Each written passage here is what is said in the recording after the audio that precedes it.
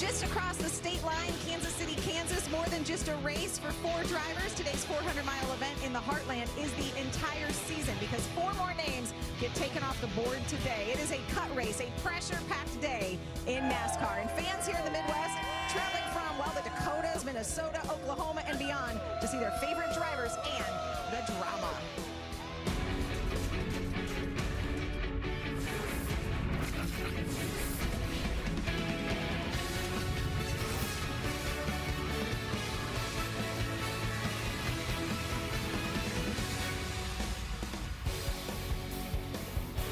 A blanket of fog hung over the track this morning. The sun is shining now, but questions need to be answered. We're going to take care of some of them, and we'll probably bring up some more atop the Mobil 1 Peacock pit box, which is located in pit stall 22, just past the start-finish line here at Kansas Speedway. A great crowd on hand today. Welcome to NASCAR America, presented by Progressive here on NBC with Kyle Petty and Hall of Famer Dale Jarrett. It's a little bit windy. After today, 4 drivers no longer dreaming of a championship.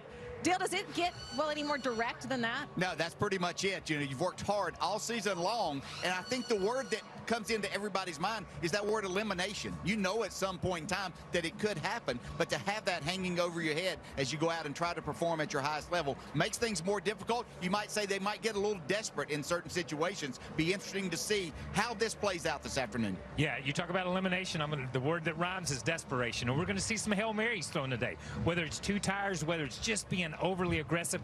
There's guys, the 4 that are below the cut line. If we look at the Hendrick cars plus Clint Bowyer, I went blank there for a minute, and Clint Bowyer, those guys have to make something happen today, and that means a win unless somebody else has an issue. Let's keep the rhyming theme going. Okay, let's go. Some are going to feel frustration, some are going to have celebration. Only one. One will be celebrating at the day's end. October, of course, in the Midwest means crisp temperatures. We're certainly feeling them today.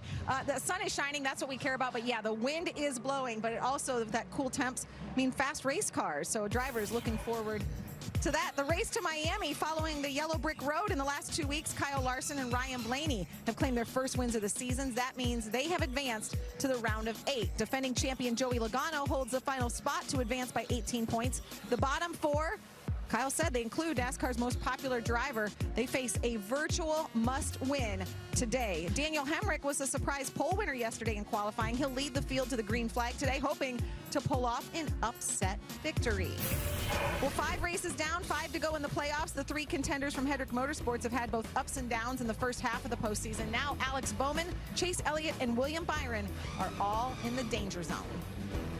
There is a tremendous amount of pressure on Hendrick Motorsports. The 9 goes straight into the barrier. He drives all the way through the field, passing every car. Chase Elliott, he'll win at the Charlotte Roval. If there's ever a lesson to not quit, today was the example. Chase Elliott and Alex Bowman, we consider them potentially favorites for this round. And as you with the 9, he's being pushed into the garage, and their day is done. I assume we'll have to win, one of these next 2 weeks. Huge penalty for William Byron, speeding on pit road, so costly. Hendrick blockade keeping William Byron up front. Byron's going to win stage 1.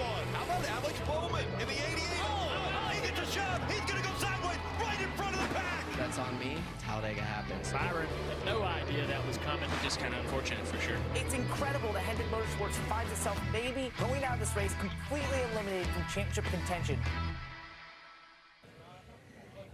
It was a wreck last week while leading at Talladega that now has Alex Bowman 18 points below the cut line, and you yourself have called today a must-win situation for you. But you finished runner-up here in the spring, so that's a good sign. How do you do one better today? Yeah, we were really confident coming in here for sure. We just needed to have a decent Talladega, and unfortunately we crashed there. So that was a bummer, but this whole Nationwide Agribusiness 88 team has been working really hard since we unloaded.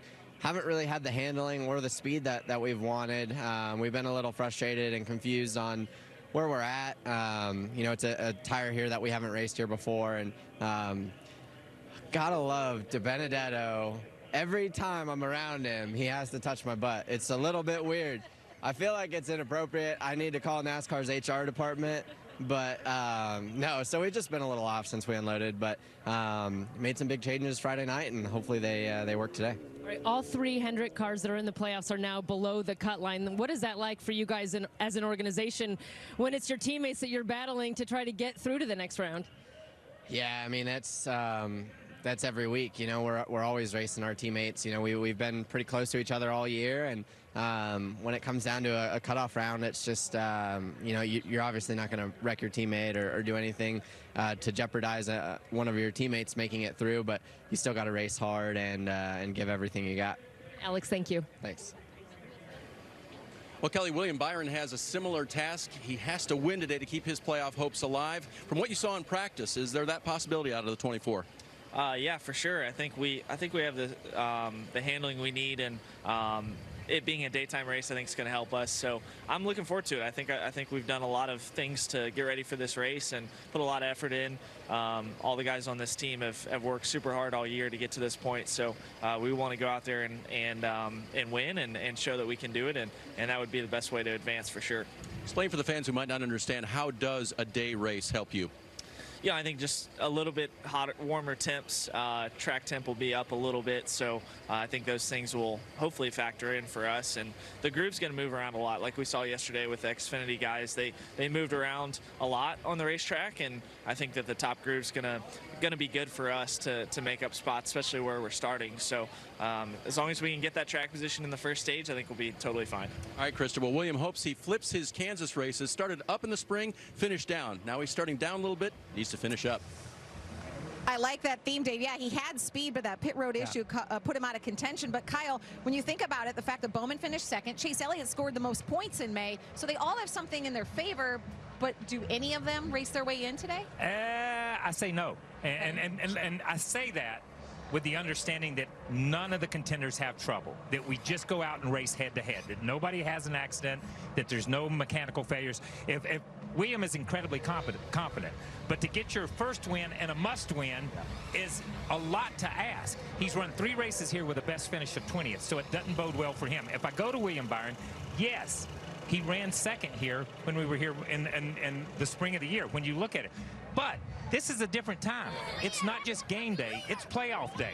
Everybody raises their level of play to a different platform, to a different place. That's why these guys are in the bottom 4, because that other group has stepped it up a little bit more than these guys have. That's why they find themselves in that position. So when I look at these guys right now, and you can throw Chase into this mix, it just doesn't bode well for them today, coming in this many points below that cut line. Yeah, we can look back to what happened and the good runs that they've had here, but the fact is that a lot of people have learned a lot about this package. That was still early on the 1.5-mile tracks whenever they ran well here earlier this year. I think the biggest thing, and I've heard this from a number of drivers that I've talked to and listened to with different interviews, is this left side tire. Heard the Xfinity drivers talk about it yesterday some, that it was kind of throwing them a little bit of a curveball as to what they expected and what they had here in the past. So I think that's going to be a big issue. Do I think they can drive their way in there? I think it's very unlikely that happens today unless something happens. But it's going to be interesting and entertaining all day to see how they play this and try to put themselves in a position to make that happen.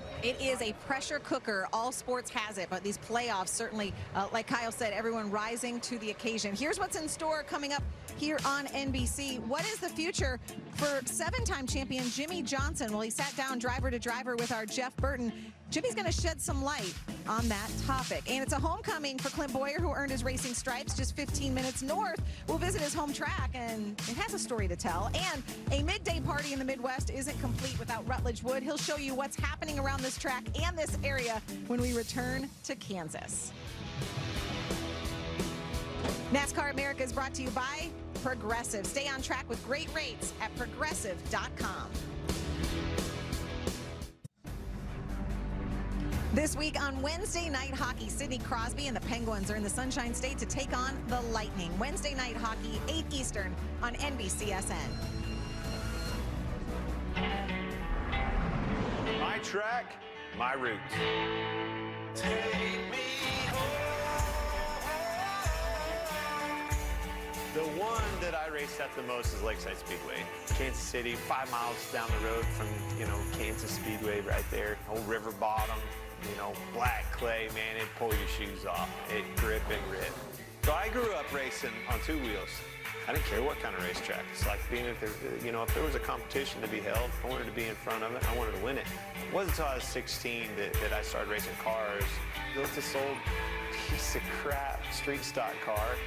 And man, every night after work, we were working on that thing, and I just fell in love with it. Take me home. Everybody starts somewhere. The NASCAR Weekly Racing Series was definitely it for me. It gave me an opportunity to make not only a name for myself at that track, it gave me an opportunity to make a name for myself regionally and nationally.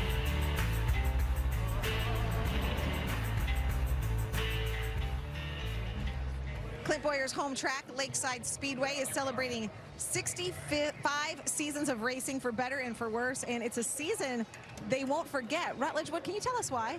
Yeah, Krista, it's been unbelievable over there. You know, it's just down the road from here, and we've seen how important my track, my roots are, and the grassroots racing across this country led a guy like Clint Bowyer here. But take a look at some of the flood damage this track has sustained this year. It is flooded multiple times, and yes, that's actually Lakeside Speedway. I know it looks like a lake with a border around it, but this amazing track, which fans love to come to, has flooded multiple times this year, and they've taken so much effort to get that thing pumped out, to get it ready to go back to racing. And take a look at what happened Friday night. World of Outlaws showed up, and it was a star-studded event. We're talking some huge names out there in racing. Ricky Stenhouse Jr., Kyle Larson was out there. This is a place that Carl Edwards has been running before, his brother Kenny. There's so many different people who have loved that track. Now, Donnie Schatz went out there, put out a heater, picked up the win for Tony Stewart. But you can't help but think, seeing that Flint Hills towing car out there, Clint Bowyer's car, and thinking of all the memories that he and his family have racing there today.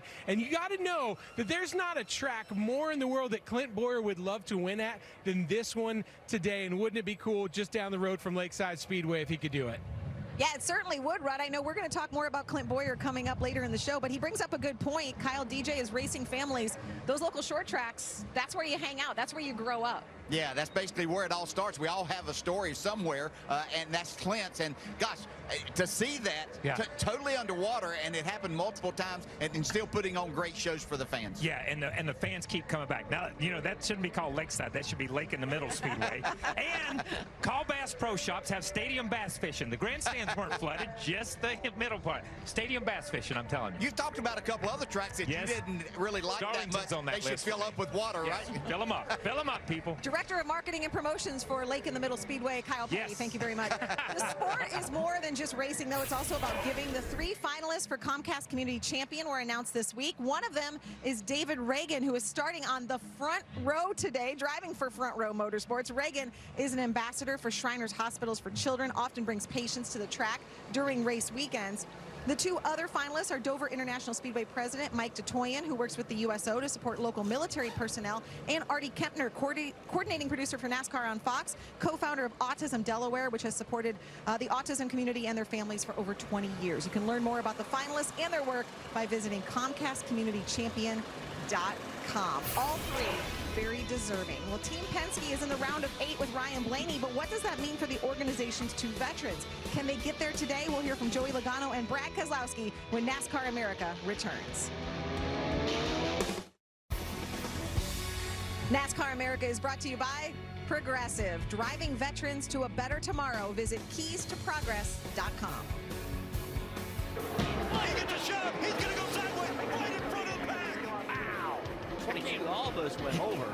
Brendan Gaughan upside down. Look at the 62, a full flip. Green flag back in the air. Ryan Blaney, a great restart. Here they come. They make contact. They're side by side. It's a photo finish at the line. Blaney, by just a foot, is going to get the win over Newman.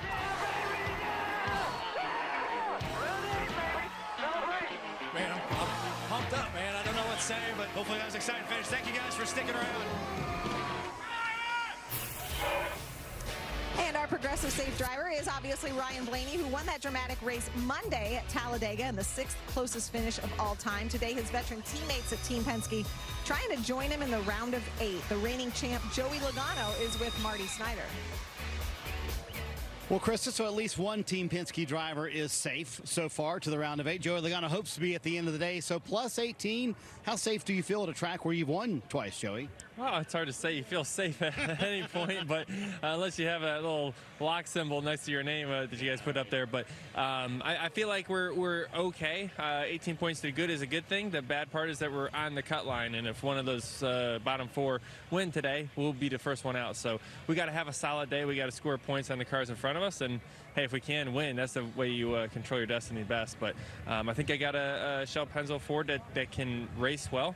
Didn't qualify good. We proved that already, but I think it's something that can race well. So if it stays windy and sunny, I think that'll play into our hands. But sometimes qualifying not well is okay. That was kind of the plan you guys had at Las Vegas. Is it a similar thought process today with stacking downforce on the car and making it more maneuverable through the traffic, Joey? Well, we sure hope so. I tell you, I really do.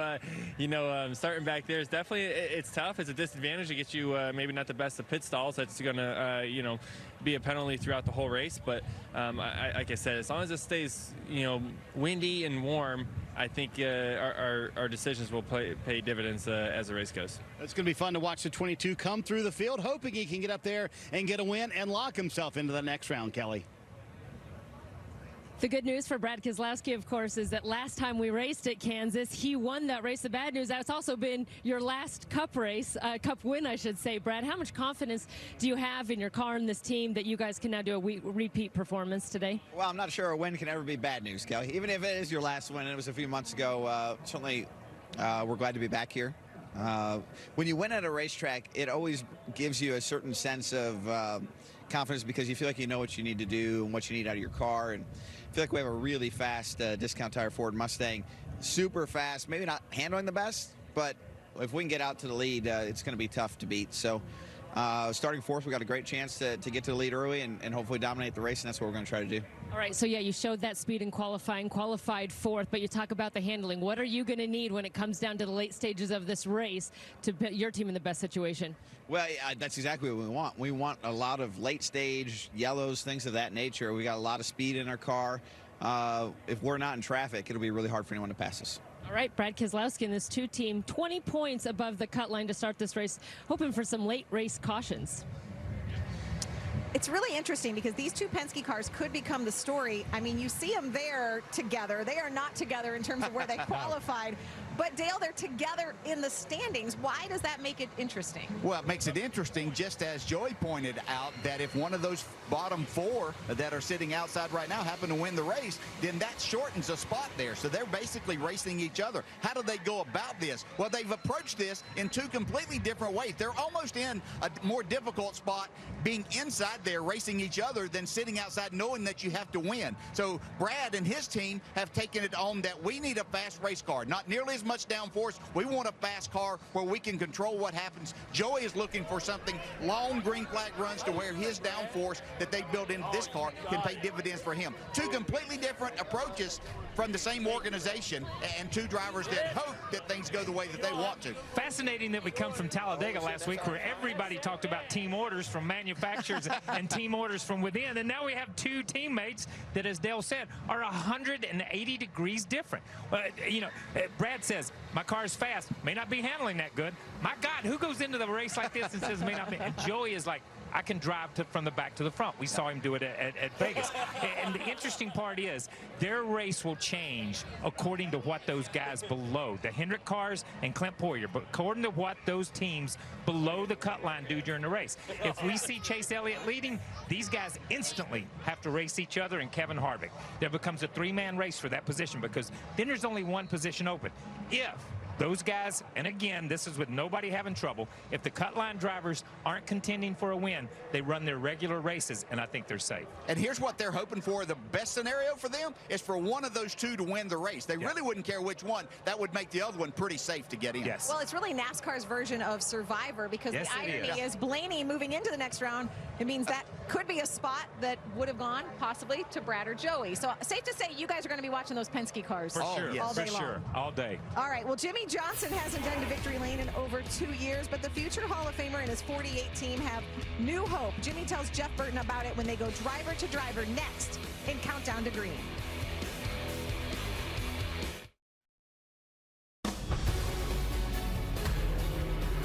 to NASCAR Countdown to Green, presented by Sonic, as we get ready to go racing.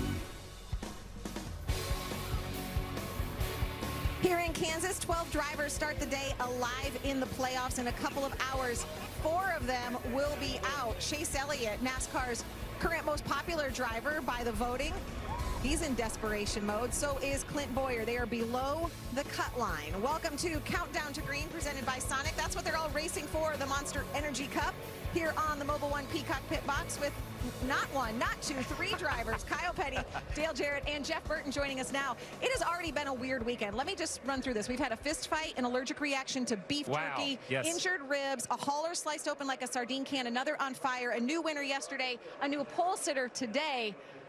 We have no idea what to expect This is today. the land of Oz. This is the land of Oz. I thought I had everything under control until she just ran that by me. I know, but there's desperation seems to be the word of the day. Yeah, and the unexpected, right? I mean, I think that is the only thing we can expect anymore is the unexpected all year long. And over the last 10 weeks, it just seems like you never know what's going to happen. And I don't know why that changes today. I really don't. I think that we saw a first-time winner yesterday. Why won't we today? Why, I think William Byron can win this race. When I watched this car yesterday go around a racetrack and him driving it, it looked like to me a winning car. So it wouldn't surprise me one bit to see William Byron win. And if he does, one of those guys outside of the top 8 win this race, it is a game-on battle to be that last guy in the playoffs. Well, I know these guys want to jump in, but have you ever seen such a surprise starting grid? You see where some of our playoff drivers are starting. We have Daniel Hemrick and David Reagan on the front row. Congratulations to them, by the way. But it's a strange starting grid. It is, and it shows you what the crew chiefs are doing today. It's a real trade-off between downforce and drag versus taking drag off, taking downforce off. You know, what I find interesting, though, is that Joey Logano qualified where he did and his teammates qualified where they did. Yeah. I mean, that's a major difference of opinion within that same company. Yeah, you know, I looked at the qualifying grid, and I hadn't seen a qualified grid that messed up since I sat on the pole once or twice. You know, and people said, what happened to qualifying? What's he doing? You know, it's that kind of thing. But you called the race yesterday. And that race, there were some moments in that race where guys were absolutely backing into the wall, powering up and driving away from it. Is that what we expect to see today? I don't think we're going to see that today. I think what we're going to see today is more cars closer together. I think these cars are going to handle better. And I think the cars that are sliding around and moving around will be more because of a lack of air on the car than it will be just the track and the tires giving away. I just think it's 2 completely different races, which is why also I know there's a limit in number of races Cup drivers can run, but I don't think there's much gain for a Cup driver to run an Xfinity race today. They just drive so differently. Jeff, and putting all of that in perspective, we talk about what a team sport this is. There's not another day that the pit crew is more important and the crew chief making the right calls for his driver to put you in the position you need to be. 100%. I think strategy is going to be huge. Don't be surprised to see 2 tires to try to get track position. When you come on pit road, you're running 5th. You can't come out 9th. I mean, your team just cannot do that to the driver. It's going to be difficult. We're going to see a lot of cars in big groups, not pack racing like Talladega, but in big groups. And when you get that, it's hard to pass. And anything you can do to get track position, you're going to have to do it, which restarts are going to be nuts. They're going to be nuts. And then you've got those drivers. I just don't think Joey Logano and Brad Keselowski can just go into this race thinking, oh, we know we're in. I think they have to assume that someone outside of the top 8 is going to win the race. And I think that creates a tremendous amount of intensity for them as well as those other 4. Well, you've given us a lot of reasons to watch today. Another reason we're glad we're watching right now, because this week, Jeff sat down with 7-time champion Jimmie Johnson. He was candid, and at times his thoughts were simply jaw-dropping. It's this week's Driver to Driver.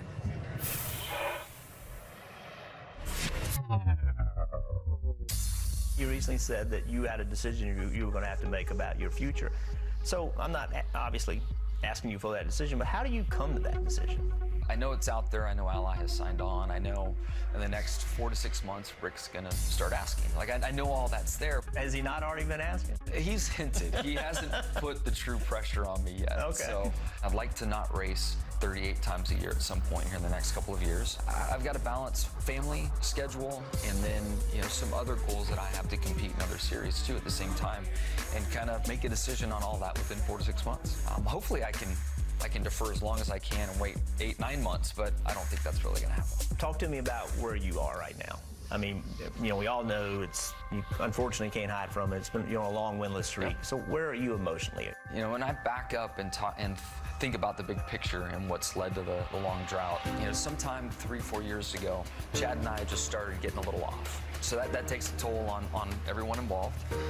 We make the change, we bring Kevin Mendering along, but we needed to bring Cliff Daniels in. And Cliff has really brought me back up and has me so excited and so ready for each and every week that I'm in the best place I've been mentally in years. Slingshot move. Here comes Jimmy Johnson to the inside. Austin Dillon for the lead. I bet he was smiling. I mean, he had a lot to be happy about for a while now. You know he's having a good time out front. You and Chad worked together for 17 years? Yeah. You guys, I'm assuming, had pretty defined roles after a 17 years relationship. Yeah. So how has your role changed? In a large fashion. We all know Chad is brilliant at building a race car. One thing that I didn't realize he was brilliant at was putting the personalities together on a team. And I always thought it was the race cars, but the people that build those cars and the way those people collectively work together is everything. So you're actually helping put your team together? Yes. I think we're making really good gains. I mean, our qualifying average is way, way up. Our finishing average is way up. I really feel like there aren't any big obstacles ahead of us. I mean, sure, there are challenges, but I think we've cleared the big ones, and now it's about execution. No surprise if you won this year. No surprise. I mean, it's on the top of my list. I expect to win this year. I'd be pretty bummed if we don't. I can't believe I'm asking you this question, but what is it going to feel like when you're leading the race with 20 to go? And you know it, there's a feeling when you're leading and you've got to control that final part of the race. And through my years of experience and the opportunity to win a lot, it went from being this feeling in your chest that's really intense to where I can manage it. And I hope that even though it's been a while, when I'm back in that moment, I can manage it and put it in the right spot and get the job done. I think it's like riding a bike. I sure hope so. We're going to find out. Jeff, it was really interesting that you said, I can't believe I'm going to ask you this. That's kind of how it felt, right? I was afraid you would take a swing at me. You know what I mean?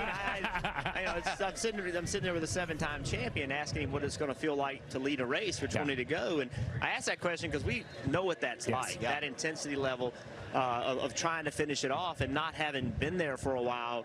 I don't want to say it's uncharted territory, but it's a little unfamiliar territory. And he's going to have to summon that inner Jimmy Johnson, right, to go make it happen. And you know what? He was very open and honest right there. But on Motor Mouths, right after you did that, he used the word excitement for you. He used the word confidence for me, for us. And my jaw dropped because I couldn't believe a 7-time champion, a winner of 80-plus races, 90 races, stands there and says, Daniels brought back confidence to me. How to explain that? Yeah, he loves Chad Daniels. I mean, he is completely bought in on Chad Daniels and what Chad can do for that team. And, you know, what I drew from my conversation with Jimmy was we have all been in the situation, and we've all known drivers have been in the situation. As you get toward the end of your career, most drivers start pulling back a little bit, right? Like kind of taking some duties off of them, putting them on somebody else. He's the opposite. He's actually taking on more responsibility. He actually wants to be more involved in a team. That's why I think the guy is completely bought in on the whole program. He is completely bought in on Chad Daniels, what they're doing to get back in victory lane, and I think that's going to make that decision for him that much more difficult. He wants to see it through. He wants to take all the work that he's putting in, all the work the team's putting in, all the commitment that Rick Hendrick and dedication he's given him, and he wants to yield a result. And I think that when that pressure starts coming to Jimmy early, when he feels like that process is still in place, it's going to make it really difficult for him to make that decision. Yeah, and this is nothing that the other two 7-time champions didn't go through also. Your dad and Dale Earnhardt Sr. had to battle the same time, and just you said we all did as we got to the end of our careers. Well, before we let you go, your joyride with Jeff is going to be good today because we're going to find out how tough football players really are. I hope he can get in the car. And I hope he doesn't plan on, I'm not going to try to tackle him. I can promise you that. I want to see if he gets really excited and starts kind of hitting you from the passenger seat. You're probably going to be like, whoa, this is a big guy. It's great when we come to towns like Kansas City where the head of Chiefs are here and we can have their athletes come and experience the things that are going on here. It's always fun to introduce racing and kind of an inside look, right? I mean, I'm not putting a helmet on and letting somebody chase me. That's not going to happen. But I will give a ride to a guy that lets people chase him. I will do that. Yeah, and if you're a Chiefs Chiefs fan, you're going to like it. So Yes, stick you are. around for Yes, the you for the are. pace laps. Thanks, Jeff. I know you're going Thank to you, be man. busy getting in the car, going Thank up you, to the guys. booth. Good interview, man. You guys Yeah, are that was awesome. awesome. That was cool. All right, Jess Passenger, a huge race fan also. Rutledge Wood, we'll catch up with him later in the show. For more features, exclusive content, check out the Motorsports on NBC YouTube page. Find extended race highlights. Coffee with Kyle, that's where you can find that and much more. Click subscribe. Subscribe, right, Kyle? And never miss a thing. We mentioned that fists were flying here at Kansas yesterday. The Xfinity Series race had a first-time winner and a clash between two title contenders. We'll recap a dramatic afternoon next.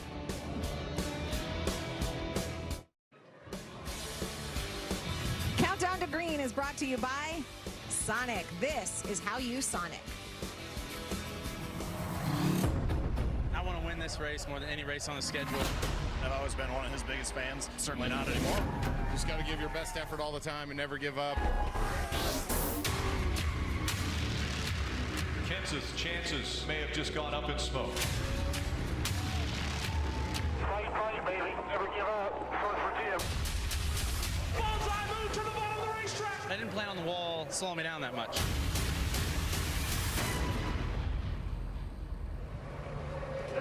Well, Jeff Burton told us to expect the unexpected, and wow, a great crowd, by the way, here at Kansas. And we saw an unexpected moment just a few moments ago. Actually, we're overlooking Victory Lane over our right shoulders. This happened. You see, this is Morgan. She is a Matt DiBenedetto fan, so she's getting her picture with him. But that's her boyfriend behind her. that she What's he doesn't doing realize. kneeling? Well, you're about to see. That's Sean. A proposal in Victory Lane at Kansas Speedway. She said yes, Kyle. She said yes. Why wouldn't you say yes? She just had her picture taken with Matt DiBenedetto. She's still excited. I feel like Matt was in on this. I do too. I do too. Very cool. Like we said, that just happened moments ago. So congratulations to Sean and Morgan. So yesterday, there was some unexpected moments, I guess you would say. Also, the Xfinity Series began their next round. If a playoff driver wins, he moves on to the championship race. But late in the race, it was getting interesting. Yeah, had a great battle up front between Chase Briscoe and you can see right here, lap car gets in front of them as they're battling here. Christopher Bell, they're trying to take the lead. A lot of contact, a lot of controversy with this also that went along with that, but these two drivers having problems. Because those are playoff drivers, and Yes. here's two of the big three. Yeah, and here's two of the big three going for the win. You see Reddick's just up under Cole Custer. The air pushes him up into the wall. He gets a little loose right there.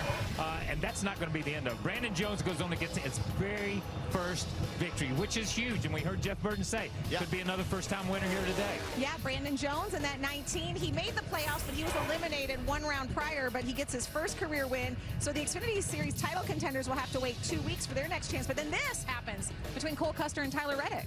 Yeah, a little, what looked like what started as a discussion turned into a little bit of a brawl, little fist fight here. And this is what happens in the playoffs, Kyle. Yeah, this is, listen, it's emotion. These guys are friends. We've got photos of them going out for drinks or ice cream or whatever it may be, and here they are going at it. And we see the teams involved. You know, it didn't stop when one of the drivers got up and walked off. The teams are still going at it. Well, here's what they had to say following this post-race incident. If he wants to wreck cars and put them in the wall from time to time, that's fine, but when it affects me, I'm not going to be very happy with it. And I don't know, I just went over to talk to him and say that. I put my hand on him, and then he just went berserk. So what do you guys think? Does this travel? Now, they're off at Martinsville, an off weekend. Their next race will be Texas and Phoenix, and that decides who moves on to the championship four. Yeah, I never did anything like that, so I can't comment. Yes. I will say, I will, you know, and he said it right there. I think when he walked up, when he laid his hands on Tyler, I think Tyler took that to mean something. And listen, Jeff Burton, we were talking about this morning. Burton was just here. He said Jack Roush told the crews, hey, don't let anybody hit my drivers. And that's why the teams got involved. This is a team sport. You see the teams come to protect their drivers when it happens. But I think it was the heat of the moment. I think we saw some tweets from both of these guys when it was over. Talk about the emotion. Talk about just both of them, how bad they want to get to Miami and have a shot at that championship. Yeah, just how things will escalate. You know, we've seen things ramp up on the track. These two drivers, along with Christopher Bell, have been the ones we've talked about all year long in the Xfinity Series.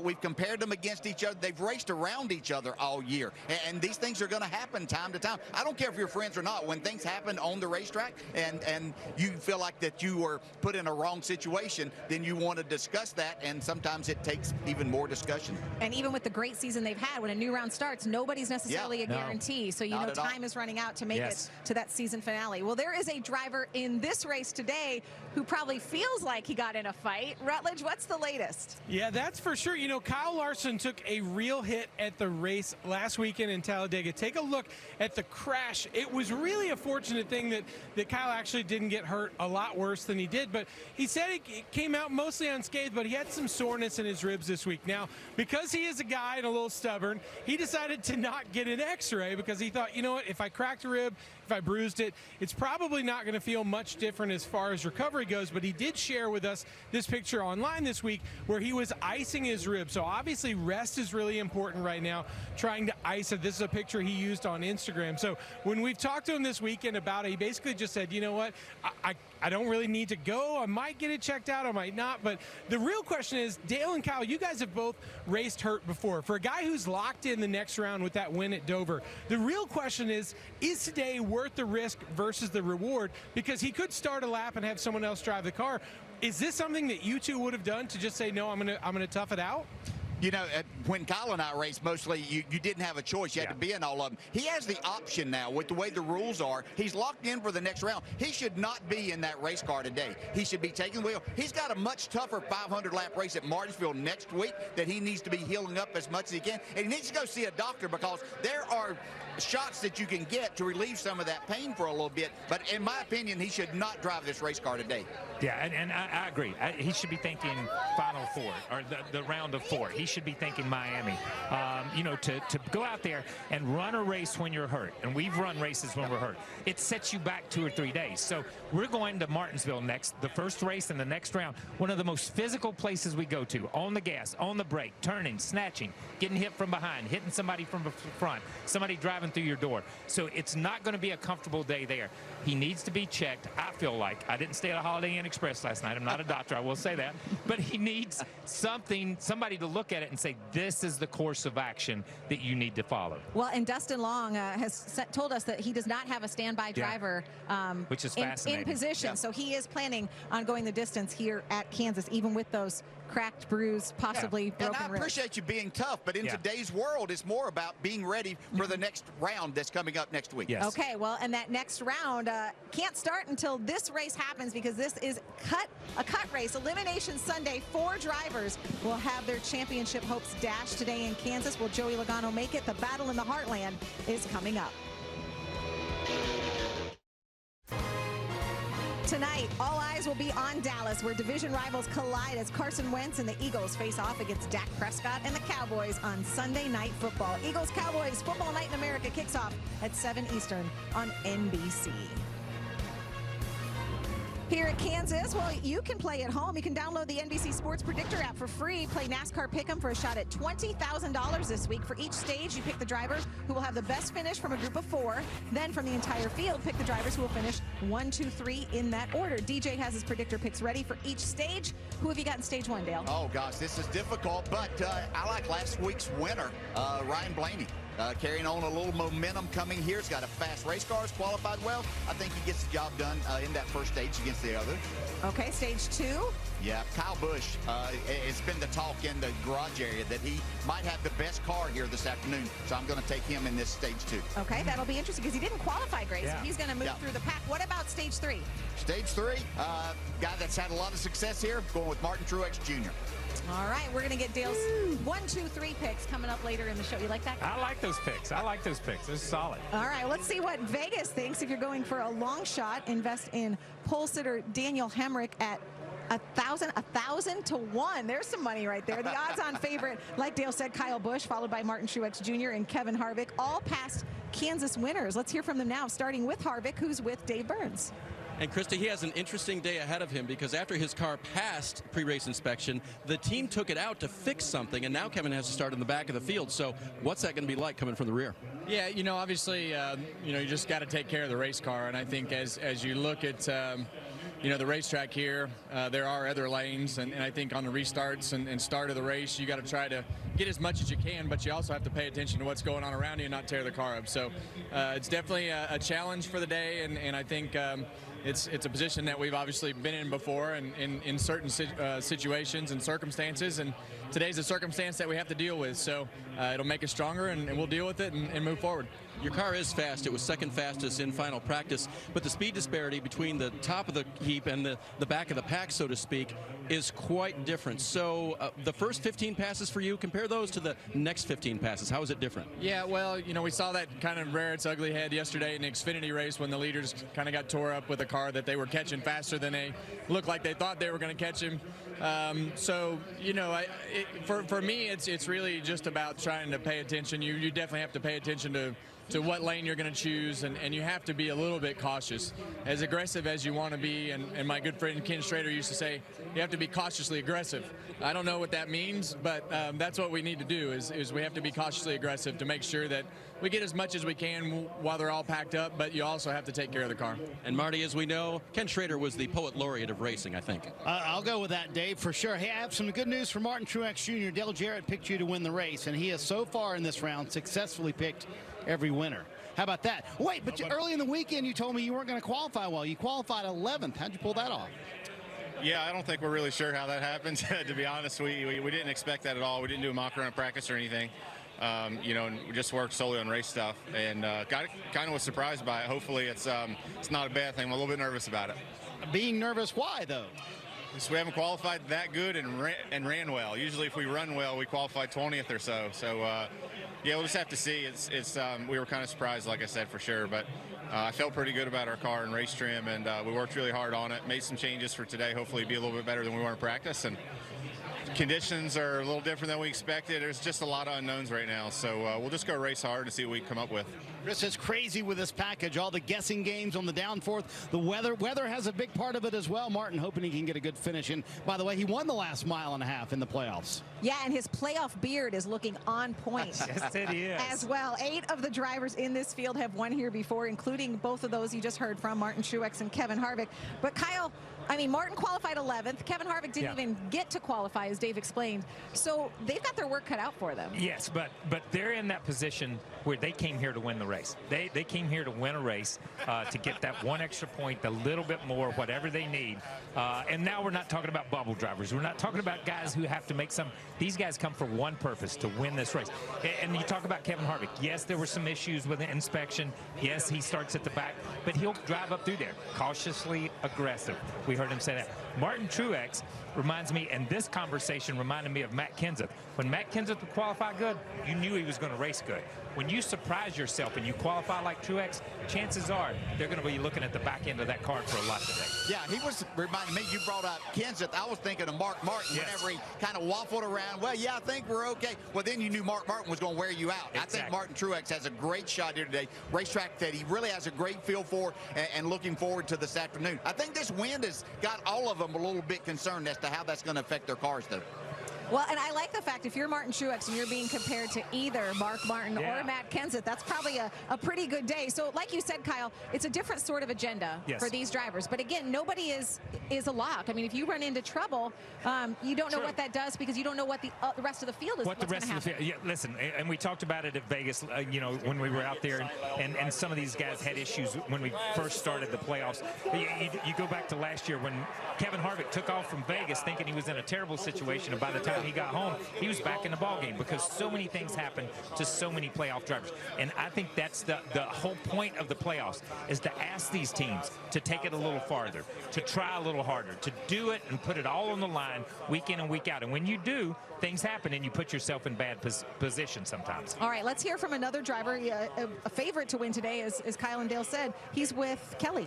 Yeah, Vegas has him at 3-1 odds. Kyle Busch just got done talking with the big boss, Coach Joe Gibbs. I don't know what his game plan for you today is, but your crew chief, Adam Stevens, told me it's pretty simple. Number 1, don't shoot yourselves in the foot. Number 2, win this race. So how do you do it today? Yeah, stages and winning the race would be utmost of importance, obviously, just being able to carry on some more bonus points in the next round. But we've talked about that before in these playoffs and haven't really gotten many. So we just need to get ourselves heading in the right direction and having a solid run here today and get ourselves ready for Texas in a few weeks to come out there, have a strong run as well. Similar tracks, not really, kind of maybe, but overall the package is. So, you know, the M&M's Camry, though, has been fast, and really looking forward to what the field felt like in happy hour on Friday, and completely different conditions today. So we'll see what happens, and make sure everybody remembers Halloween's coming up. Go out there and get your Halloween candy, M&M's, of course. We appreciate that. All right, so you talked about points. If you win, you get 5 playoff bonus points, and Adam and I also talked about the importance of that for the next round.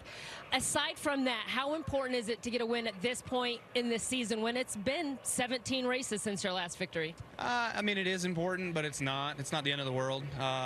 You know, we've made it to the Final Four each year differently, 4 years in a row, and 2015, when we won the championship, we didn't win a race in the final 9 until the last one at Homestead, where it matters the most, you know. So just do what you got to do to survive and get through, and with the way that we had a great regular season, we've got that opportunity to go out there and just you know, kind of guide our success based off of what that success was with where we're at in points, you know. So, yeah, we'd love to win. That's what we try to do each and every week. And when the opportunity's there and presents itself, you go and get it and attack it and try to get it. And otherwise, you got to risk versus reward and figure out what you can do during the day. All right, former winner here at Kansas, and by design, the 18 car qualified 18th, but they expect to have good long-run speed, Krista. Okay, we'll be watching the Candyman, like Kelly said, starting 18th today. It's another Elimination Sunday. How much desperation are we going to see on the track? Dale Earnhardt Jr. and Steve Letarte join us next. Kansas Speedway is the site of the NASCAR pressure cooker Elimination Sunday. The wind is blowing and 4 drivers will be cut today. It is certainly a scene. The fans, the crowd's amazing today as we get ready for all of the drama that comes with a cut race.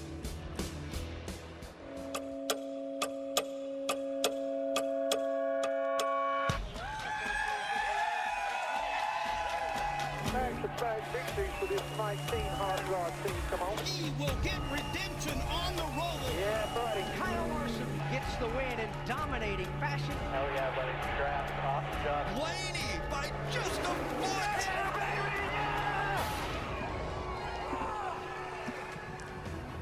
An entire season comes down to what happens today. We told you about the great crowd. They're all at the driver introduction stage, drivers being introduced to this Kansas crowd. Chase Elliott knows his season is on the line. So is the former champ, Joey Logano, the defending champ, currently holds the final transfer position. We are trackside atop the Mobil 1 Peacock pit box on pit lane, right across from victory lane with drivers Kyle Petty and Dale Jarrett. Some of the biggest names in the sport may be sitting on the sidelines of this year's championship. None of them are on the front row. One is starting in the back. Kyle, desperation seems to be the word. Is the pressure mounting? The pressure has been here. Yes, but it's about to blow the top off this thing for 3 or 4 guys today. As we come into this, these guys that are below that cut line, and we've talked about it, below that cut line, have to make something happen. Head-to-head, it's going to be really, really tough for them to move into the playoff system and to the round of 8. Yeah, and they've got difficult conditions here. A racetrack that's very slick. They've got a new left side tire that a lot of the drivers are having difficult times with. The wind is blowing. That's going to affect these cars as they run in these packs, and they're going to have to make good decisions. We've talked about not making any mistakes. You can't have any mistakes here today if you're one of these 12 drivers, especially those 4 below the cut line. And they also have to manage not just the pieces and parts of the race car, but the nerves, knowing that their entire season is on the line. Well, the weather can always be a factor in this part of the country at this time on the calendar. It looks good. The sun is shining. We showed you those flags blowing. It is windy. That could certainly be a factor today. Let's see what's on the menu presented by Sonic. In the last 2 weeks, Kyle Larson and Ryan Blaney have claimed their first wins of the season to advance to the round of 8, so they know they're in. But defending champion Joey Logano, he does not. He holds the last spot to advance, while the bottom 4, including fan favorite Chase Elliott, face a virtual must-win today. Daniel Hemrick was a surprise pole winner yesterday in qualifying. He will lead the field to the green flag today, hoping to pull off an upset victory. David Reagan sharing the front row with Daniel Hemrick. Some of the playoff drivers are starting pretty far back. They face an elimination race today that has drivers desperate after carnage from last week. All of the playoff drivers have been involved in an incident today. Get jump, hang on. He's going to go sideways. Right in front of the pack. They had a bigger run than I realized, and I should have let him go instead of block that. Got it pretty good here, boys. The big one happens right at the front of the field. God dang it!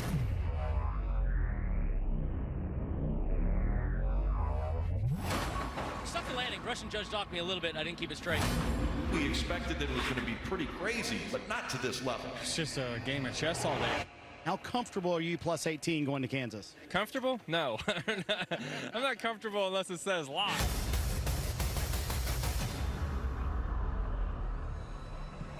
Let's hear from two of the guys who will call today's race here on NBC. Dale Earnhardt Jr. and Steve Letarte are high atop this racetrack, and we've been talking about how things feel weird. I mean, different names on the front row, the pressure of an elimination race. Steve, what are you guys anticipating? Well, it does feel weird, and nothing feels weirder than perhaps Team Penske's approach. Ryan Blaney locked in, Brad Keselowski, a fast car, qualified up front. So obviously they've opted for low downforce, a lot of speed. Joey Logano all the way in the back. He's done this once before. Las Vegas started 22nd and somehow won that first stage. It's going to be very interesting to see how the two Team Penske drivers manage the day. Yeah, we saw at Las Vegas as that race started in the middle of the afternoon, really sunny conditions, kind of like what we had today. The 22 was great with all that downforce, but as it cooled off and that race went on into the night, the cars that are more trimmed out are the ones that won the race, the ones that took over the race, and Joey, his speed sort of faded as that race went on, so it'll be interesting. We won't race into the night here this evening at Kansas. This race is going to end in the afternoon, so will that balance that the 22 car and Joey Logano is going after really pay off throughout the entire day? Yeah, then when I look at that playoff leaderboard, 3 Hendrick cars all below the cut line. What kind of inter-team battle is it going to be? I think it's a win, must win to advance. I don't think 18 points can be made up. I think Joey Logano, Brad Keselowski are going to be too solid. But then how does Chase Elliott race Alex Bowman, race William Byron? Can the teammates continue to be teammates with so much on the line? Yeah, and I don't think that they really loved the way their cars were driving. The 9 car didn't have a whole lot of speed. Today's a new day, but the 88 car as well wasn't very happy with this car in practice. But William Byron, he looked good to me compared to the 22 car of Joe Logano, who I thought looked really racy, very comfortable, able to move around and pass cars in practice. The 24 could do just about the same thing. They raced around each other a lot during practice, so it was very interesting how equal those cars looked. Yeah, the biggest confusion to me is as I talk to people in the garage, everyone thinks they have the right package. We're going to need downforce. The next crew chief, we're not going to need downforce. These are the experts. If they're confused, I'm not sure. We're going to know how it's going to play out. The best thing, though, is we know anything can happen. We've seen it already in the playoffs, and these cut races just get even crazier. I know. I don't know what the word of the day is going to be. You guys mentioned downforce, desperation, drama. We're going to see a little bit of everything today. Elimination Sunday. And the energy is certainly picking up as we get you closer to race time. Rutledge, where are you? Oh, I am in victory lane, and if you want to talk about energy, the guy who's going to be putting this fire suit on in a minute is a firecracker, and he's going to be joining me right after the break. Anthony Sherman from the Chiefs is here.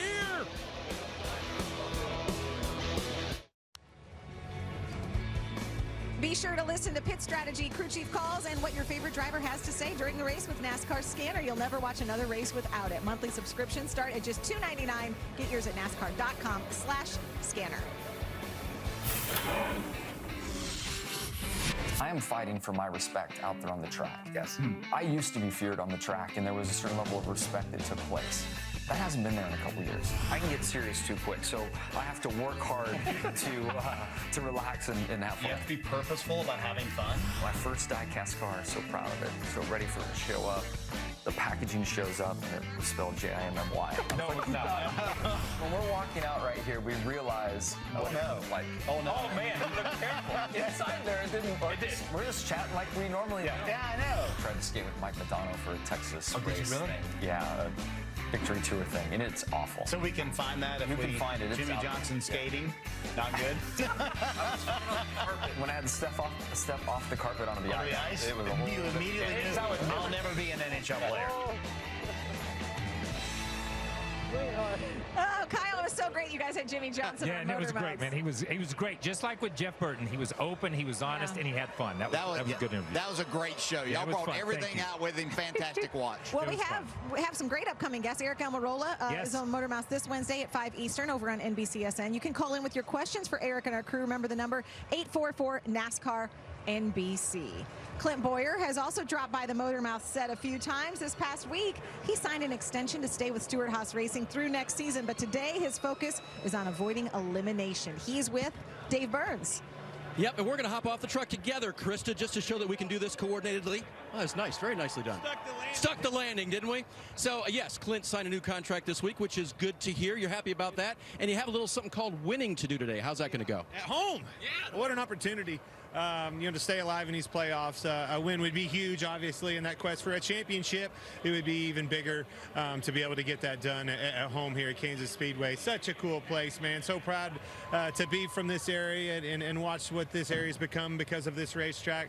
To be able to compete here, off of the roof of a motorhome back in 2001, watching them boys run and dreaming of being on this track. You just don't forget those things. We've been doing this a long time, and it still, gets you every time. A lot of pride goes into having people here pulling for you and be able to get back and see family and friends and everything else. Bringing DeKalb, on board and being on our car. A lot of farmers here. We got over 300 farmers here all across the heartland here. Been here all week long, seeing harvest going on. The corn's put in the bins already.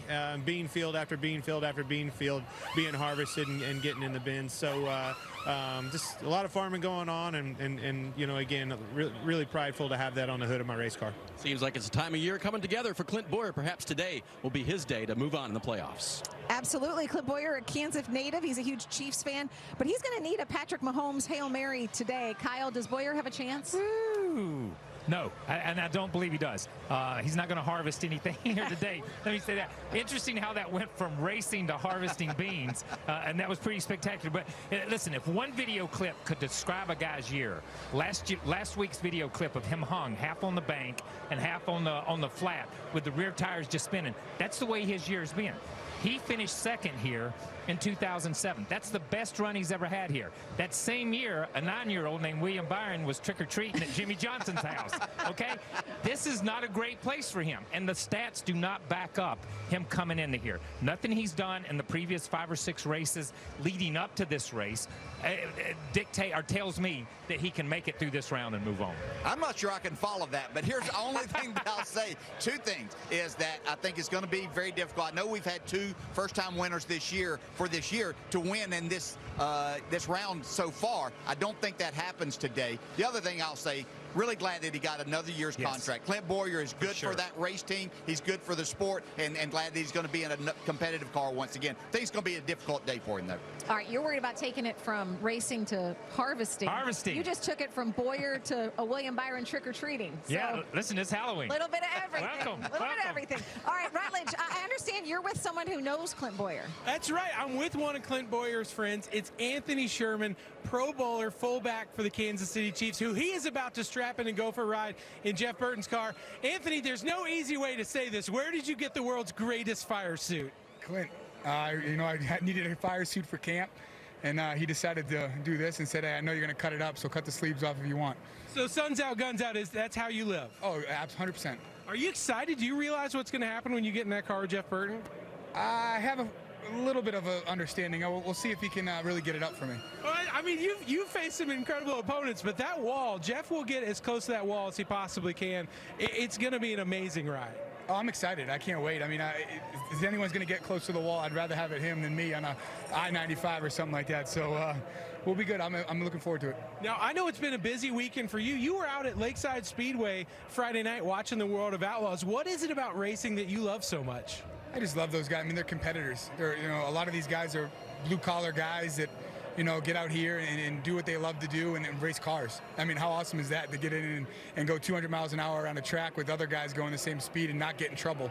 So, I just love watching those races, and we'll love watching the young guys come up and maybe get their mark in the NASCAR. And we saw Clint Boyer had his car out there at training camp. Obviously he is like the #1 Chiefs fan. When you get to make new friends in a different sport like that, what does that mean for you guys? It's awesome. I mean, you just know how much work they put in. And, it's a mutual respect by both guys, and it's just one of those things where we can hang out and talk about, questions that he has for me about football, and I've got a ton of questions for him too, so it's always easy to go back and forth when you both have questions. Well, man, this is going to be so exciting. We're so glad you're here. Have a great time, and try not to cut Burton's sleeves off if you don't mind. I kind of want to cut your sleeves off right now. You know what? That's funny. It's the only jacket I got, guys. Anthony Sherman, Pro Bowler. Sundown Guns Out. There's a challenge there. Oh, like yes, that. it is. It's not the first time Sherman's worn that fighter suit, apparently. It wouldn't be Guns Out if they cut it off of Rutledge's there. Sorry about that. Maybe a water pistol. I don't know. But like they talk about, the mutual respect that athletes have from one sport to another. There you see little Cash Boyer's a big Chiefs fan. Wearing the sweatshirt. Look, a little game of rock, paper, scissors going on. Yeah, just to see who makes the playoffs. That's what they're doing. That's what that's all about.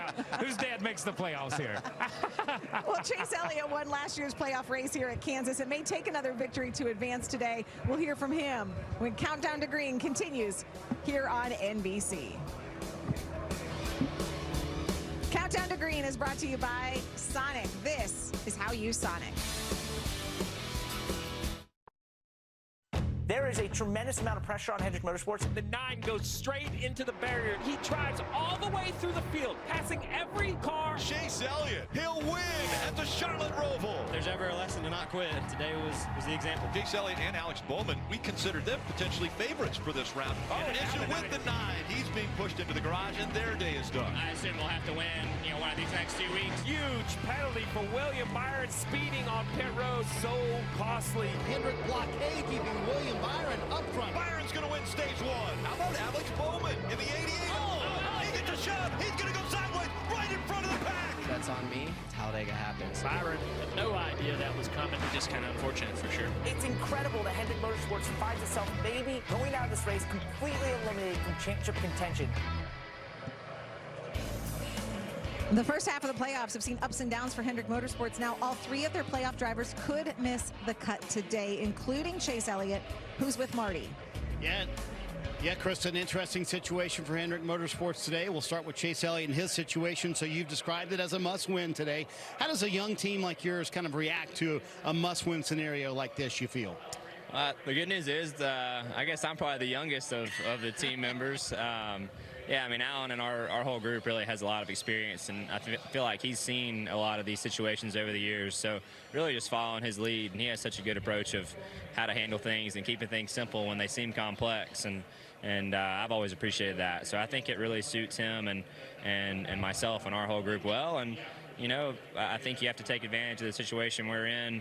We know what we have to do, and when your back's up against a wall, you have no more choices. So I just think you have to turn that into an advantage some way, shape, or form, and go perform, try to do our jobs, and just try to be in a good position at the end of this race. Because I think I'm sure restarts are going to be crazy, and just things could go your way. You never know. So we'll see. It would be one thing if you were the only Hendrick Motorsports driver below the cut line, but there's 3 of you down there. Does that change the game at all, and maybe how you race your teammates towards the end of the race?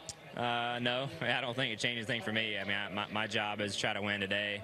And, for me, it doesn't really matter who I'm around. I mean, I think at this point, right now, it's do or die for all of us, and I'm sure that's how I'm going to be, and I know that's how they're going to be too. So we wouldn't expect it any other way, and I don't think the boss would either, so we're going to do our jobs. And Krista, if they're in a must-win scenario, they probably couldn't have picked a better racetrack than Kansas. They won this race last year, finished 4th here in the spring. Yeah, and in that spring race, scored more points than anyone. Chase Elliott qualified 14th. So, Kyle, what do you think? Chase Elliott's chances, or what does he need to do? What's the strategy for that race team, Alan Gustafson and crew chief? Simple. And he talks about simplification and how Alan can put it in simple terms. Simple terms is gain a bunch of stage points and win the race. Win the race is the most important thing for these guys. They are so far out. And again, when I talk about this, I'm talking head-to-head racing. Now, if something happens to Joey Logano or something happens to the 2-car of Brad Keselowski, that's something totally different. But head-to-head, they're going to struggle. They have to win this race to move forward to advance. Yeah, all the adjustments, everything has to be done today to set up for the final stage of it. Yeah, you want to gather stage points if you possibly can in case that scenario opens itself up for you. But I think the biggest thing is no team orders like we heard last week. Every man for himself here, trying to be that next person in to the playoffs into the round of 8. Well, it's a big question everyone's asking. Kyle's going to pick the 4 who get eliminated. But first, if you're using the NBC Sports Predictor app, Dale is going to give us his top 3 today for NASCAR Pick'em. Who finishes this race? 1, 2, 3. Well, I really was looking at complete Joe Gibbs Racing dominance here this afternoon, but I actually changed it up a little. I think Martin Truex Jr. does win this race. Kevin Harvick has a fast race car. If this sets up well for him, he could be right there with him. And Denny Hamlin, my pick for the championship, has got to get back on track here. I think he has a solid day. pay a $20,000 jackpot. And if this holds true, that means Kevin Harvick is going to be racing through the pack as he starts way From back to front. I know. That's going to be We've seen it something to before. watch. We've seen it before. It's possible. Okay, so who gets eliminated? Who leaves this race with their head hanging? The same group that came in under the banner or under the cut line, leave under the cut line. Bowman, Elliott, Boyer, and Byron. I just do not see being this far back. And they didn't get here last week. They got here over the last couple of races. I mean, and you just can't make it up in this day and time in one race without a win, and I don't see those guys competing against Dale's picks to win this thing. Yeah, and I told Kyle to pick for both of us on I this, like so I that. agree 100%. After today, 4 drivers will have to put their dreams of a title on the shelf for another year, and it looks like some big names are in jeopardy. Can they rise to the occasion? An entire season comes down to the next 267 laps. The race team takes over next. We'll see you from Victory Lane.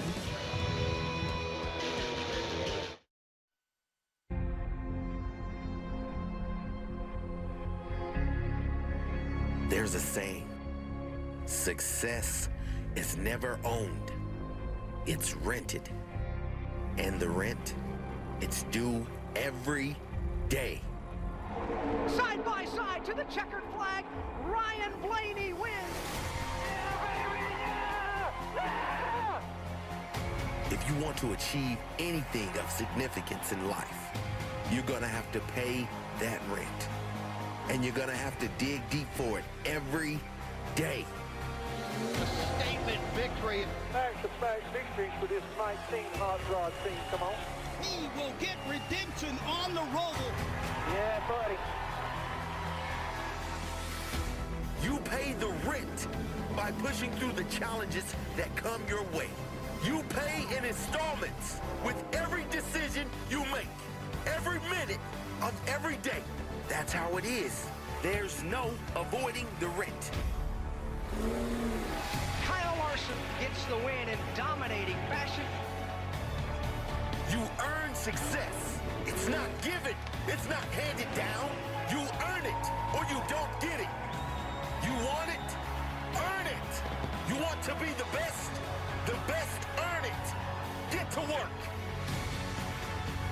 Do whatever you have to do to become the person you must become, to get what you must have. That's all there is to this game. Pay the rent. Pay it every day. Earn it.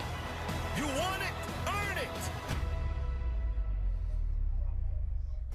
And today the rent is due at Kansas Speedway because it is an elimination race. At the end of the day, 4 drivers will have their championship hopes dashed. And alongside Steve Letarte, Dale Earnhardt Jr., Rick Allen with you. Because it is a Kansas Speedway and we look back to the race earlier in the spring, we have to think that race was amazing. What is it about this racetrack and the package that is so good? Well, it's the racetrack for one. It's really wide, so if you're coming up on a slower car and he's running in the bottom, you can go all the way to the top of the racetrack right against the fence to try to make that pass. A lot of tracks don't provide that multiple groove surface. You talk about that, it's options, really. It's option for the drivers. It's options for the crew chiefs. You could pile the downforce on your car, and it's going to drive great through the straightaway or through the corners, but a little slow down the straightaways. Take that downforce off. It might not handle as good, but you're going to have a ton of top speed, which will suit your driver, and the style of race better is yet to be seen. Okay, so 12 drivers are going to start this race, all with an opportunity. As you see the playoff leaderboard, 12 drivers, but the bottom 4 in points will be eliminated.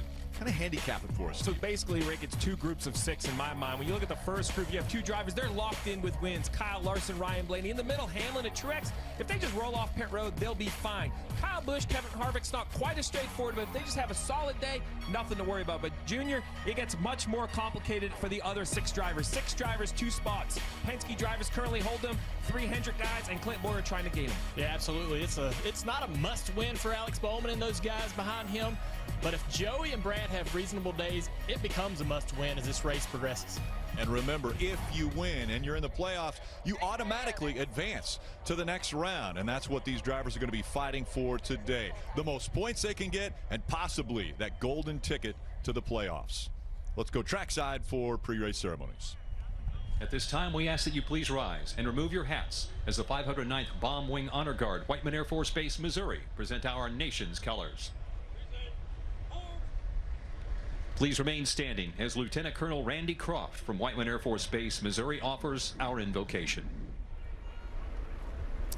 Loving God, thank you for our drivers, their families, and teammates today. Help us to have a great day of racing and a safe one. Thank you for the excellence they bring to the track every week, and may it inspire us to bring excellence in all we do, especially in service towards others. So Lord, watch over our deployed troops and go with us today and after the checkered flag is our prayer with gratitude. Amen. Here to perform our national anthem, please welcome from the 509th Bomb Wing Aircraft Maintenance Squadron, Whiteman Air Force Base, Missouri, Tech Sergeant Eric Roosevelt.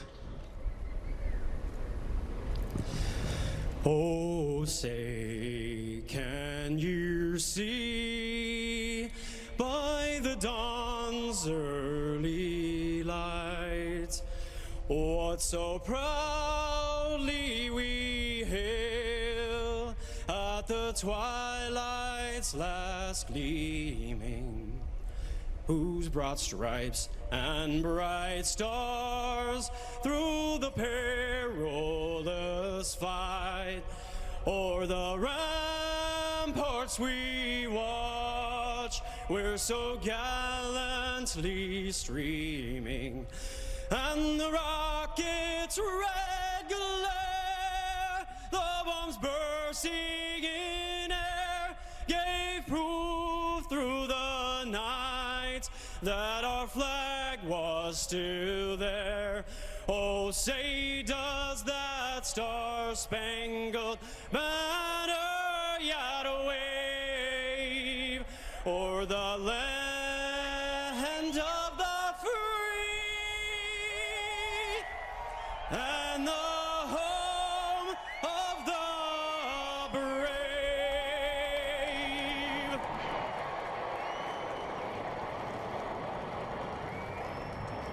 A beautiful sight, Kansas Speedway.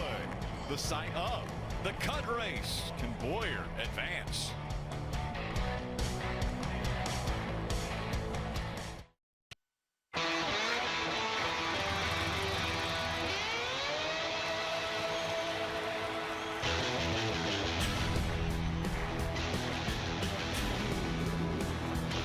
It was a beautiful day, the sun beat down, I had the radio on, I was driving,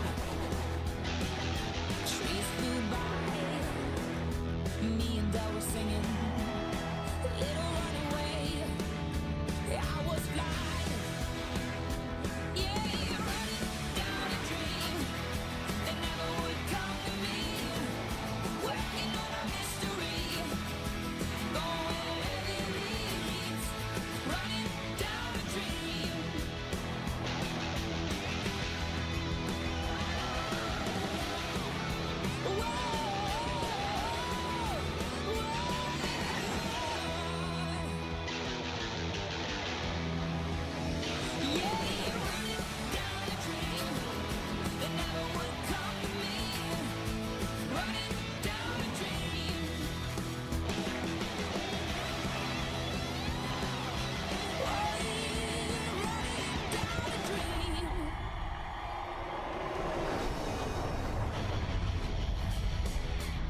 NASCAR Monster Energy Cup Series playoffs from Kansas. This telecast presented by Outback Steakhouse. An absolutely gorgeous afternoon here in the Midwest. For stories before we fire the engines, let's go to pit road and Kelly Stoust. Rick, although Brad Keselowski starts this race with a 20-point cushion over the playoff cut line, he is in a tight points battle with his teammate Joey Logano for what could be the final transfer spot. His crew chief Paul Wolf told me this is going to be a tough race, but their first priority of the day is to score some valuable points at stage 1, which is why they have this car trimmed out a bit for speed. Brad was the spring winner here at Kansas. A clean sweep guarantees his spot in the round of 8. Dave? Kelly, after Kevin Harvick's car passed pre-race inspection, his team found something they wanted to fix. So they had to actually fail themselves from pre-race inspection. They'll start in the back today. The good news for Kevin Harvick, he's got lots of points above the cut line. He's got a very fast race car, Marty. Well, Dave, NASCAR's most popular driver, Chase Elliott, is facing elimination in the 2019 playoffs. And if you go back to the last mile-and-a-half racetrack, they feel like they had one of the best cars at Las Vegas. But Chase told me a moment ago, I do not have that same confidence today. Even though they're in a must-win scenario, Chase Elliott feeling pretty relaxed as he gets in the car right now. Time to cut the playoff field down to 8. Let's get the engines fired here at Kansas. And now for the most famous words in motorsports, please welcome your Grand Marshal from CW Supernatural. In his 15th and final season, here's actor Jensen Ackles. Oh, here we go! Drivers, start your engine!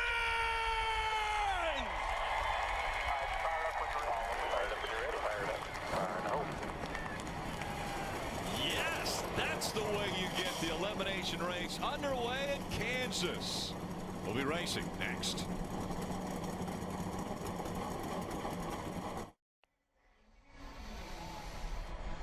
With this elimination race in front of us, we only have to look back one race to find out how crazy playoff races can be.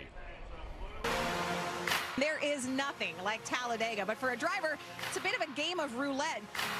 The unpredictability of this place. Oh, he gets a shove. He's going to go sideways right in front of the pack. The caution has come out. That is why drivers' heart rates are through the roof. Oh, and around goes a 22. A hard hit by Joey Logano. The pushing is just as aggressive as it's ever been. That's how fast things change here. Oh, around goes the 18. The 62 upside down.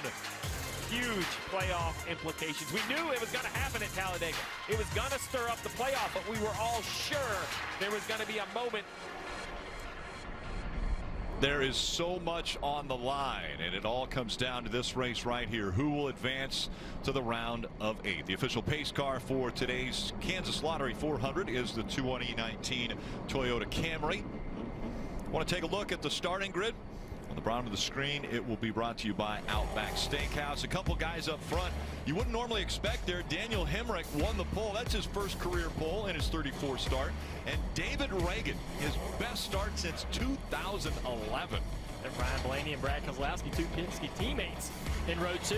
Another guy with a great qualifying effort, Michael McDowell, tying his best career start in row 3. And look back here, Alex Bowman back in row 8. Got that first win of his career this year at a mile-and-a-half track, much like Kansas. Could you imagine, Rick, another win out of cut race to keep us playoff Kansas alive? A little further back here in the field, Eric Almirola, Chase Elliott fighting to stay in the playoffs. And you're going to see some of these guys that you think are going to have a shot at winning this race starting near the back. Alex Bowman, Kyle Busch. Those are the guys we think that have that downforce packed on their car, hoping that that's going to be the way to victory lane. Yeah, can Joey Logano from row 15 repeat the magic of Las Vegas? Started in the back there, won the first stage. He has 80 laps here at Kansas to try to repeat the same plan. It's going to be hectic, though. And again, Joey Logano is not in a must-win situation, but he needs points to give him that cushion. Although, if someone below the cutoff line is able to win the race, that puts Joey Logano below the cutoff line. It's time now for today's Joyride with Jeff. And in the passenger seat is Kansas City fullback Anthony Sherman. He played his college ball at UConn, a Pro Bowler in 2018, 9 seasons in the NFL. And how about showing up to training camp in Clint Bowyer's race car? That's pretty impressive. And Jeff, he's built like a tank, a Sherman tank. So I can't believe you got him in the car, but give him a great ride. Well, it's awesome, Anthony, for you joining us. Really appreciate you being with us. You're known for being in the Pro Bowl, man, but you're never going to be forgotten for this uniform you got on. What's that all about? Clint, I asked Clint if he had a fire suit I could use, and he was like, yeah, I think I can make something happen. I might be able to get you a car.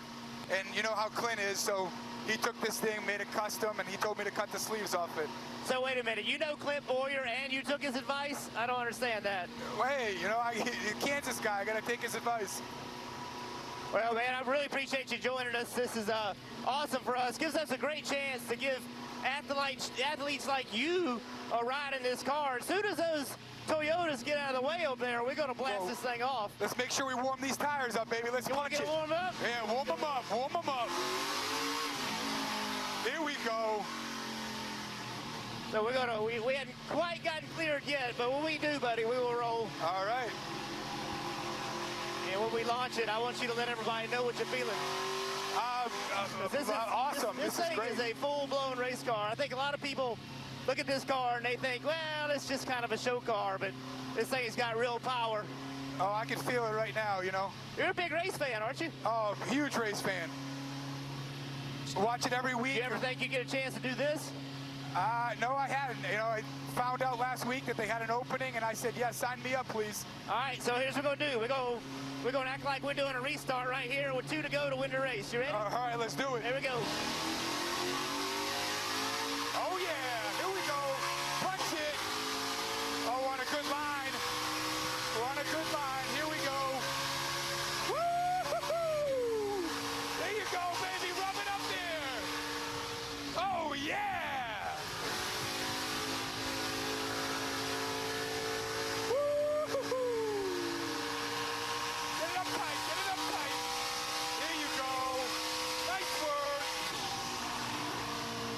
Word. Oh, what do you think, man? Yeah, I love it, baby. That was awesome. That was awesome. We better slow down. We don't run in the back of them. Yeah, it's all right. Some of the guys in the back, they can use it. Thank you, bud. I appreciate it. I appreciate you. Thank you. You guys are awesome. Love watching you. Thank you. And how about that? Anthony Sherman, a lot of fun, obviously a race fan. And actually, Clint Boyer was watching the big screen while Anthony was in the car. So listen to what Clint Boyer had to say on the radio just now. Just want to see little sausages here. Hey, Tim's going to put his fire seat back on. I think he's driving a pace car. You have the fire seat on? Yeah, there he is. Look at him. Well, that's fun. And Clint Boyer obviously loves his Chiefs. From Emporia, Kansas, the Kansas native, again trying to make sure his playoff hopes stay alive today. He's going to need a big run today out of that 14 team. We got some in-car cameras today for you guys. Kevin Harvick starting at the back of the field. There he is. Coca-Cola cam. He'll have the side panner, or the Jimmy John's cam, sorry. We got Joey Logano going to be starting back there in 29th place. He has the Coca-Cola cam. He has the reverse driver camera. You're looking at him there with glasses on. And Alex Bowman starting up in 16th place, second here earlier this year with the nationwide camera, high reverse cam. And Larson also Coca-Cola cam up in 5th place. Wanting to hold on to that track position all day long with a side panner and a roof cam. All right, Steve, very important race here. Break down the race for us with the numbers. Well, it's a very important race at a great facility. Kansas Speedway is outstanding for the fans, outstanding for the competitors. 1.5-mile oval, 267 laps. It'll be a 400-mile event, and as always, it'll be broken down into stages. The first and the second stage, both 80 laps, and don't forget, top 10 earned points. That's why it'll be so important to finish in the top 10. Final stage, a little longer, 107 laps. Fuel window, just over 60 laps, and we can't say it enough. This is it. 12 drivers come in with a chance to win the championship. When we leave here today, that will be down to 8. And Kelly, one of those drivers below the cutoff line right now, and Alex Bowman. At 18 points below the cutoff line. That's after wrecking from the lead at Talladega last week. So while they're not mathematically in a must-win, the team is treating it just like that. They plan to set themselves up to go for the win in that third and final stage. The good news, as you said, he finished runner-up here in the spring. They felt like they had a race car capable of winning. If they can do that again, he could beat the odds and be through to the round of 8, Dave. Kelly, you might have noticed on Kyle Larson's Instagram timeline this week, he posted a picture of his ribs wrapped after a huge crash at Talladega last week.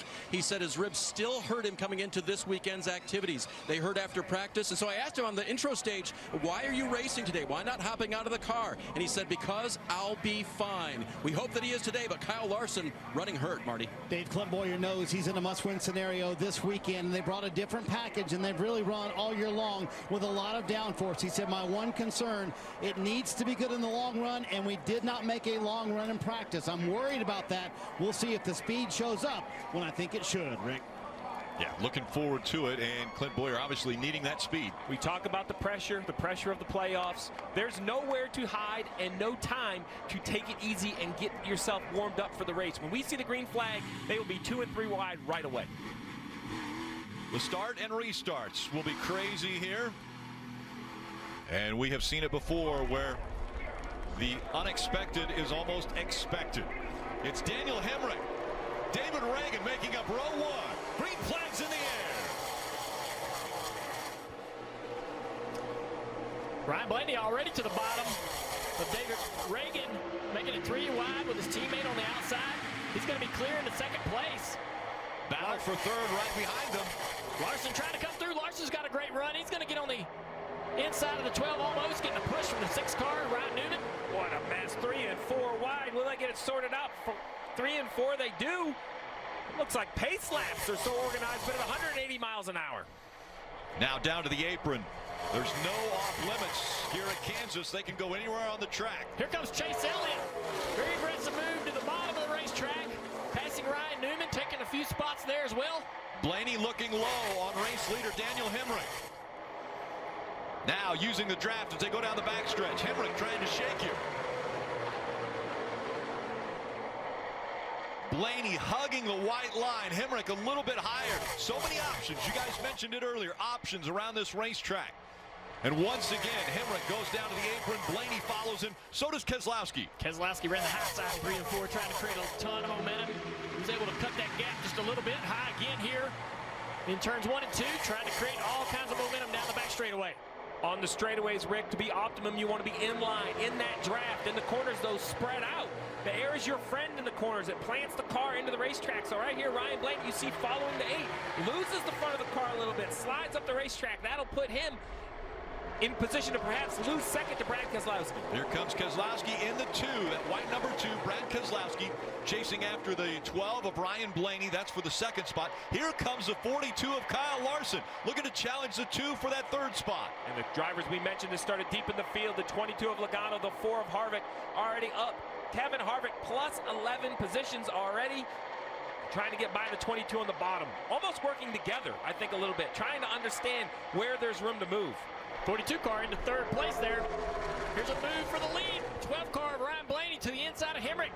Down into turn 1. Door to door. Can Blaney complete the pass? Here comes Hemric on the outside again. And look at the 42 of Larson making a move. Hemric's fighting hard to keep this track position. And he's going to take the lead back. Hemric fights back now. Larson a little higher on the racetrack. The momentum now. How will he use it as they come out of 4? Oh, the 12 had to lift big time right there. Larson for the lead at Kansas. He'll take it away from Hemric. And Junior, you called it as Larson goes into the lead. The 12 losing spots. That momentum. Look, he lost the spot to Brad Keselowski, losing the spot as well to Suarez. Kyle the 2 Larson on the outside of the 8. He's going to take second very easily right there. If I'm Hemric, I'm moving up the racetrack. We're losing spots on the bottom. Let's get up the racetrack here and get the momentum built up in that 8 car. You think it's fair to say, though, Daniel Hemric sat on his first pole ever and running up front, the front 3 and 4 positions. The race is different than it is in the middle of the field. Right there, he runs the bottom, and now the 12 has a run. Yeah, the 12 car creating momentum on the top again. You got to see that, make adjustments as a driver. And Steve, for Hemric, that car was set up without much downforce. There's much drag. That's why he won the pole. Now that he's back here and he's in dirty air, it's even going to be harder to handle for him, won't it? We're going to talk about this all day. So very simply, right, the guys that qualified up in the front, they were looking for top speed with brand new tires, with tape on the grills. We see now Brad Keselowski looking inside the 42. It'll be a race for the lead down the front stretch. This will be interesting to see how this works out. Will the 2 car be able to use the bottom to make the pass? The 42 using the momentum up high. Keselowski scored as the race leader at the start-finish line, but now will Larson be able to battle back on the high side? Wow, Brad really made a lot of great time on the bottom of the racetrack in 1 and 2 there. Here comes the run off of the top. The 42 car Larson. Not a huge run. Not able to use it, do anything with it. Brad back to the bottom. But the momentum off the top right here, going to be pretty good for the 42 down the front straightaway. What's he going to do? He's going to go to the outside. Keselowski looked to block there. Here comes Larson on the high side once again. And Larson going to take the lead away as he goes around the high high end of 1 and 2. As we watch this battle for the lead, the 6 of Ryan Newman, he was running 9th. Ricky had to come to pit road with some sort of issue.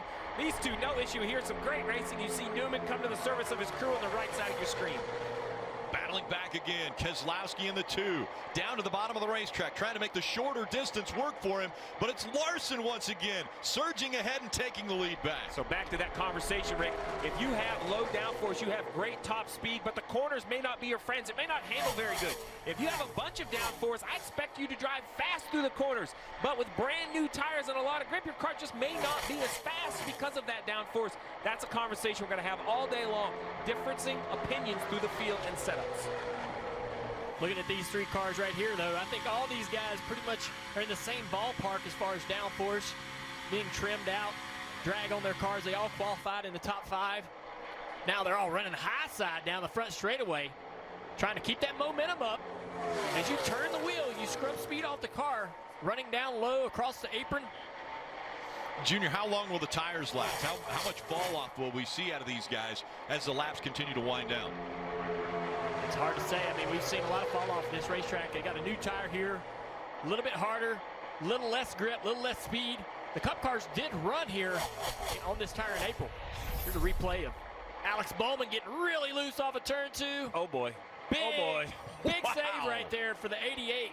What a great job of not overcorrecting. What I mean is, as he was sliding and turned the wheel right, look how much he turns the wheel right here.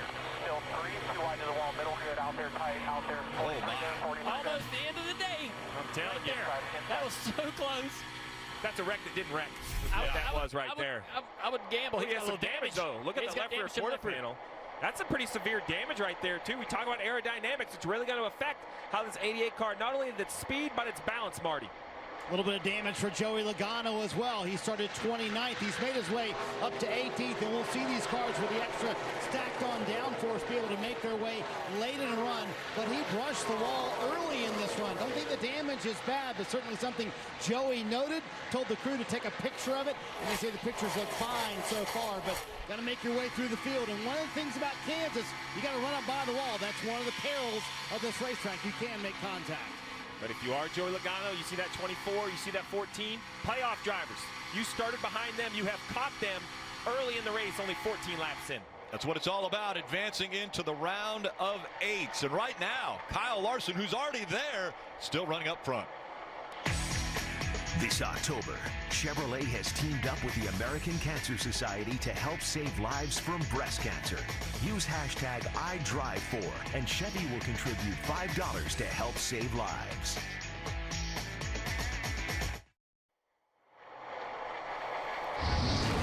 Today's aerial coverage presented by Coca-Cola. Looking down on this mile-and-a-half racetrack and the Hollywood Casino 400 underway. 19 laps in, and it's Kyle Larson who's up front. But there's been a few that have had some issues, Kelly. Yeah, and that includes Ryan Newman, who is now out of the playoffs. Now, he had contact with another car on track. The team was not sure who he had that contact with, but they brought him to pit road. He had a little bit of damage on the right side. They changed right side only tires for Newman. And by the way, David Reagan, who started this race on the front row, he got into the wall. They also had to bring him to pit road because he had a right rear tire going down.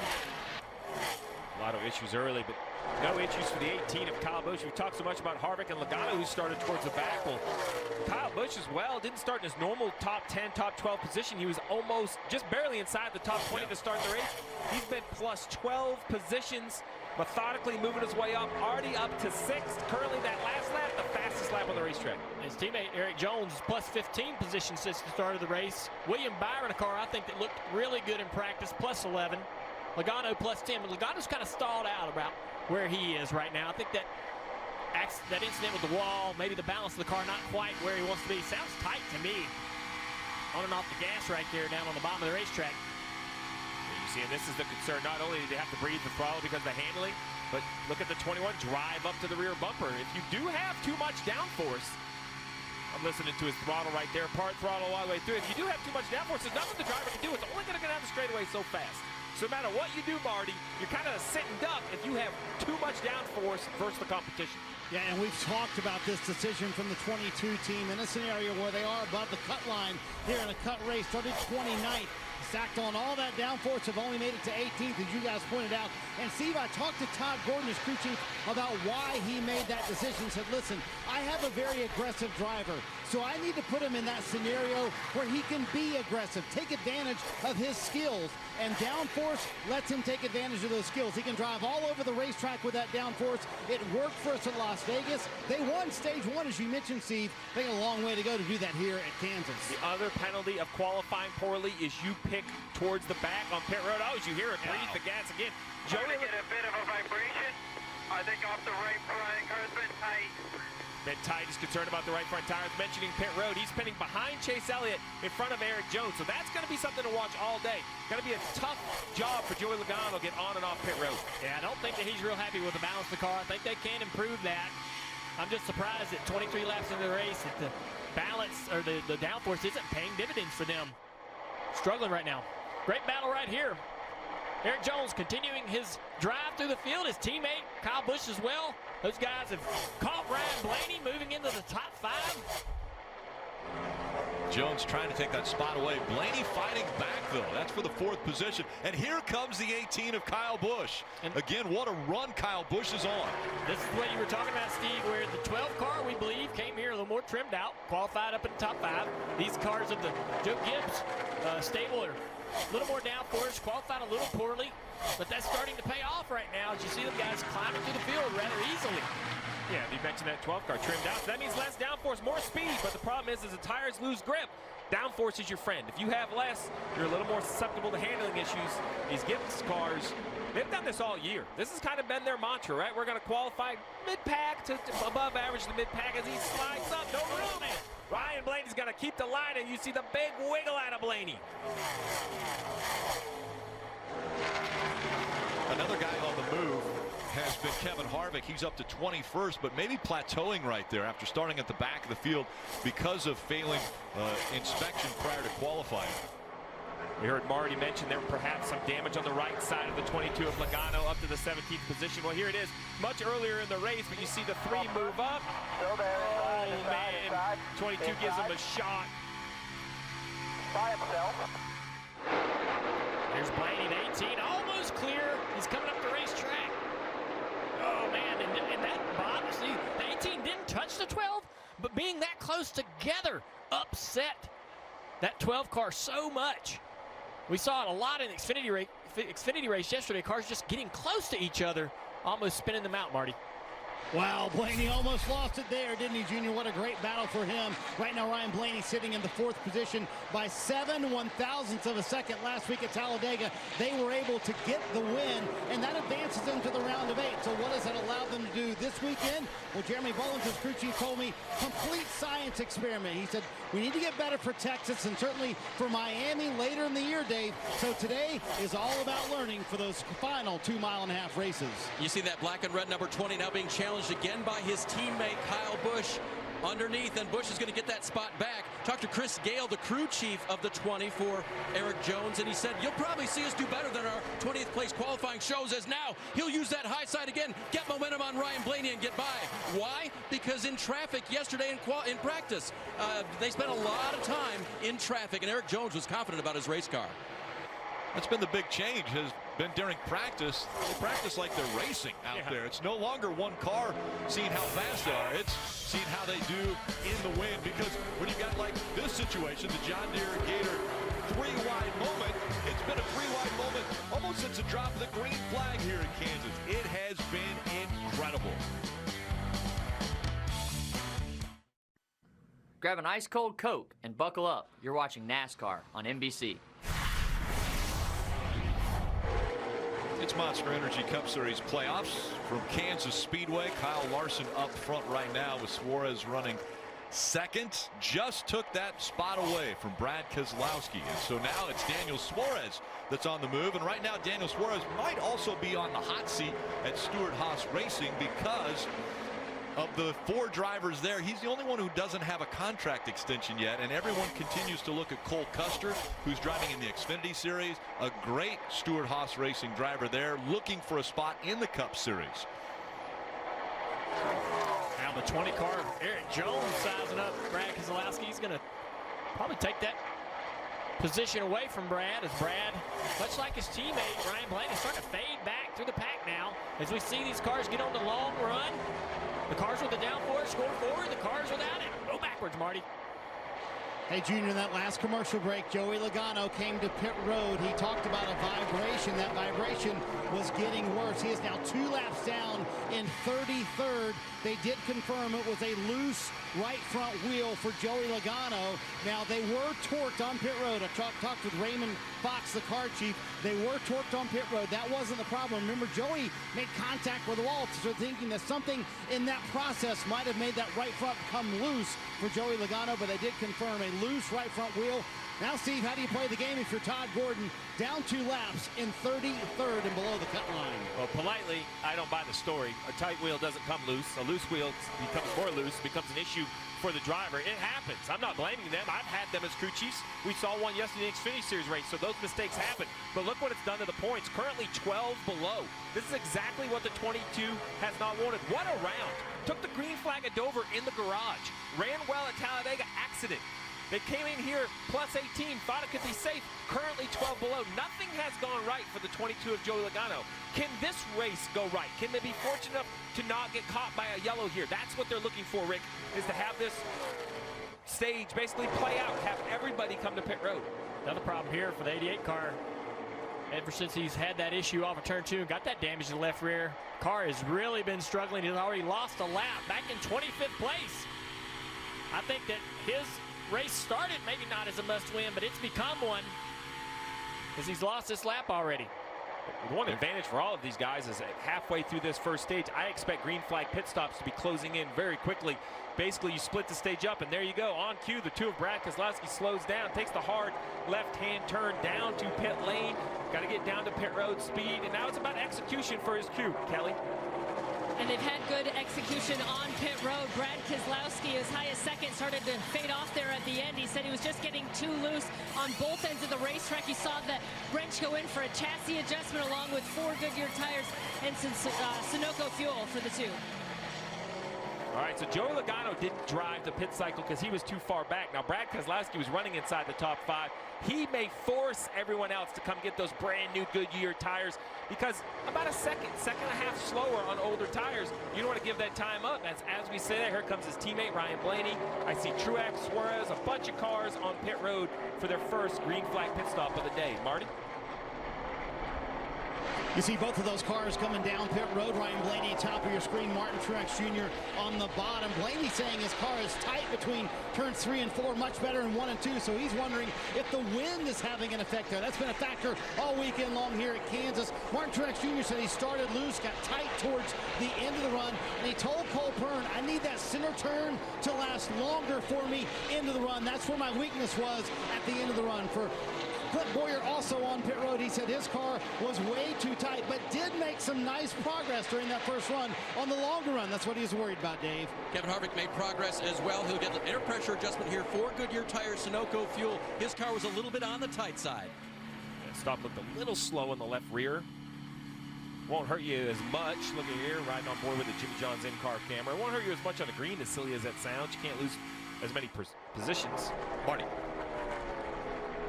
See Chase Elliott coming down pit road. One of those cars, as he put it, coming in a must-win scenario. But Joey Logano now having troubles. You got to wonder where that puts Chase Elliott and his race team. But coming to pit road now, he said the right front kept wanting to slide on that run, especially towards the end of the run, making a track bar adjustment here, trying to free up that car. There goes that adjustment. 2 rounds on the track bar actually going down. So on that track bar for Chase Elliott and 4 fresh Goodyear tires as well. Marty mentioned something about the wind, Junior. How do you deal with wind on a 1.5-mile racetrack when you're going 180 miles an hour? Well, it's something that's affecting everybody the same, but it can be a challenge if the wind's 15 to 20 miles an hour, which it's been on average throughout the weekend. That much wind in the side of your car, I mean, into the left door. If you're going around a corner and you're pushing that car to the edge of grip, almost crossing over that line, you get 20 mile an hour or 15 mile an hour wind in the door of the car, it'll really shove you up the racetrack. That's why I think we have a lot of problems with guys this weekend off of turn 4, because the way the wind's going down the front straightaway into that corner, into the door of those cars on corner exit. So you see the 42 of Kyle Larson continue to lead. You ask yourself, well, why? You just talked about new tires being so important. He's locked in. He has a win. So look at all the cars one lap down. Talk about the gamble. Run long. He is going to lose some time to the field trying this strategy, but if he's fortunate enough to get a yellow, what a home run that would be. Have all these cars trapped a lap down. Now they'll probably get the wave by, but he instantly has a ton of track position and cars on the defense, which is where you want to have your opposition. Kelly. All right, so as these pit stops cycle through, Kyle Busch brings the 18 car in from running third. He said he started off too loose in turns 3 and 4, but ended up too tight. He said he just needs more grip. Balance is pretty good. Just a little bit too tight for Goodyear tires for Kyle Busch. One other incentive for Kyle Larson, who's out on the racetrack, is the fact that he could get playoff points. He doesn't come in with a lot of playoff points, hasn't had the wins that some of his other competitors that have advanced already have. So those playoff points are very important. They'll go to the round of 8 with him if he's able to win a stage or win the race. Here, right there, downshifting through the gears, coming to pit road. Sounded pretty in control. Nice job by the 42 of Larson. Dave. And he works it down pit road now to the attention of his crew. Nice and quiet down here for them. Their job now is to change those 4 tires, make an air pressure adjustment to make the car just a little bit less free. I mean, that car was very, very good out in clean air, but maybe just a little bit too loose for the driver. So they'll change those tires, put in that Sunoco fuel, and get a chassis adjustment as well. Bigger change than they first talked about. Larson has led so far 42 laps today. He'll get back out in traffic. Oh, he stalled it. That's just going to call you out to second and a half, 2 seconds. It's not a deal breaker, but it's costing you time versus everyone else on the field who had a clean entry and a clean exit. He had a 7-second lead over second place as we see William Byron now in the 24. What a first year with crew chief Chad Knaus. Not his first year in the series, but his first year in the playoffs, first year with Chad Knaus. And that team, I think we all had questions. How would it work, right? How would a veteran crew chief match with a young driver? Well, it took a few weeks early in the season, but they really have kind of settled in. I'm a little surprised they haven't won a race yet. There were some races, Darlington comes to mind, where I thought they had race-winning speed. They couldn't put the whole thing together, but here they are still in the playoffs. Currently leading this race. He'll come to pit road right now. As you mentioned, Junior, I'm not saying must win, but starting to look more and more that way if they don't go ahead and do something great here in stage 1. And I think they got the speed in that car to get that win today. The 21-year-old headed down to you, Marty. I was going to say, and Dale's been saying for a few weeks, keep an eye on that 24 and William Byron, and just kind of file this away for later in the race. Chad Knaus showing a willingness and a desire to go longer into the run than everybody else. They've stacked on that downforce, and you want to take advantage of the end of that run. That's where that should help you. William Byron comes in with the lead from pit 1 to pit road. He says he's a little bit free in 3 and 4, but he said as they went on, the car was coming to him nicely. Going to be an air pressure adjustment, and that's it. 4 fresh Goodyear tires and a nice stop by the 24 bunch. So green flag pit stop still continue to cycle through. Denny Hamlin out in front, hasn't come to pit road yet, Kelly. And neither has Alex Bowman, as we've said, is being scored a lap down. So here is their strategy. Only play we have is to try to go long, hope for a caution, and when we get back on the lead lap, I know it seems like I'm holding you out there, but trying the best odds possible. So they're trying to keep Alex out as long as possible right now, although they were in the lucky dog position, but now it's showing Kyle Busch actually the first car 1 lap down. And I'm not sure I love this strategy, Rick, and here's why. I understand what Greg Ives is doing, but if you pit with the leaders, you perhaps can just stay 1 lap down, race back from here. This gamble is costing him time, so when he comes to pit road, he will be multiple laps down. That is hard to fight back from. And he's got about 5 more laps that he can play this game because the fuel window is 60 laps, and already 52 have been completed. So Alex Bowman playing a game, maybe a fuel strategy game, see if he can get himself in position to get some points at the end of stage 1. Bass Pro Shops and Cabela's know the only thing better than the last adventure is the next one. Stop by today for an incredible selection of outdoor gear, great people to help you, and a shopping experience like no other. Bass Pro Shops and Cabela's, your adventure starts here. 22 laps remain in stage 1 of the NASCAR Monster Energy Cup Series playoffs. This telecast presented by Outback Steakhouse. And let NASCAR Drive be your live race day companion. You can select alternate camera angles and see more of the action. All you have to do is visit NASCAR.com/drive, or you can download the NASCAR mobile app today. Dave. Denny Hamlin was on and off pit road for right side tires, giving up the lead after leading 9 laps today. Right at the end of the run there, he had some concerns. The car felt really, really tight. And we'll watch out for that the rest of the afternoon. A little strategy, run long and then put only right side tires on to shorten his total time on pit road. We'll see how it works out. 21 laps to go. We see at the top, little penalty for Parker Kligerman, tire violation. You see he's next to Brad Keselowski. Brad was running inside the top 5. Denny wasn't quite there. So in the current situation, it looks like it's going to be a positive shift for the 11. We're going to have to let the whole stage play out to see. Hey guys, guess who came up to play with us?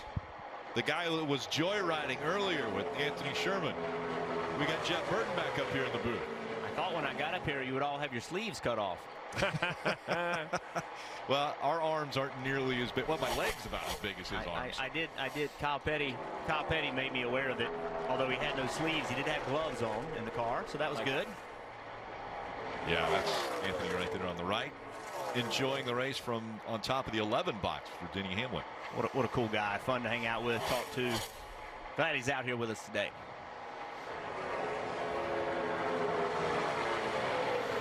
All right, we invite you to share a Coke as we go nonstop, brought to you by Coca-Cola. And Kyle Larson up front. Denny Hamlin chasing over there on the right side. Right now, Larson has been up front now for 45 laps, even through the green flag pit stop cycle.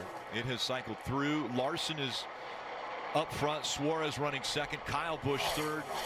Chase Elliott, Martin Truex Jr. all in the top 5. And 1.3 seconds separating Larson and Suarez. It was about 7 seconds when the green flag pit stops began to cycle through. So a pretty good run for Kyle Larson and a great stop by Suarez. Kelly. Alex Bowman ran that 88 car till it started to sputter. Then he hit the emergency fuel switch and brought it to pit road. It was a quick stop for the 88, right side tires only. 88 has not had the start to this race that they had hoped for just from handling and speed. After this pit stop, I believe they're going to be 2 laps down with only 18 laps to go in stage 1. Right now, only 20 on the lead lap. Paul Menard is the last driver on the lead lap. You mentioned that, Steve. Not far, Rick, rather, not far ahead of Kyle Larson.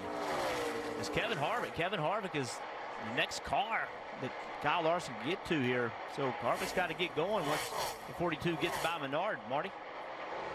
Hey, Jeff, when I talked to Chase Elliott before the race started, he said he did not see a points path for him into the round of 8. But we talked about the problems for Joey Logano earlier, and look what has happened. Chase Elliott now sitting in 5th. He is on the cut line, tied with Joey Logano. And if they can get stage points here in stage 1, certainly finishing 5th would help that. Steve, it could be a different ballgame for this 9 team and Alan Gustafson moving forward for the rest of this race. Well, we've always said that you have to, more than ever, what these stages have forced these teams to do is be very aware of their situation throughout the race, right? Because he didn't think he was going to have enough points to get through, but the 22's issue has helped him. Now he has an opportunity. Kyle Larson also helps him because Kyle Larson winning, surprisingly, doesn't hurt Chase Elliott. Rick, right? That's right. The 42 already has a win, so he's glad to see the 42 leading and not one of the other drivers below the cut line. Yeah, below the cut line definitely does not help Logano or Keselowski. We want to take a look at the Coca-Cola driver update. There you see how the drivers are doing. Larson up front, Suarez running second, Hamlin, Logano 7th, 15th. Bubba, a little bit of damage to the car, tagged the wall early on in this race, and we see now the 18 pretty good chase to Daniel Suarez. So Kyle Busch fighting for that 2nd spot here at Kansas. This is the organization right here that we were just having a conversation about. This 18 car has been hounding this 41 of Suarez for quite a while here. Just hasn't really been able to find a way around. He dives at the bottom of the racetrack. Daniel's been running that top, keeping the momentum up. They've been knifing through lap cars. 18 just can't clear him. Daniel's holding that position, racing hard. He has to. As Rick said earlier, racing for a job for the most part, trying to get a new deal here at Haas and stay in that organization. Right through the middle of the track, the 18 of Kyle Busch. Again, chasing after Suarez for that 2nd spot as we go NASCAR nonstop. Power is a diesel engine that breaks new ground. Locked on a frame made of the strongest steel. But when you pair it with 20/20 vision, take all the guessing out of hitching and watch as it heaves more than its peers. That's the power to innovate. The new Ram Heavy Duty, part of America's most powerful lineup of pickups.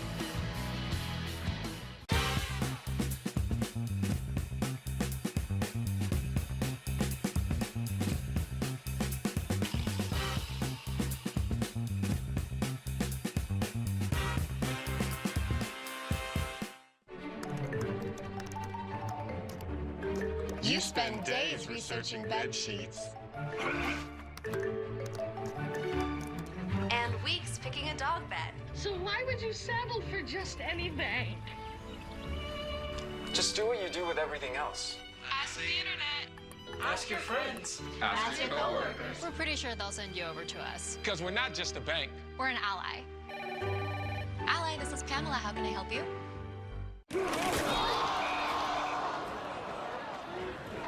Cats down by 58 with 1 minute left. Hey, where's everybody going? This game's not over. So we're not the best. Our kicker stubbed his toe on the ball, and pretty sure our mascot has his costume on backwards. But this is our team. No matter what. This junior garlic butter burger is so juicy. The butter really brings out the flavor. Well said, Peter. You're kind of buttering me up. What did you do? You're just a really good friend. Thank you so much. Yeah. Grab a $2.99 junior garlic butter bacon burger with tots while they last. It's one of the greatest events in sports. And the one you have to witness in person.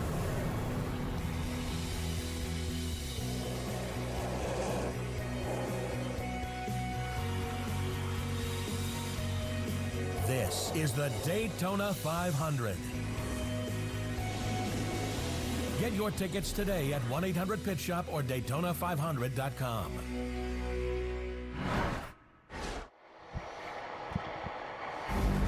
Wednesday night hockey. Sidney Crosby and the Penguins face off against last season's Vezina Trophy winner Andrei Vasilevsky and the Lightning. It's Wednesday night hockey, 8 p.m. Eastern on NBCSN. And it's still Larson out front, but now new into second place. Kyle Busch was able to get by Daniel Suarez. So Kyle Busch chasing after, but he's 1.8 seconds back. Suarez has dropped back to third, Dave.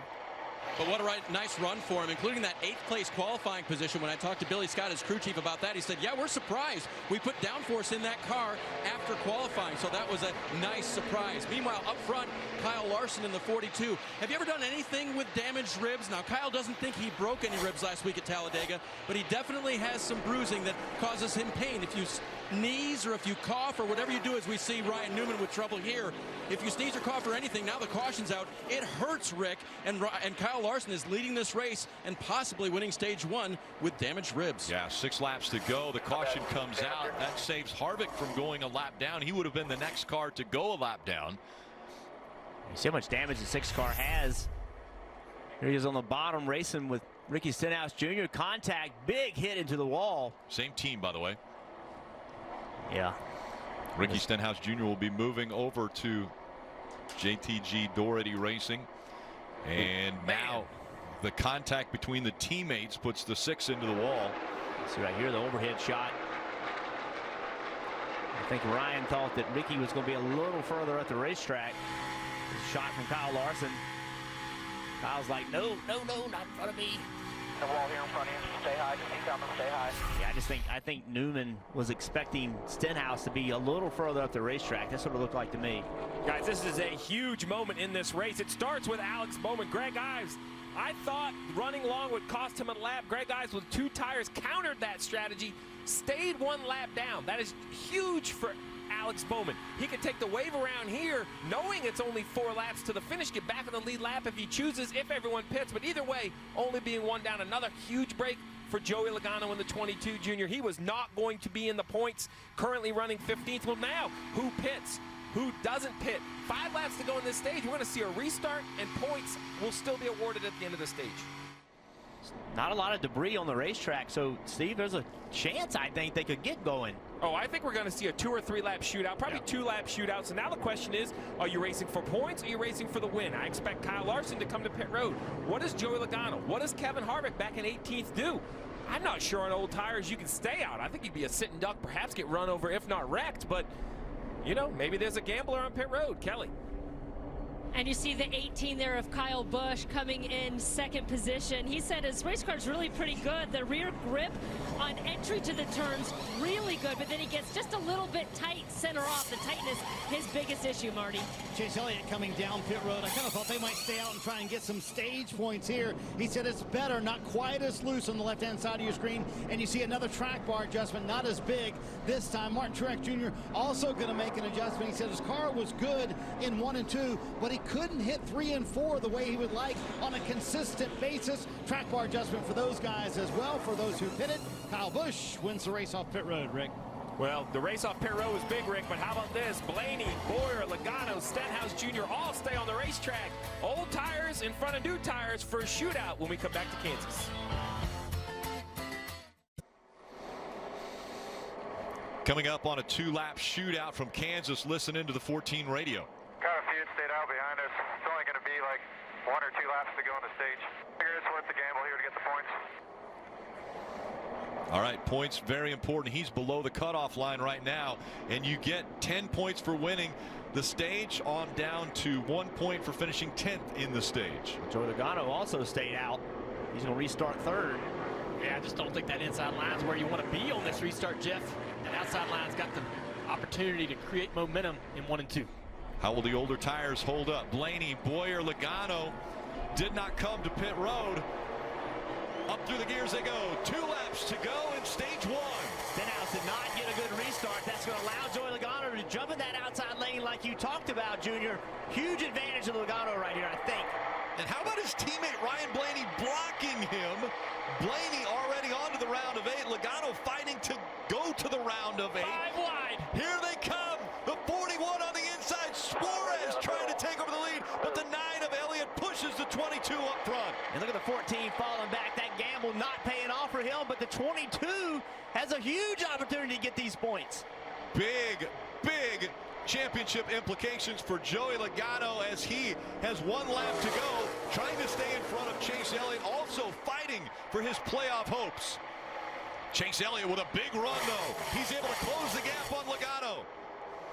Logano trying to break the draft down the back straightaway. He's looking in that mirror the entire lap here, trying to go wherever that 9 car is and take the air off of the front of that 9 car. Is he close enough? Can Chase Elliott catch him by the start-finish line? A little bit of momentum. It's not going to happen. Logano's going to win stage 1. That was huge for Joey Logano. If that thing would have continued green without that late caution, Joey Logano was going to give up about 6 points to Chase Elliott. As it turns out, he gets a stage win. Great gamble. Big points for Joey Logano. That's what he was looking for, even after he has a loose wheel. He fights 5 wide and pushes out to the front. Joey Logano winning stage 1 at Kansas.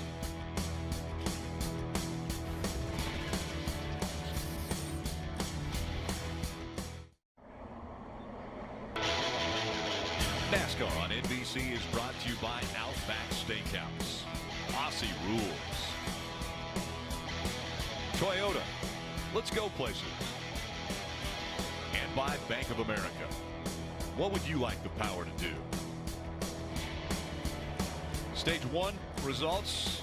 The guys who got points up there in the top 10. Joey Logano, 10 valuable points. Chase Elliott also needing those points. Got 9. Martin Truex Jr. You saw Kyle Busch up there as well. But how about playoff drivers who didn't get points? Kevin Harvick in pretty good position. Clint Boyer needed them. William Byron needs them. Kyle Larson doesn't. Alex Bowman needs them. And now coming to pit road for the end of stage 1, we go to Marty. Boy, did the game change quickly for Joey Logano, who was not in the top 10 the entire stage 1. until the very end there. In fact, Roger Penske on the radio said, great job down there, guys. Great job, Joey. Joey says the car needs to keep turning a little bit longer, like he's losing the front turn towards the end of the run, and air pressure adjustment to help him out. Ryan Blaney, his teammates at the car, were also not turning late in the run. He said 3 and 4, though. He's kind of hanging the rear end out. And for Clint Boyer, he kind of got banged around on that restart, Kelly. They have left front damage. That's going to be their focus. Yeah, and the 18 of Kyle Busch also had some damage on that restart, so they brought Kyle Busch down to pit road, and they're working on that right side quarter panel. They're going to take care of that first before they give him tires and fuel. You see the team working there. The 88 of Alex Bowman also working on some crash damage. And quite a few staying out, but we saw the race off pit road, brought to you by Kroger. The 18, extensive work now under this pit stop.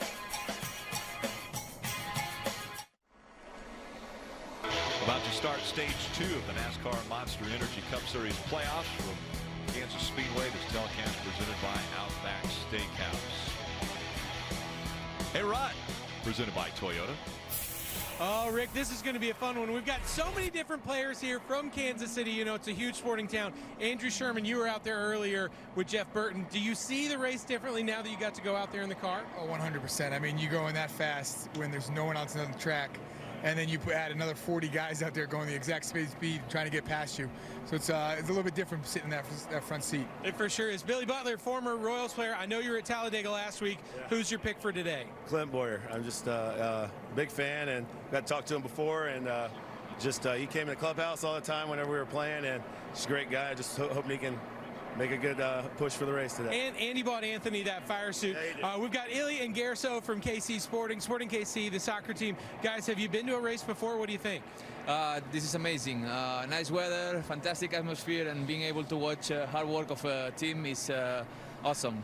Are you ready for this restart? Yes, definitely. It's going to be good. Don't let Anthony rip your sleeves off, because it happens really quickly down here. Restart time, fellas. Yeah, we're getting ready as the field approaching the Geico restart zone. Chase Elliott, Daniel Suarez making up row 1, and a big shove by Brad Keselowski in the 2. We'll see if that helps Chase Elliott clear the 41. Now fighting back on the inside, Daniel Suarez in the 41 has a run, and here comes Martin Truex Jr. in the 19. How impressive is that 41 car, Daniel Suarez, today? What a great job on that restart. Had everybody ganged up on the outside. Made that bottom work. Martin Truex Jr. comes through in second place, taking second position from Chase Elliott. Denny Hamlin back there battling for fourth with the 2-car. Brad Keselowski down the front straightaway. A little side draft there. This Joe Gibbs Toyotas have been working their way through the field. Looking really strong today. And as that 9 of Chase Elliott gets closer and closer to the front, the nerves should go up higher and higher and higher for those Team Penske cars. Remember, the 9 of Chase Elliott came in below the cut line. If he wins, he is in. That means the battle will be between the 22, the 2, the 4. You see the points on the left-hand side. You move the 9 up to the leader, that instantly takes one of these cars that we thought were good on points and eliminates them. Pretty impressive, too, how that car's running today. I don't think that they were very happy in practice. Worked hard, made changes to get faster, get better, put themselves in great position right now. Chase Elliott told me he did not have much optimism going into this race. I talked to him this morning, was not happy with his car. They did a great job overnight to make it better. On board with Kevin Harvick at Jimmy John's camera. We didn't talk much about him in a positive. That first run as Larson slides up the racetrack. Making adjustments, though, continuing to work on their car, moving forward. He started in the back. We thought he was going to storm to the front. Not so, Dale Jr. They had to work on the car. Looks a lot better now.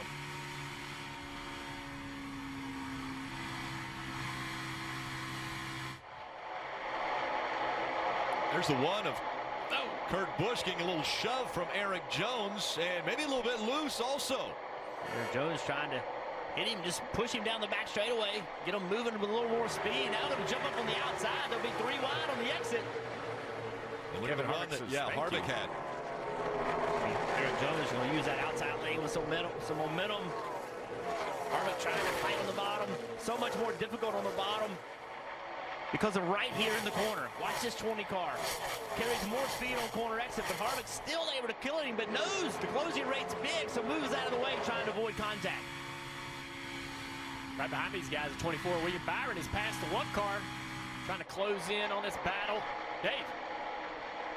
And of course, Team 4 watched with interest as the stage ended there and said that was worst case scenario for us with Joey Logano winning that stage. You see where it stands right now for Kevin Harvick, plus 23 if I can see that correctly. And he started 36th on the day up. So an interesting point of view for the 4 team. Just do their thing was what the 4 driver was told, and that's going to the front here.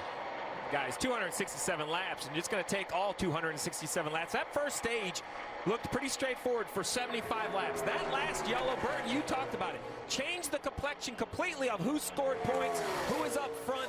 Took one timely yellow and one restart as we see Truex move to the bottom, battling Suarez.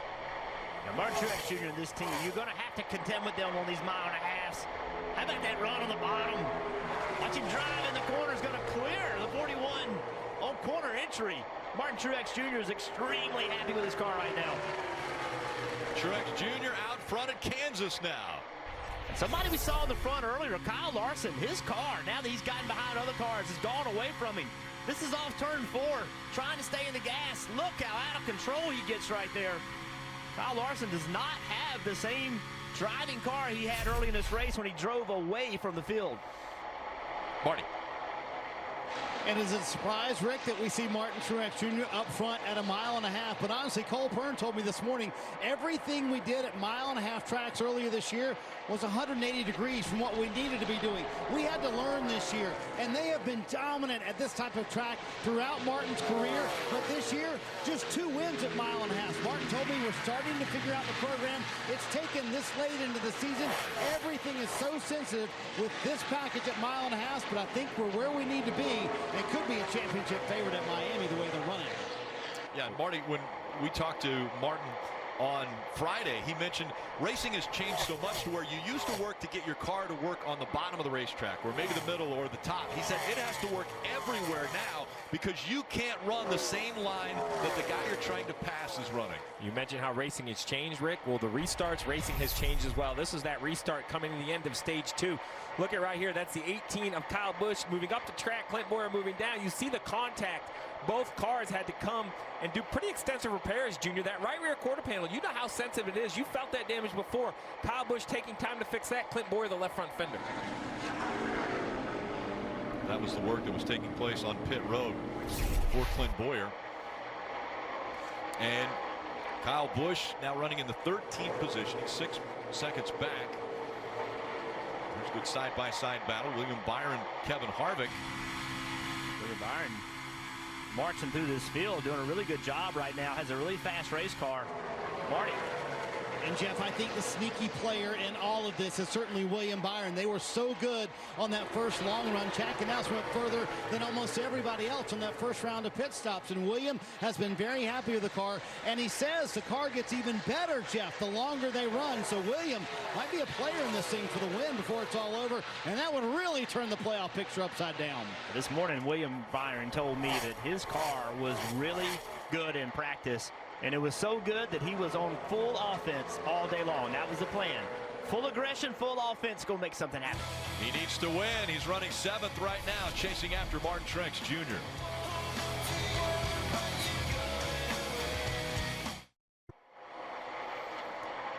Last week's Chicago crossover event proved that Wednesday's most watched dramas are better than ever. Chicago Med, Fire, and PD. An all-new Chicago Wednesday this week on NBC. The Hollywood Casino 400. 57 laps remain in stage 2. Out front is Martin Truex Jr. Marty. Rick, we're just 104 laps into this race, but this is shaping up to what could be an epic battle between Chase Elliott and Joey Logano for that final spot. And this is how NASCAR works, isn't it? Because of where Joey Logano and his team qualified towards the back, they didn't have a great pit stall selection today, so they selected right by Chase Elliott's team. So they get to literally be 10 feet apart as they battle it out for what could be the final spot to move on to the round of 8. It's going to yo-yo all day long and go up and down, but Steve, kind of how it always seems to work. When you get in a fight with someone on the track, they're parked beside you the next week. When you're fighting for that final playoff spot, you're right beside each other on pit road. Yeah, not just be close enough to see each other, but close enough to affect each other. If the 22 has to come in first, the 9 comes around, it could slow that pit stop down without a doubt. You see Joe Logano back here running in the 13th position. Quentin Boyer right behind him. Junior, another car we've been watching move, that 42 of Kyle Larson. He is running right on the top of the racetrack, impressing me with how close he gets to the wall and how good he can make that line work. Yeah, there's a little extra speed up there. When you get the car right against the fence, compresses the air between the car and the wall, actually creates a little bit of a cushion. It feels like it adds a little side force to the car. Trouble with it is now Ryan Blaney's running the wall, so that puts Kyle Larson at the bottom. Let's see where Blaney goes this end of the racetrack. If he goes down, I'm sure the 42 is going to go up. Yeah, look at this. Now watch how high that 42, that blue car, is going to run. When we talk about on the wall, there's not, what, a foot or two between him and the barrier. Yeah, I mean, the closer you can get to it without hitting it, the better it is, the better it feels, the better speed you can create. Also, entering high. If you can enter on the wall, that's really, really going to help the center and be able to get in the gas and really drive up off the corner. He doesn't clear those guys, so that's the problem. Down the front straightaway. Oh, he really side draft that 2 just a little bit. Even being that far away, slowed down that 2 just for a second. Dives off into turn 1 on the bottom. Car's driving great. Now he wants the to back clear just clear, a little. Right? Oh, there's that clear he's been looking for. All right, so now down here, run to the top. What's the keys to run to the top? You've done it as well as anyone. Well, he's going to go to the bottom. I wish he would have went to the top. We could talk about it. A little loose.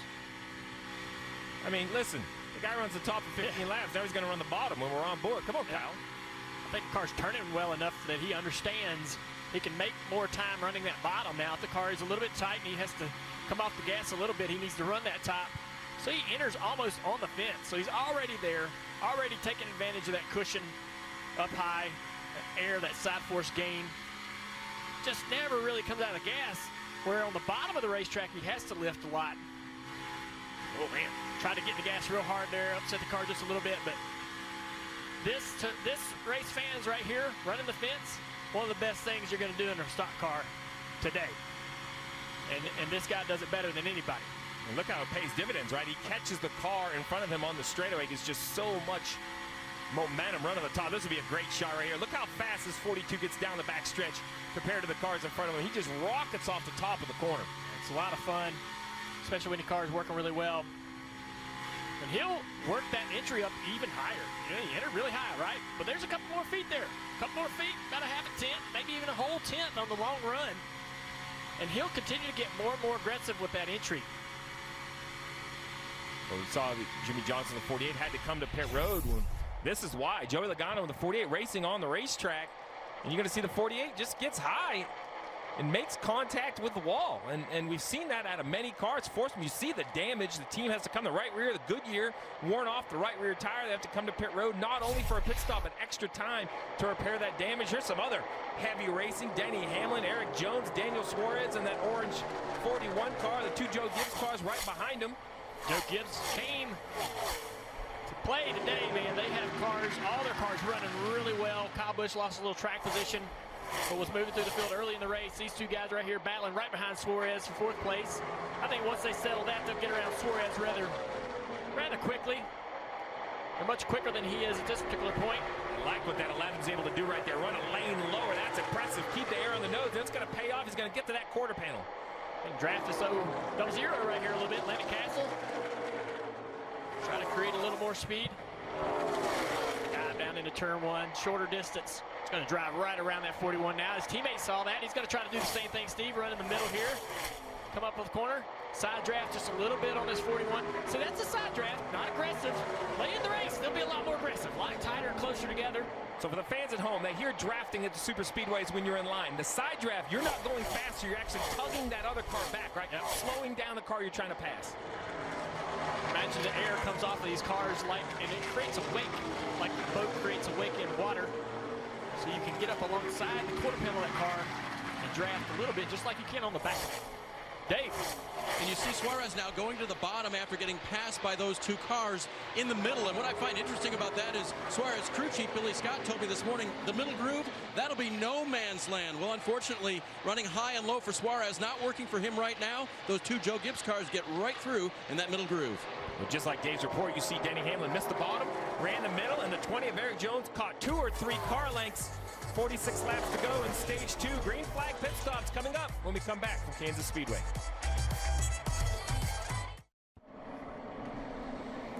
Caution has come out. The 66 of Joey Gase sideways off of turn 4 and into the grass. May have had a little help, Jeff. Yeah, Kyle Larson in the top lane, trying to get the top lane to work, and Joey Gase is running there, and hear him off the throttle and then back on the throttle and just rolls him around.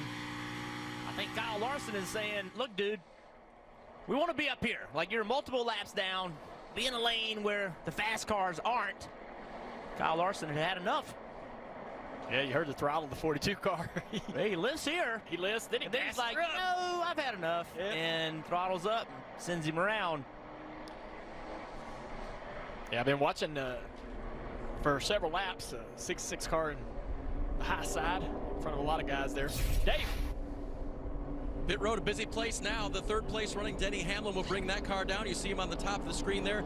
They talked about possibly only changing 2 right side tires. His car just a little bit on the tight side. They'll change 4, Marty.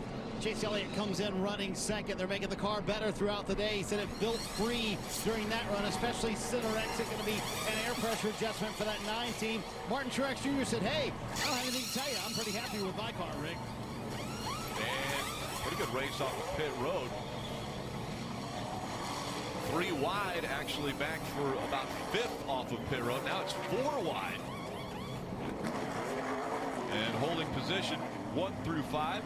Keselowski gaining a couple spots there. This is Joey Gase just in front of the 42. And Larson decided he'd move him out of the way.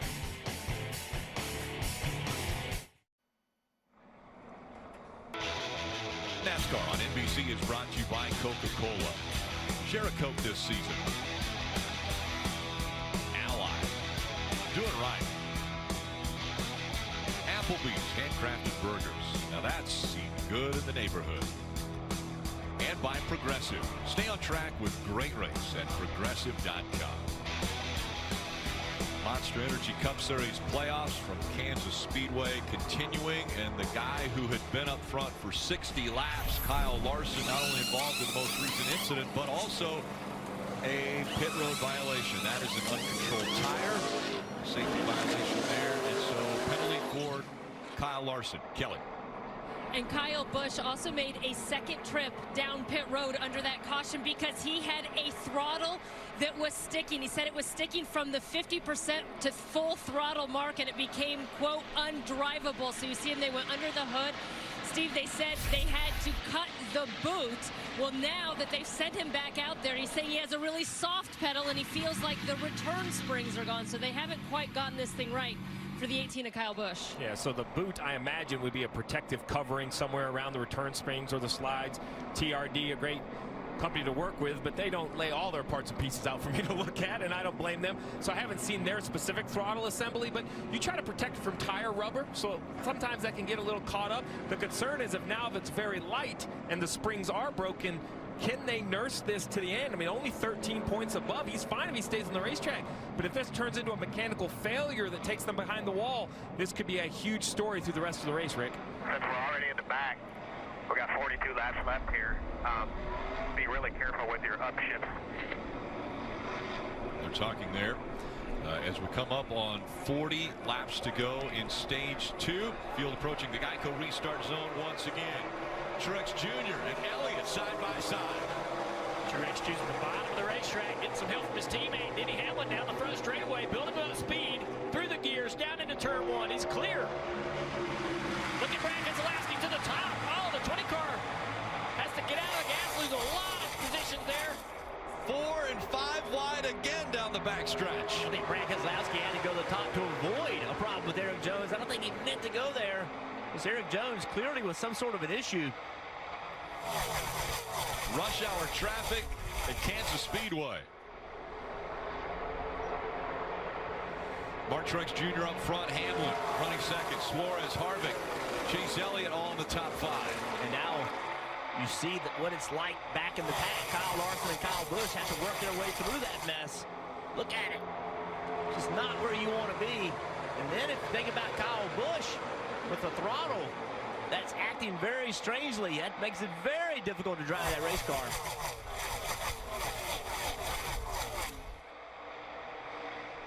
Front of the field, the Stewart-Haas Racing Fords. It was Daniel Suarez kind of by himself up there. who has joined the fray as far as Fords from SHR, the 4 of Kevin Harvick. We wondered what the deal was early. Well, they've made adjustments.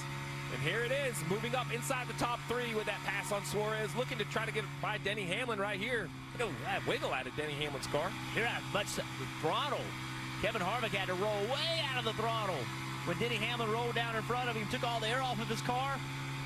Now he's under assault by Ryan Blaney from behind. Dave. It really wasn't a matter of if, but when the 4 car would be up here. If he could make his way through all the traffic. Recall that he started at the back of the pack today after making a change that they had to send him into the back per the rule of inspection. And so he's passed all the cars today, all the way up to 3rd position now, and was 2nd quickest in practice yesterday afternoon. 3 wide here, Rick. 2 wide here. Yeah, fighting for position around the racetrack. This one's for the lead. Here comes Hamlin. Hamlin taking over the top spot from teammate Truex Jr. Denny Hamlin now trying to block Truex Jr. Truex with a big run on the outside. Is going to get back alongside of him. Did not quit. Hamlin thought he had the pass completed. Martin Truex Jr. said, nope, not yet. Coming back at you. What will Hamlin do now? He's not going to have as much track to work with, and Truex Jr. back in front. So now Hamlin's going to go up the racetrack, put that side draft on him, try to slow that 19 down. Martin Truex Jr. just carrying so much speed to the middle of the corner, Jr. Yeah, I'm real surprised at how hard these teammates are racing. It's great, though. Fun to watch. Both of them battling, trying to take this lead. What's crazy is side by side, they're still running faster than the 4 car. Hamlin way up the racetrack, going to carry that momentum, going to complete the pass. Denny Hamlin, 4 wins already on the season. Probably the biggest one was to start the season. He got his 2nd Daytona 500 to kick off the 2019 season. Rick. Very confident. We talked to him on Friday, and he has a confidence about him. If he gets into the next round, he feels like he is going to be the man to beat. Yeah, Junior, the 3 of us spent some time with him, and that's as confident as a race car driver as I've sat with. Denny Hamlin just loves his situation, loves his crew chief, loves his team, believes that they're going to go win this championship. Yeah, I don't think I've ever seen Denny in that position personally, but I think it's just because he's in such great position points-wise. He's never been in the position in the playoffs where he's almost, you know, guaranteed in his mind an opportunity to go to Homestead. Yeah, had a quiet playoff so far. Not good, not bad. Just kind of quiet off the radar. But this is what I love about this aero package that NASCAR has provided. In years past, you pass the leader, you drive away. This time, Denny Hamlin passes the 19. He's not driving away. Martin Truex Jr. using a combination of draft down the straightaways and a little different line through the corner, and he's been able to stay in touch with the 11. Follows the tire tracks of the 11 through turns 1 and 2 now. So we continue to talk about restarts. Well, look at this right here. Look at this battle. You have the 20 and the 2. The 2 brings the 20 up the racetrack. That's a big moment right there, Dale. He sure did. I was wondering why the 20 had to get out of the gas and lost so much speed. But he almost got turned around as the 2 was just trying to help him go forward. The 14 getting loose off of turn 4 here with the 20 right there underneath him. We've seen that over and over and over all weekend. Cars just getting close to each other, almost spinning him out off turn 4. And then Kyle Larson drives in the corner. Your quarter. Just look out of the racetrack. Loose that car is. Great save. Good save. Still on track. Tons of positions given up there, though. Okay, just for the record, the crew chief never, I mean, he'd like to hear it, but it makes your stomach a little queasy when you hear the spotter say, quote, nice save. Nice save is not any commentary I'm looking for, Kelly. All right, yeah, we see these restarts have been pretty intense and a lot of damage has been caused on them, and that might be the case for Brad Keselowski in that 2 cars. We saw him pushing the 20, and Brad immediately has asked his team to look for damage. They said they're trying to get a look. They haven't really seen anything yet, but Brad, who's fighting for his place, it looked like he had a pretty cushy points margin, 20 points coming into this race, and right now being shown just 6 points above that playoff cut line. Dave? Eric Jones no longer in the playoffs, Kelly, but trying to win before the year is out and fell back to 14th position from a restart of 4th there. Said his car is really tight right now and believes that the damage from that, he's not getting the side force that he had. He's getting a lot of drag on the car now from some bent-up bodywork there. Well, the drag for sure. As 20 comes into view, you'll see the quarter panel all flared out. That's hurting the speed. And that, too, we had that conversation, Junior. Really trimmed out, not a lot of downforce. Can he hold on as he gets back in traffic, currently 11th? Beautiful shot of Kansas City. You're watching the NASCAR Monster Energy Cup Series playoffs. This telecast presented by Outback Steakhouse. And video coverage presented by Coca-Cola, giving us these great views. This incredible sports town. The Royals, the Chiefs, Sporting KC, and of course Kansas Speedway and NASCAR. Denny Hamlin is out front. He has a 7/10 of a second lead now over teammate Truex Jr. Blaney's running back there in third, already locked into the round of 8th, and it's Chase Elliott who needs points. Was below the cutoff line coming into this race. Right now running 5 points back from Brad Keselowski, who is right now in the final transfer spot. Dave. And the leader, by the way, just a bit free right now. Way further back on board with Kyle Larson, who we saw make that great save. Their biggest problem now is not just the handling of the race car, but his track position. They've had trouble on pit road today, had one slow stop where the jackman was unable to get around the car as quick as he'd like to. And then, of course, this uncontrolled tire penalty has put him far back in the pack. The one bright spot in his day, that is that they are already through to the next round, Marty. Dave, could there be another playoff driver with a mechanical issue? Clint Boyer, for a couple of runs now, has said that he's got a vibration in the car. Mike Bugger-Ravage called out a specific part, and they think it's in the drive line as Ryan Blaney takes second spot for Martin Truex Jr. So Boyer maybe with a vibration. Now, Steve, listen, sounds like all the drivers in the field have said they had a vibration today, but if it's in the drive line, how much does that concern you for the 14? Well, it's concerning. The only real good news is there's nothing you're going to do about it. And normally, if it's something that's been there for most of the day, it stays there. But you called it the Kansas Speedway vibration just because this style of racetrack seems like there's some harmonics in the tires. A lot of drivers, both yesterday's race and today's race, talking about vibration. For the last 5 years that we've came here, I myself and a lot of other drivers too mistaken a vibration for a loose wheel and make the mistake coming on the pit road for something, thinking the wheel's loose when it's not. This 22 car is doing a great job. Obviously, stage one, they did some great strategy there to stay out on old tires and do that. But now he's working his way through the field. Finally, we thought that he would do that at the start of the race. Well, now he's finally got it going on, all the way up in 8th place, taking that spot from Suarez. And further behind, Kyle Busch. We just talked about Kyle Larson. Kyle Larson's only gotten to 19th. Remember, they both started in the back. Well, Kyle Busch has driven up to 13th and battling Keselowski to try to take 12th away, Kelly. Remember, he had the throttle issue, and after they did the fix, he felt like the pedal was too soft. In fact, Kyle initially asked for a new return spring, but the team checked in with him a handful of laps ago, asked how the throttle was, and he said, so far, so good. And the handling of the race car as he passes Brad Keselowski also getting better. He said the front end of that 18 car finally starting to turn. It's just the right rear right now that's kind of giving him grief. Those two drivers right there aren't afraid to trade paint either. Keselowski and Kyle Busch, they have had a rough relationship on the racetrack. As we see the 24 of William Byron and his teammate Chase Elliott. Byron running right up against the wall. Chase Elliott a little bit lower on the racetrack. It's interesting what Kelly said right there. Kyle Busch earlier was complaining about the right front, the car not turning. And he didn't like it, and now he's complaining about the right rear, meaning the right rear of the car is still a little bit too loose. The problem with this package is your car's not going to be perfect, right? Around other cars is really what it matters, and it looks like to me Kyle Busch is pretty good down a drive up through those cars the way he is. And it's really interesting. Kyle Larson, clearly his car is not driving well, can't get through there. Kyle Busch's, they've made their car better.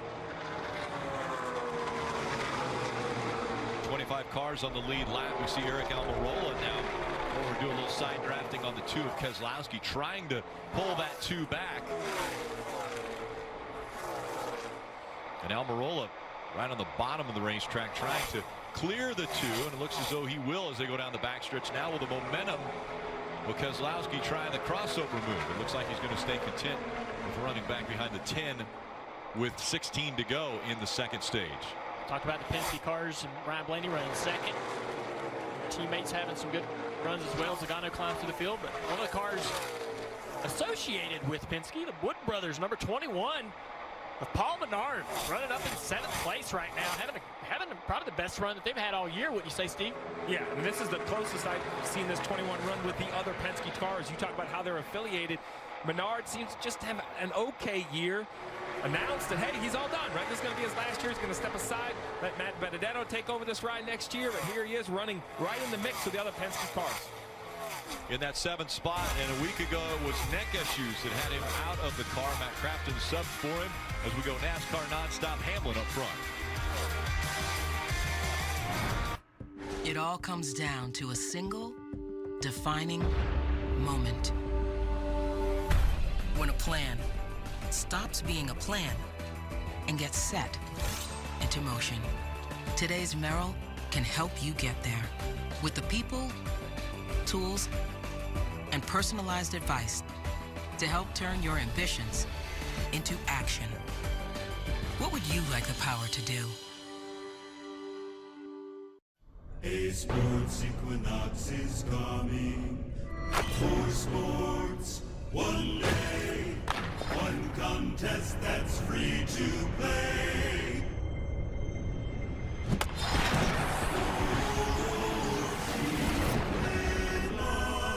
Play the FanDuel Sports Equinox Free Play Contest on Sunday, October 27th. Take your shot at more than $270,000 in payouts. That's a lot of money.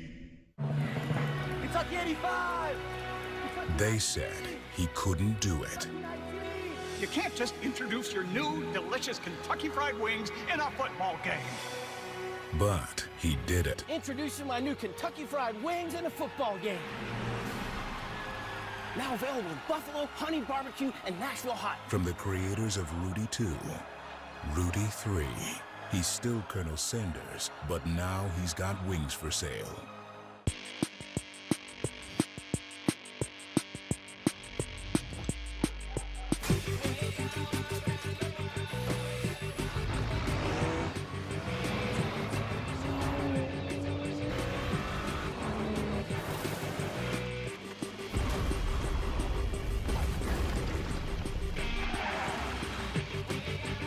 Science project.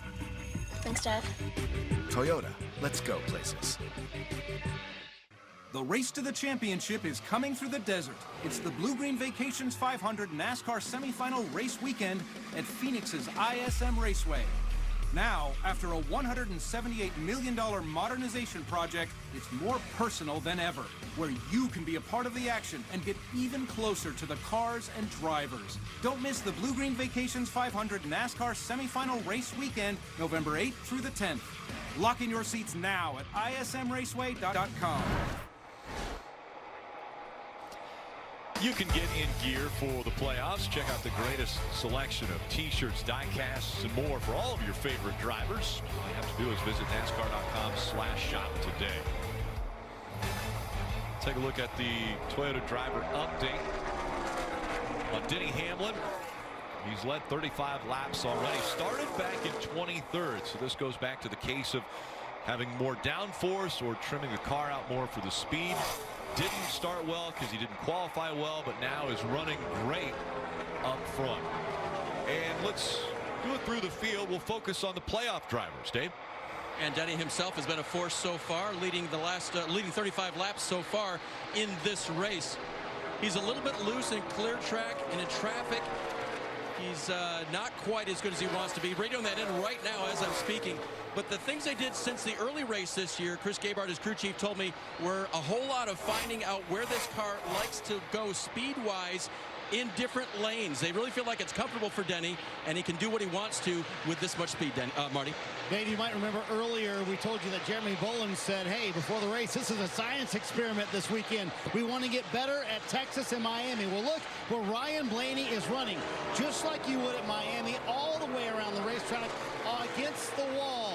he's catching Denny Hamlin while he's doing it. Martin Truex Jr. saying this run, he's in third right now, not quite as good as the run before. He said he started out too free. It's too tight for Martin Truex Jr. now, who told me, I think our team honestly gets better as these playoffs go along. They certainly have shown that. William Byron saying this car takes off on the splitter, but once they get off the splitter, car's really good, and it comes to him nicely in a long run. Just takes too long for that to develop. He's in fourth, and his teammate Chase Elliott is back in fifth. He said, I just can't get off the right rear. I'm just sliding that right rear all over the racetrack. Car way too free still for that 9.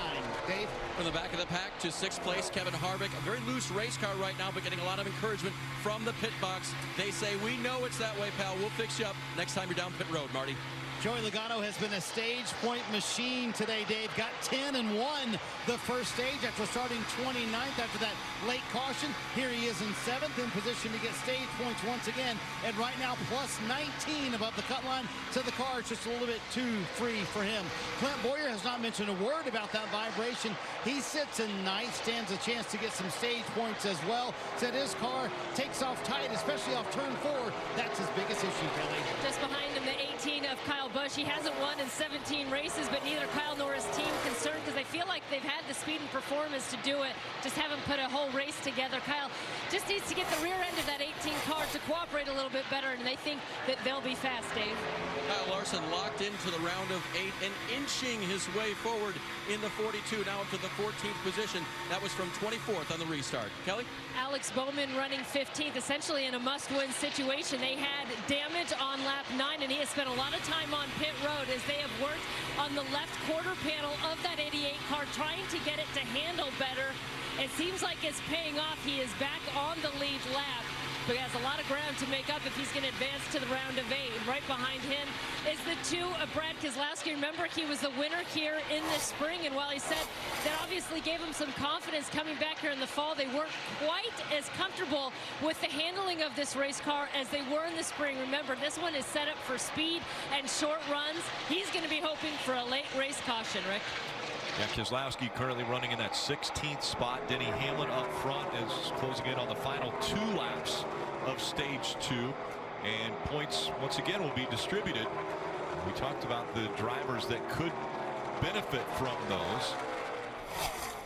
As Denny Hamlin crosses the stripe, 2 laps to go. And guys like William Byron needing points, Chase Elliott needing points, running up there in the top 5. That put Jimmy Johnson 1 lap down. Outside the top 10 right now and needing points is Alex Bowman in the 15 must-win situation. Might be building for him after this second stage. And now the white flag out on stage 2. So 1 more lap around, and this one not nearly as close as stage 1. Denny Hamlin has a 2.6 second lead. Now the one negative to Denny Hamlin potentially winning this stage is that since stage racing has begun, a stage winner has never gone on to win the race here. And so that could be bad for Logano as well as Denny Hamlin. 11 slowed getting into turn 3. Slowed way down as Denny Hamlin slowing letting him down. go. Just letting him go, guys.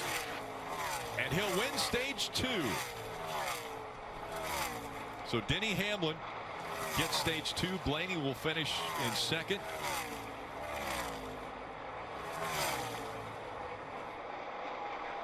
And surprising, maybe a little bit of respect there shown to Jimmy Johnson.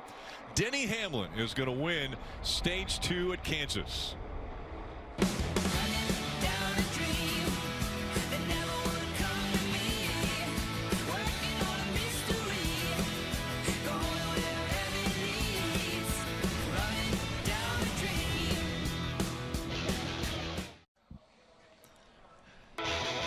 NASCAR on NBC is brought to you by Untuck It. Shirts designed to be worn untucked. Untuckit.com. Monster Energy. Unleash the beast. And by Credit One Bank, the official credit card of NASCAR. Perfect for race fans. Monster Energy Cup Series playoffs from Kansas Speedway. 2 stages complete, 1 to go. Who will be the 4 that get eliminated from the playoffs right now? The 9 is below the line. Is the 24, 14, and 88 also below the line, but the 9 has the most stage points today. So 15 for Chase Elliott. Martin Truex Jr. also getting 15. Those are, of course, the drivers in the yellow that received playoff points, or excuse me, stage points, and now the playoff drivers that didn't receive points in the first 2 stages. Kyle Larson didn't need them. Alex Bowman did. Here they come onto pit road, Dave. Rick, in some sports, if you tighten up, it means you get a little nervous and you might make a mistake. For a NASCAR stock car, if you tighten it up, you make it more drivable. That's what Denny Hamlin needs, even though he led the laps there and won the stage. 4 Goodyear tires, Sunoco fuel, Marty. William Byron, just so calm on the radio for a young man, told Chad Canals, I'm free into turn 3 and center and exit. We're really good. He said, honestly, I was pretty happy that run. Going to be a small air pressure adjustment for that 24. Also a wedge adjustment, trying to tighten that car up on entry. For Martin Truex Jr., he said, I need to keep that turn longer. He said, at the end of the run, I'm just losing a ton of turn in the 19. That's where it's hurting us, and we're losing a lot of time off 3 and 4. Denny Hamlin wins the race off of pit road. Ryan Blaney second.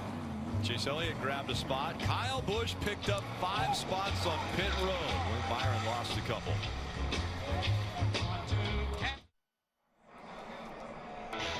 Getting ready for the final stage to get underway. Denny Hamlin up front here at Kansas. Rutledge. Rick, I am outside the track, high atop turn 4 here, and what we saw is a lot of cars keep getting a little loose, it seems, as they're coming through turn 4. And I realize it has a lot to do with the wind. I brought my trusty wind meter up here. So I'm getting hits as high as 17, 18, 19 miles an hour. Sustained is usually just above 10. So I'm wondering, Dale Jr., when you're at a track like this and you barrel into turn 4, when you have 20 miles an hour wind pushing you from the side, can you feel that a lot as a driver? And how do you try to take that into account? Absolutely. When the wind's on the race car, going into the corner, if you have wind on the nose of the car, it actually makes the car feel better. Yeah, we've talked about that. If you have wind in the back of the car or in the left door while you're going through the corner, it tries to spin you out. It tries to shove you up the racetrack. So that can be really uncomfortable. But everybody has to deal with that wind. It's not just you out there. But hopefully, you know, you're thinking about that when you're making adjustments to your car. Some things you're not going to fix because of the wind. That's the biggest thing, is I have to filter out what can I fix and what can't I. The wind I'm not going to be able to fix. And it makes the 2 ends of the racetrack drive so different. That sometimes is the toughest compromise. And then with all of this downforce, a gust, well, we didn't want to talk about gusty wind. That changes everything, Rick. That makes a crew chief's job very difficult. So now you've got to worry about the wind too, not only the competition and the lines that you've got to run around this racetrack and thinking about points, but the wind comes into it as well. Yeah, it's always something. In this racetrack, the wind has always been here. It's always been a factor. Right now, though, I think Chase Elliott and William Byron sitting here starting 4th and 6th. I think after these first 2 stages, they feel like this is a must-win situation. They're both starting toward the front. I'm really interested to watch how aggressive they get on this restart. 4 drivers are now locked into the round of 8. The 11 and 19 via points are now secured in the round of 8. They will have a chance to get into the championship 4. Will someone join them via a win, or will it be points that get the remaining drivers into the round of 8? The final stage is underway.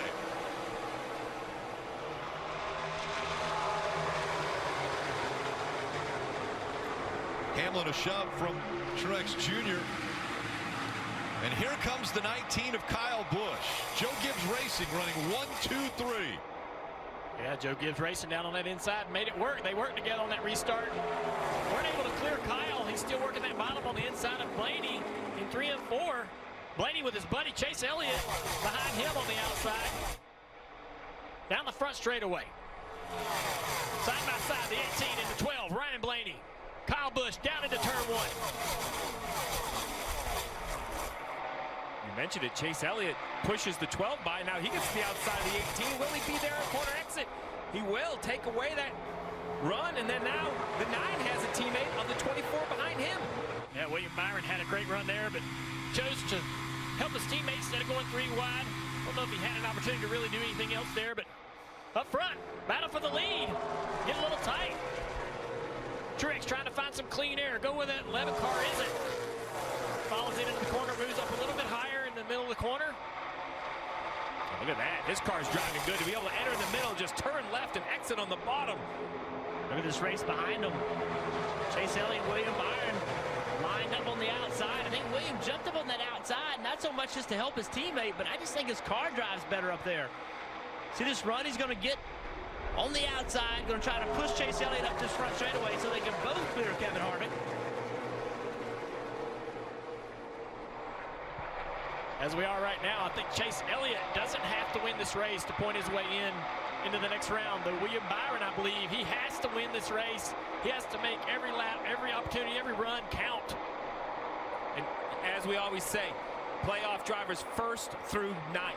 When you get to these final stages, there's a reason these are the teams in the playoffs. Time and time again, they show. You see now, Ryan Blaney makes the move for second inside the 19 of Truex. Will he get up there and slow the 19 down to the quarter panel? Looks like he's there. I did not think that Ryan Blaney was going to be in this position at this particular point in the race. In the first stage, he dropped like a rock when the green flag dropped. But here he is, battling up into the top 3 in stage 2 and in stage 3 to the inside. So much conversation about the Penske cars early in the year, but Ryan Blaney wasn't in it. Took the transition to drive the 12, coming from the Wood brothers. Just was okay in the 12. Got that win a week ago at Talladega, and then it seems like the pressure's off, Marty. This looks like a whole new 12 car. You can just feel that pressure off when you're around the 12 camp this week. He threw a party for the entire team, bouncy houses for the kids and everything, along with a cotton candy machine. He said, that was fun. I want to do more of that. Blaney clearly very quick. He's making the bottom work here, but he would love to make the top work like he is right now. But he just radioed the crew a moment ago.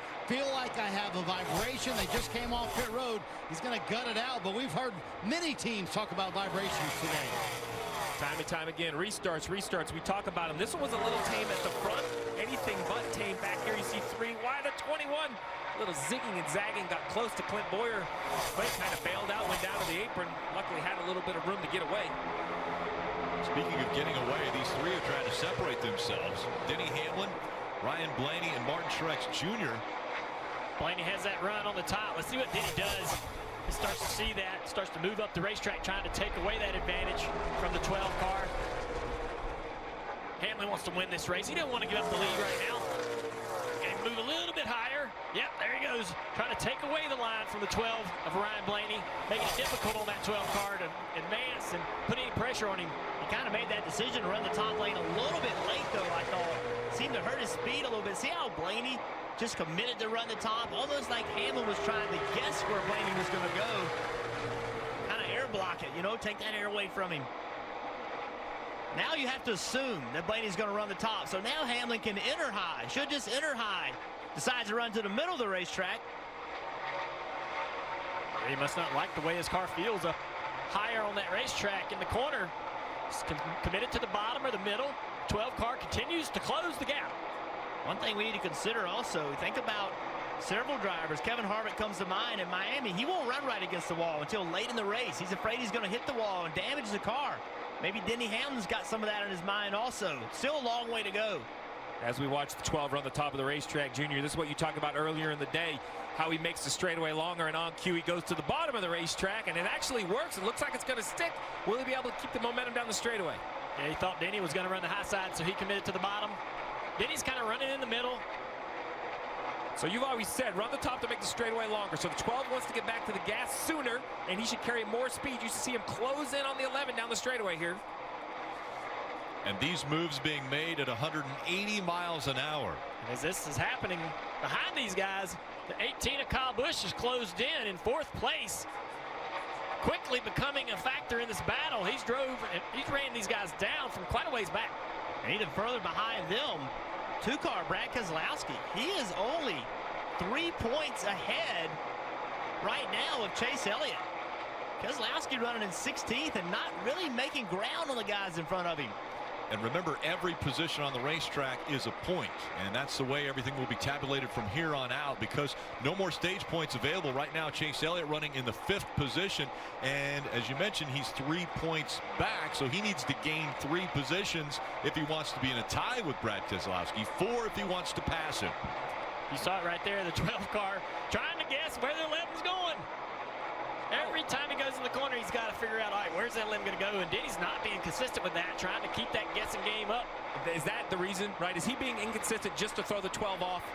I think so. I mean, Denny's pretty clever. What a run by the 18 of Kyle Busch, though. He's up to 3rd now. I like this run by Kyle Busch today. We've seen Kyle Busch this year with this package just really not be able to pass as well as Martin Truex can. But today, Kyle Busch has gone to the back, had all sorts of issues, and has driven himself back to the front. That's got to be a huge confidence builder for them. Now racing Blaney for second.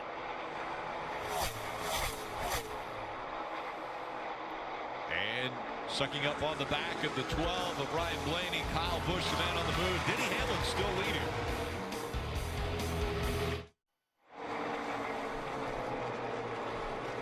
Tonight in Texas, Sunday Night Football. Division rivals clash when Carson Wentz and the Eagles face Dak Prescott and the Cowboys. The coverage begins at 7 p.m. Eastern with Football Night in America only on NBC. Only 84 laps remaining in the Hollywood Casino 400 from Kansas Speedway. And now the fight for second is heating up. Ryan Blaney has a mere full of the 18 of Kyle Busch. Blaney was up there battling Hamlin for the lead. Hamlin seems to be able to drive away on the long run. The 12 car starting to struggle just a little bit, falling back into the clutches of the 18 car Kyle Busch here. It almost looked like the Blaney was faster than Hamlin. They drove into turn 3. Hamlin went up the racetrack, took away that outside lane, and then from that lap on, this car has not had the same speed. You wonder if it got the front tires heated up or something. You know, it got real tight behind him. And it looked like the exact same thing just happened to the 18 car. Trying to run that high line exactly where the 12 is. You can only get close enough to a point before that arrow starts to become a problem and you have to move to a different lane. Kelly.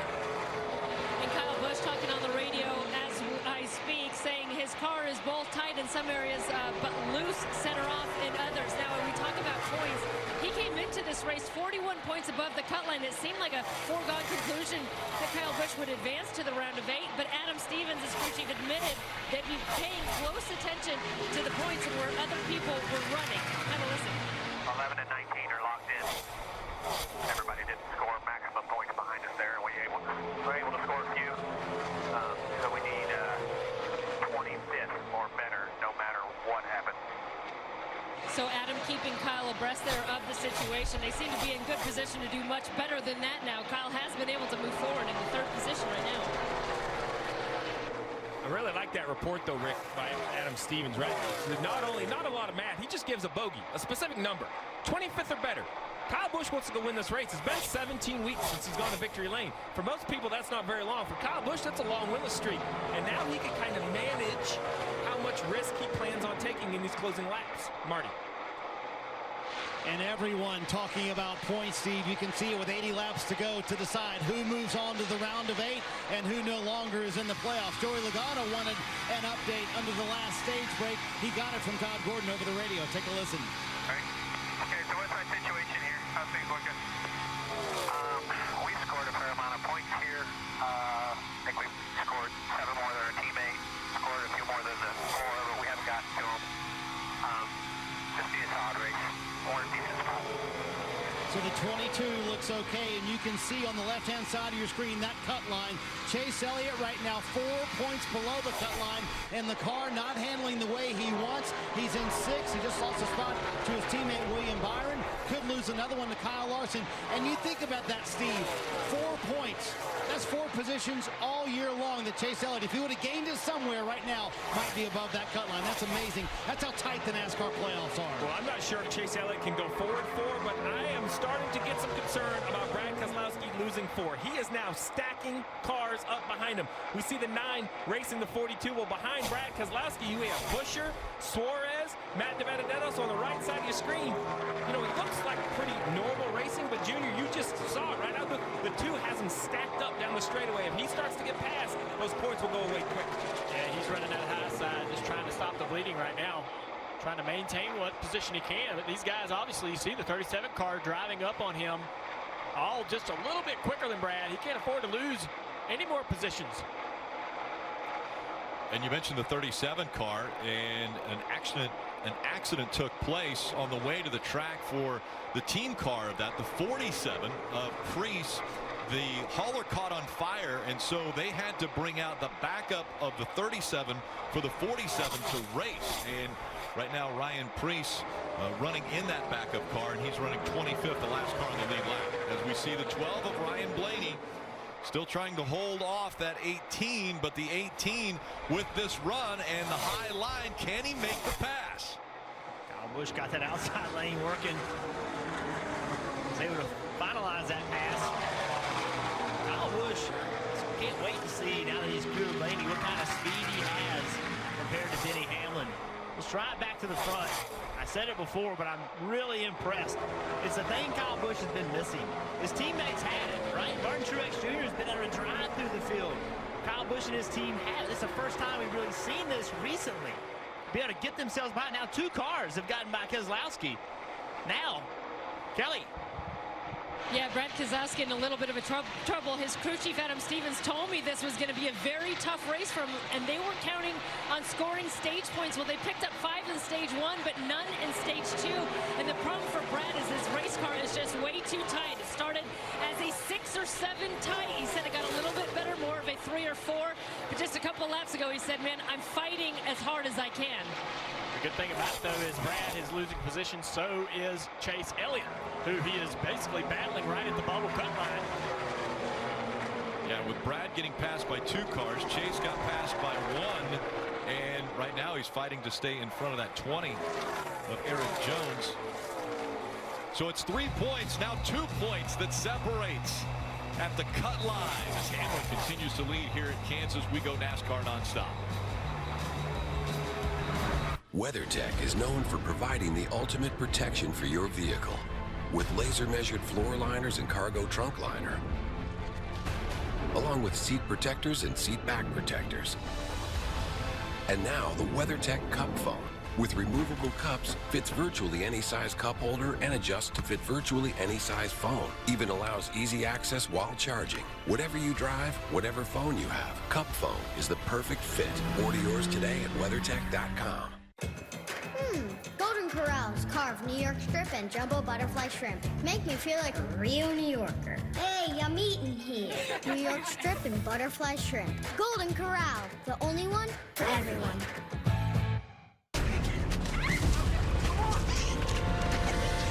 Let's hide in the attic. No, in the basement. Why can't we just get in the running car? Are you crazy? Let's hide behind the chainsaws. Smart. Yeah, okay. If you're in a horror movie, you make poor decisions. That's what you do. Shh, I'm being quiet. Breathing on me. If you want to save 15% or more on car insurance, you switch to Geico. It's what you do. What does it take to call yourself an explorer?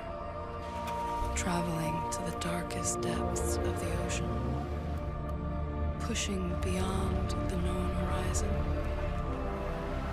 Passing through. Mom, can we get Froyo? Yeah, Froyo. Yes. The all-new 2020 Ford Explorer ST with intelligent four-wheel drive and terrain management system. It's the greatest exploration vehicle of all time. Golden Corrals, carved New York strip and jumbo butterfly shrimp. Make me feel like a real New Yorker. Hey, I'm eating here. New York strip and butterfly shrimp. Golden Corral, the only one for everyone. Fans pouring into the Homestead Miami Speedway as everyone awaits a new series champion. Commemorate 18 years of champions at Ford Championship Weekend. It all comes down to this. November 15th through the 17th at Homestead Miami Speedway. Get your tickets and celebrate with 3 champions at the 2019 NASCAR season finale. It's time to settle it. Call 866-409-RACE or visit HomesteadMiamiSpeedway.com.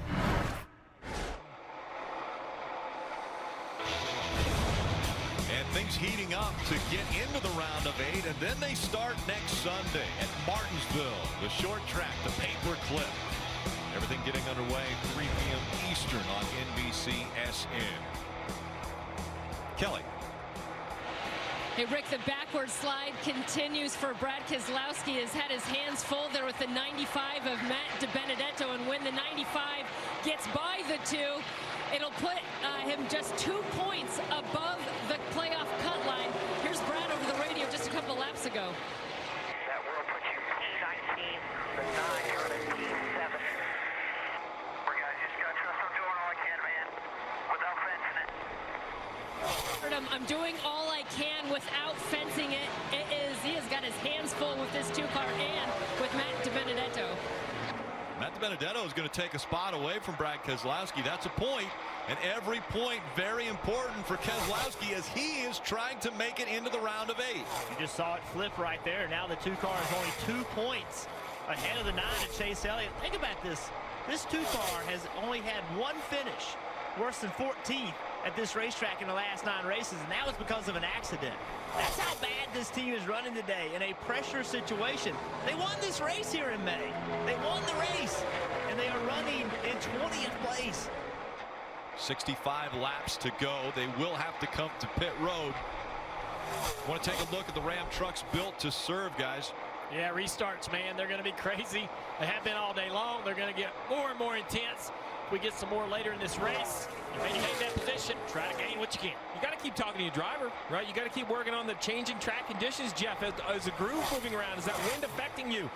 With 64 laps to go in this race, I got to give you those correct adjustments on the final pit stops. And what do you need to advance into the next round of the playoffs? Situational awareness right now. Look at this 24 William Byron. They know they got to win. The 9 car, think about what situation they're in. They got Keselowski kind of down. What do you need to do so you can continue your quest to win this championship, Marty? Do not count William Byron out of the mix yet. This is a fantastic battle for 4th between all 3 of those cars right now. Byron trying to get it, actually wound up in that process, losing 5th to Kyle Larson. But a moment ago, Chad Knaus told him on the radio, do not fall into a trap, trying to run the high line, trying to create speed. Take care of your race car. We can still win this thing. Dave? And as Kyle Larson takes that spot, he's going to get challenged right back here from William Byron. Look at that. Little tap down the back straightaway. Larson's car very, very good. Restarted 15th all the way up to 5th place now. And as leader Denny Hamlin was being told, hey, that was a good lap. No one has anything for no one has anything for that. The one faster car, the 42, recovering from a pit penalty earlier. An uncontrolled tire for the 42 team earlier on pit road put them in a deficit, even though Kyle Larson has led 60 laps of this race. Denny Hamlin has been up front for 89 laps. There's been 12 lead changes between 10 different drivers already in this race, and we know there are still green flag pit stops coming up, potentially green flag pit stops coming up as we're closing in on 62 laps to go. Fuel window here at Kansas, 60 laps, so they're almost inside of that fuel window. Ryan doing his best to try to get that bottom lane working. That's what he wanted. He wanted Kyle Larson to go to the bottom to give him some clean air on that Car in front of him in the fence. The 13 almost in the wall there off turn 2. Creating a little bit of a stack up here between these guys. Big run there by the 42 of Larson as he goes to the bottom of the track. Truex Jr. up high and just slides in behind him. Now, if you're William Byron, you have to guess where the car in front of you is going to go. He guessed he's going to run the top. He kind of went to the middle, just trying to find clean air. Look at that turn by the 24 right in the middle of the corner. They're going to be side by side with him. No, 42 clears him. And 42 flat around the top. Look at 13 out in front of these guys. Almost in the wall, all the way out of gas. Stacking these guys up. Where are they going to go? Try to take advantage of these situations when they happen in front of you.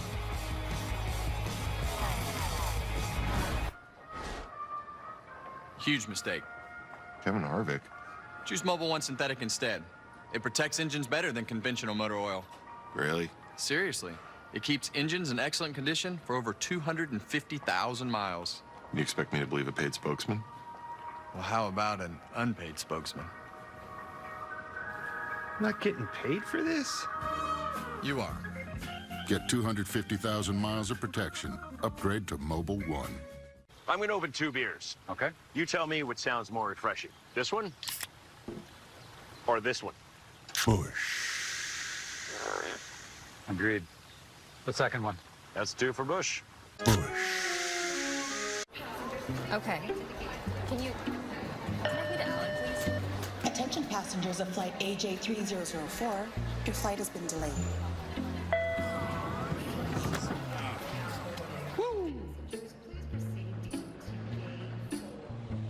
It's the flavor that makes you go, woo. McDonald's new spicy barbecue glazed tenders and chicken sandwich. Made with tender, juicy, all-white meat chicken. That'll be $15.42. I just need your favorite color, your ring size, the make of your... Tired of being asked for too much information? Just enter your name and last 4 digits of your social security number to see if a platinum credit card offer is waiting for you. Visit gocreditone.com. Cats down by 58 with 1 minute left. Hey, where's everybody going? This game's not over, so we're not the best. Our kicker stubbed his toe on the ball, and pretty sure our mascot has his costume on backwards. But this is our team. No matter what. Superstars come to play on Wednesday Night Hockey. We've got a 2-time most valuable player. Cosby, score! Plus the reigning MVP. What a goal! Kucherov! Who's also last year's scoring champ. Not to mention the league's top goaltender. Vasilevsky! My goodness! What happens when the best come to battle? Penguins, Lightning, 8 Eastern on NBCSN.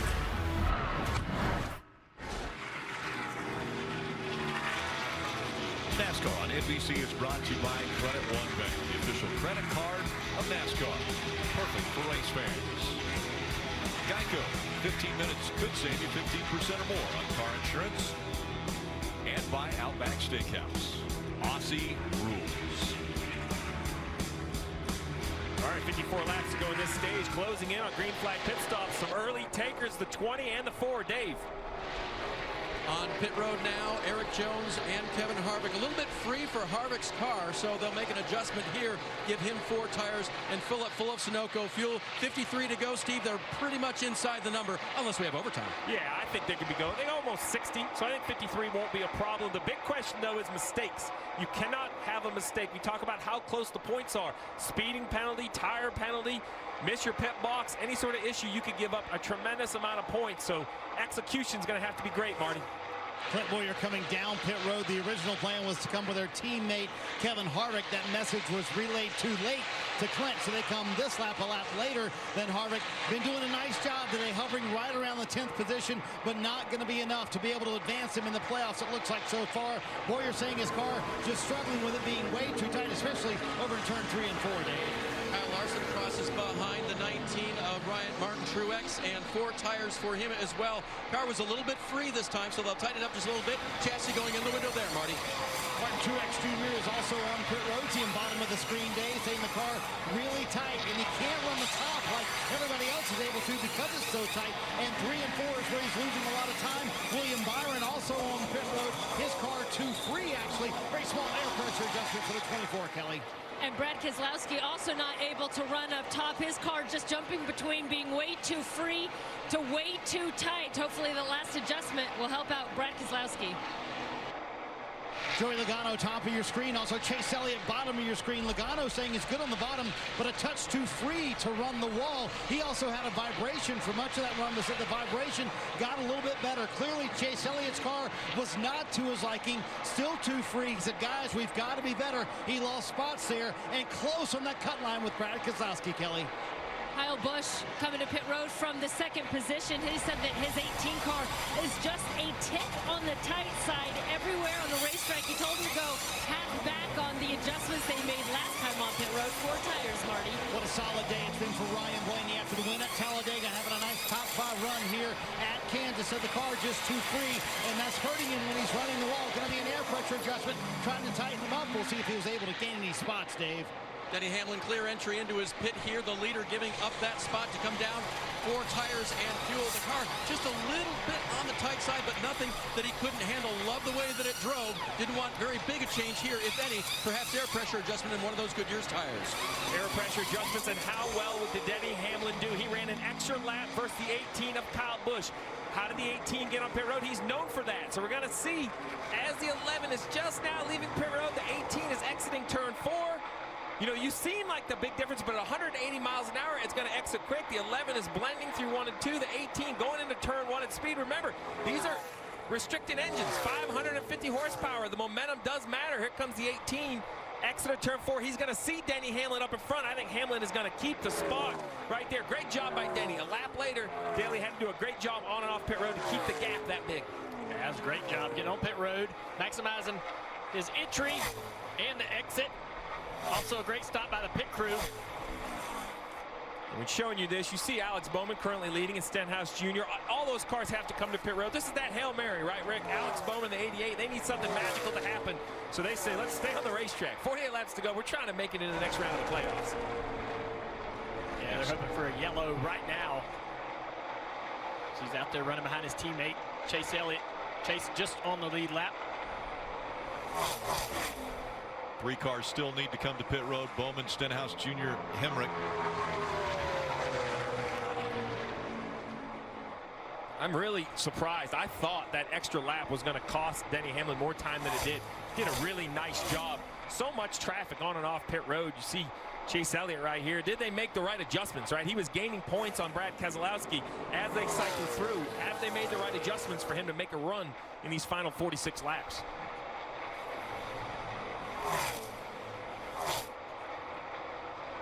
So there's, see Denny Hamlin right here. He's going to, when this thing cycles back around, he should be the leader. When all these pit stops started, that 2 car, we keep talking about Brad Keselowski, was 3 seconds ahead when these pit stops started. There he is.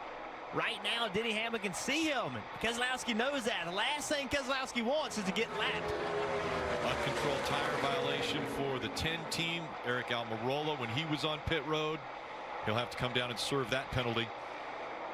One of the concerns right now with the 88 on the racetrack is that's also helping the 9, Jeff, because Chase Elliott is on the lead lap currently with Bowman as the leader. Brad Keselowski is not. So great point to the 11, right? Great point to the 11. But as they ride, this is an uncomfortable situation for the 2 car. Yeah, he got held up big time. Racing 2 cars, got held up. 11 cars about a second behind him now. And the points as they run a little bit off because of Bowman. Alex Bowman is being scored as the race leader, and so with that, he is above the cut line.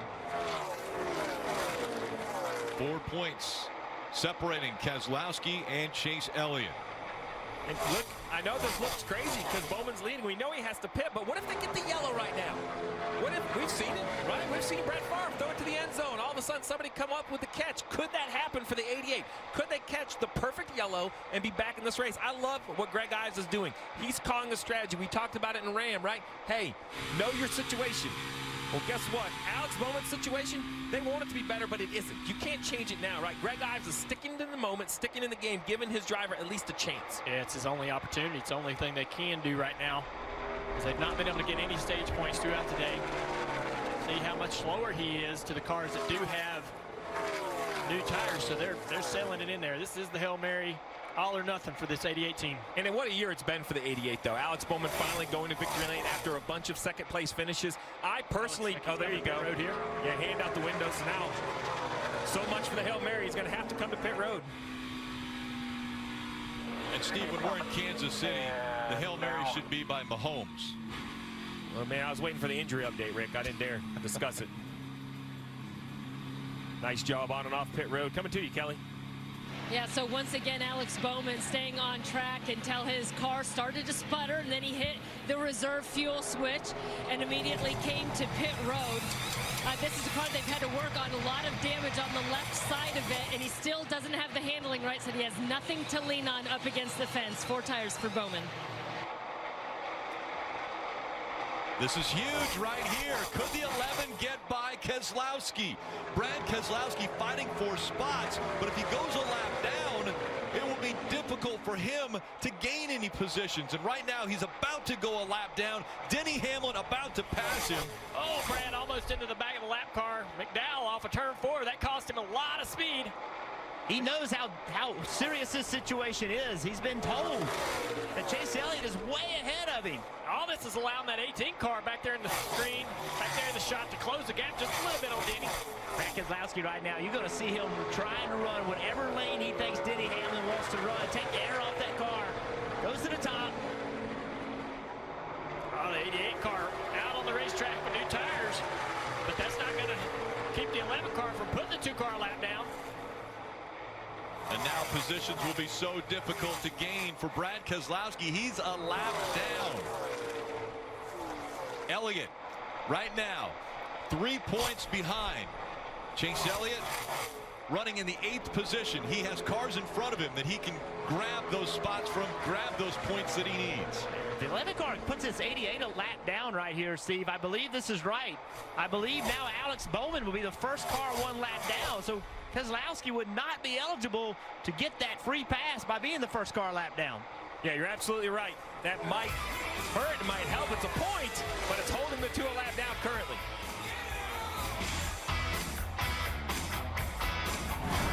Getting to know you, getting to know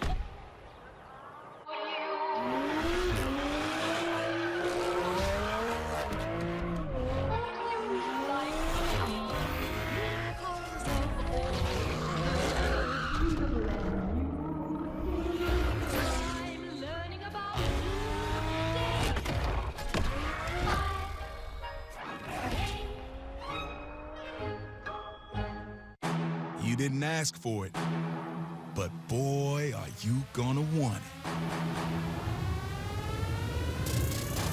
it. Introducing the new stuffed Cheez-It pizza from Pizza Hut. You're welcome. A sports equinox is coming. 4 sports, 1 day, 1 contest that's free to play.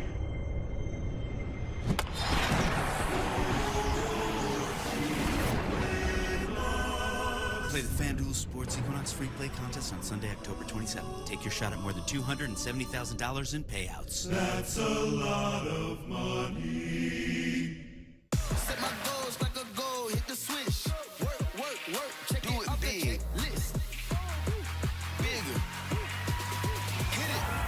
Because there are those who don't and those who do. Let's do.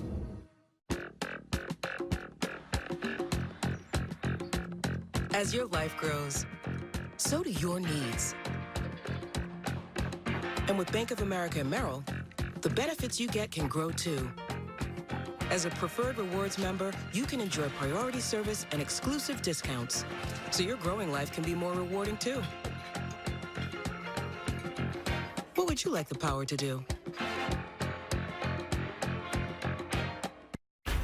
The time has come for Denny Hamlin. This is the year. Nearly 3 dozen Cup wins without a championship. Wins at every premier track in the show. But it's not enough to be crazy fast or crazy brave. Sometimes you gotta grab history by the scruff of its neck and shake it hard. I know you can hear me, Denny Hamlin. The NASCAR playoffs from Martinsville. The best racing is now.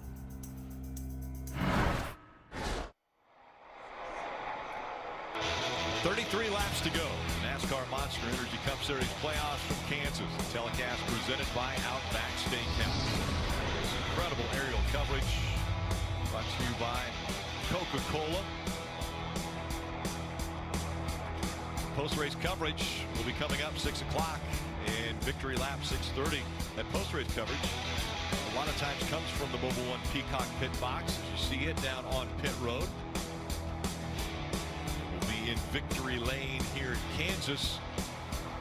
There's still a lot of work to be done on the racetrack. Find out who will be in victory lane. Right now, Denny Hamlin looking very strong as he's closing in on the back bumper of Parker Kligerman in the 96. Dave. And Ricky gave himself a little bit of a scare during those green flag pit stops when he re-entered the racetrack from the flat apron onto the banked racing surface. He entered pretty aggressively, and he radioed into his spotter, hey, look at my splitter on the right there in the front of the car. Did I bend it up? Did I make this car slower? Because it sure feels that way. And then, remember all that traffic he had to get through while his teammate Kyle Busch at that time was closing in. A little bit of a head game that he's gotten through, and now he's clear, Marty. Okay, focusing on the left side of your screen, let's talk about the drivers right around the bubble. It is tight to see who advances to the round of 8. For William Byron, this looks like it'll be a career best day at Kansas, running 5th. He's never finished better than 20th at this racetrack, but it may not be enough. They know they must win in order to be able to advance on. Right now, they are not in a in position to do that. Chase Elliott, when you think about how the first round of these playoffs ended for this 9 team, they won the race at the Roval after wrecking in that race. But then the next week at Dover, and engine failure, they finished last. The one thing Alan Gustafson told me we could not have last place points, then a wreck at Talladega. Today's been a top 10 day, but Chase Elliott right now 3 points below the cut line. Meanwhile, Joey Logano told me before the race, we must maximize our day. They certainly have done that. A right front that was loose at the start of the race, contact with the wall early on, yet they still have gained 14 stage points today. And right now, Joey Logano plus 18 above the cut line. Looks like he'll advance, Kelly. Marty, it's been a pretty forgettable round of the playoffs for Joey's teammate here, Brad Keselowski, 11th at Dover. Last week got collected in a wreck at Talladega, finished 25th, and right now he's running, where is he, 19th and a lap down in this race. They made a pretty big adjustment for him. Last time down pit road, went down on the track bar 2 rounds. He asked his spotter, Coleman Presley, do I look faster up top or the bottom? They said up top. We'll see if he can make up any ground and get some speed. And we've been talking about Denny Hamlin, Kyle Busch, Blaney, the battle for the point, trying to make the next round. Well, Eric Jones has a race car that can win this race. He has run Blaney down, having trouble getting by him, but Eric Jones with a lot of speed right now. Had a big issue right there on turn 4, but get a late restart. Watch his 20 car. Hey. And Jeff, they've been working on it all afternoon. It hasn't been perfect every run for Eric Jones, but it was the way that they wanted it to be in qualifying. Expected a little bit better than qualifying 20th, but Chris Gale, his crew chief, told me because of the decisions we made, i.e. high downforce versus being way trimmed out so that it slipstreams through the air for a better qualifying position, we feel like we're going to be good today, and they have been. 27 laps to go. It's all about advancing in the playoffs. The left side of your screen, the 2 of Brad Keselowski, 3 points above Chase Elliott on the right side of your screen. Their position is one thing, but Jeff Burton, their laps are another. Chase Elliott is 8th on the lead lap of 16 cars. He could go forward, he could go back. Brad Keselowski is a lap down. Only 2 cars in front of him, 1 lap down. Not a lot of opportunity to continue to gain points if there's a caution. Yeah, the best thing that Keselowski can hope for right now, Steve, is that Denny Hamlin goes and laps a lot of cars. Because then if you get that late race restart, now you have cars you can go try to pass to get those spots back. So right now, as crazy as it sounds, you want Denny Hamlin to just go way faster than you, go put many, many cars laps down. Yeah, you have to have available points. I don't think you can hope that the Chase Elliott loses points. What if he has the best restart of his career and drives up here and finishes 2nd? You'll be eliminated, right? You're going to have to really be aggressive. Not to mention, if the yellow comes out, would the 2 stay on the racetrack and take the wave around, Junior? I think that if the green flag stays out, we run this race all the way to the end. Chase Elliott doesn't have a lot of opportunities to move forward. He doesn't have cars close enough in proximity to pass. But Keselowski behind him, Austin Dillon, Stenhouse Jr., Bubba Wallace, all those guys about a half a second faster than Brad Keselowski right now, running him down. He could lose those positions if we stay green for another 24 laps. And that 9 car we've watched all day, it fires off fast. It's got good takeoff speed. So if we were to get that restart, he can go get some guys. And as we focused on that battle for the points, Rick, look what's happening for the battle for the lead. The 18 of Kyle Busch has inched in on Denny Hamlin. 23 laps to go. Within striking distance. What a day Kyle Busch has had. He's had to pit for damage, had to pit for a throttle issue.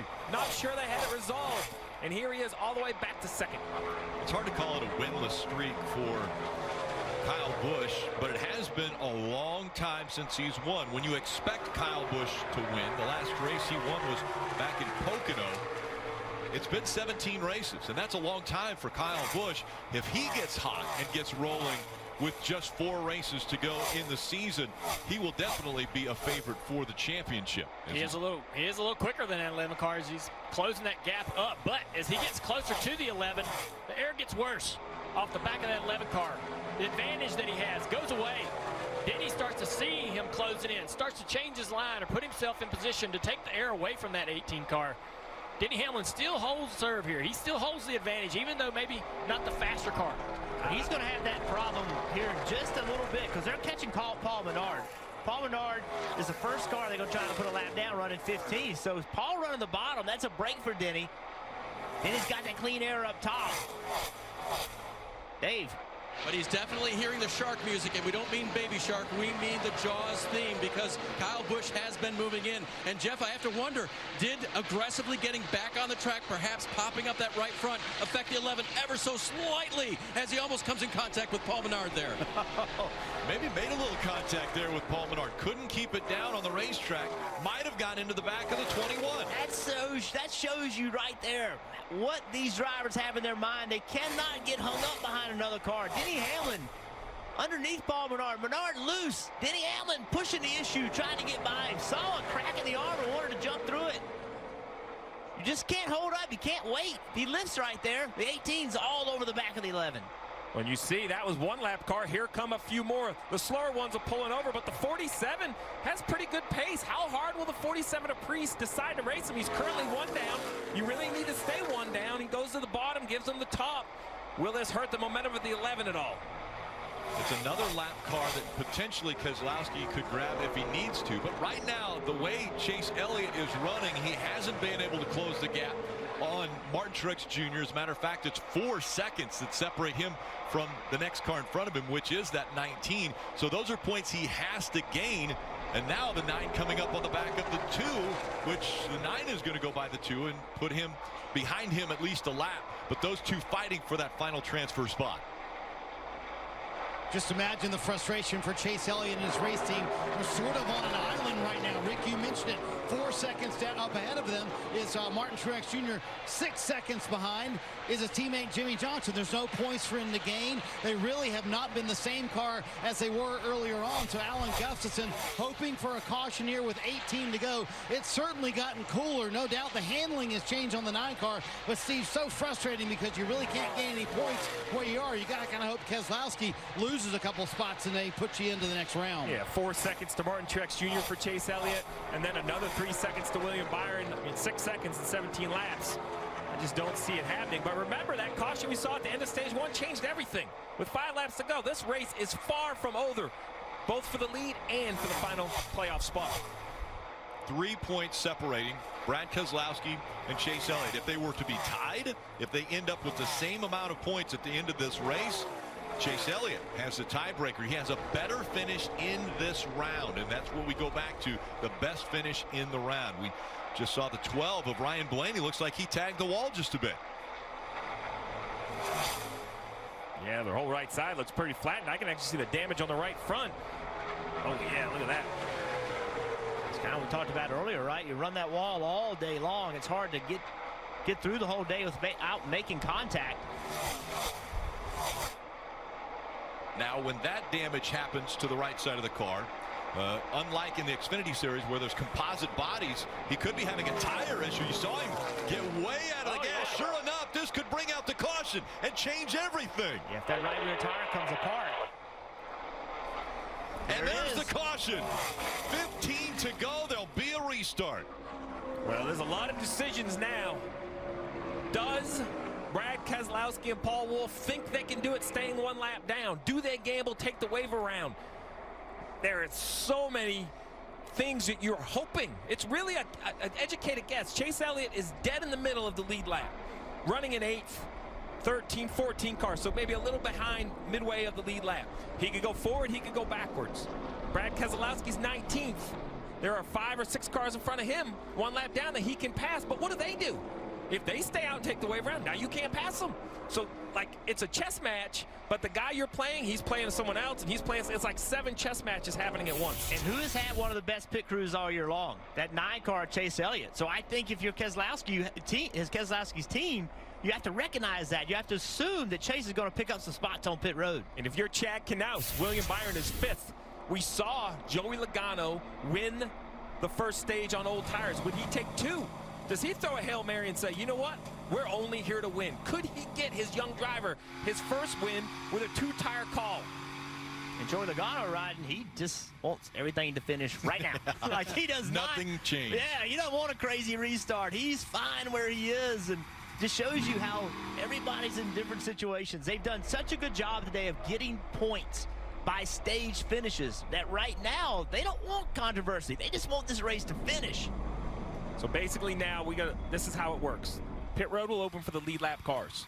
When that happens, the first decision is who pits. We assume all of them probably will. 2 or 4 tires. The reason I bring that up is that will then drive the decision to Paul Wolfe and Brad Keselowski. If cars stay on the racetrack, there is no wave around. You come to pit road. If they all pit, then you have the chance to stay on the racetrack. You leapfrog all those lap down cars. That's 5 extra points you might have. So pit road entry, 3 and 4 right there, is going to be decision time for all of these playoff drives. You work all year to make the playoffs. You race through the entire round, and here you are, 13 laps to go at Kansas. All right, Steve, so that is for the playoffs. What about the race win here? What do you do if you're Denny Hamlin? I mean, you're up front. Do you do anything special to try to stay up front to win this race? Denny Hamlin, Kyle Busch, Eric Jones, I'm putting 4 tires on. Larson maybe gambles on 2. He's already through. William Byron, if I'm Chad Knaus, no doubt I'm taking right side tires. It might not work, but I don't believe that they can win it from 5th. But they know what kind of car they have. Maybe Chad thinks they're good on the short run. Maybe he can make some sort of adjustment. The 9 of Chase Elliott, that's the decision maker. Does he take 4 or does he gamble with track position? I think Alan Gustafson will have to take 4 tires. All right, here comes the first of, what, 5, 6, 7 chess games that are taking place right now. The field on pit road. Marty. Oh, man, Rick, pit stops with 13 to go that could decide who goes to the round of 8 and who stays home from the playoffs. Joey Logano said he's still too loose, can't run the wall like he would like. They're in a pretty good position as they come to pit road, pretty far above the cut line. Chase Elliott, though, said his car, what you did last time only helped it for a little bit. For a 10-lap run, I think we'll be okay. They're going to go 4 tires for Chase Elliott, and then William Byron also going 4 tires as well. For some reason, he said at the end of that run, we lost a ton of grip. I don't know why. A number of cars take 2. A lot of them the 4, though, Rick, and the guys around the bubble all went with 4. Look at that, Steve. Hamlin, Larson, Johnson, 2 tire stops and 4 tire stop for Kyle Busch. So instantly, if I am Brad Keselowski's crew chief Paul Wolfe, I have concern. All those 2 tire gambles, if they don't work, they will fall to the 9 car of Chase Elliott. That's 4 or 5 points he is going to get. If I'm the 2 right here, I do whatever the 4 or 5 cars 1 lap down in front of me don't do. If they pit, I stay out for the wave around. That guarantees me 4 spots, Dale. That's right. We're going to sit here and watch and see what these lap cars do as they enter turn 3, coming around to turn 4 to enter pit road. If they all come down pit road, I think it's an easy call for the 2 car to stay out. Take the wave around. That's a bunch of spots already. So it starts with the 95. You see the 95, the 88. They're both laps down. They are racing Keselowski. The 37.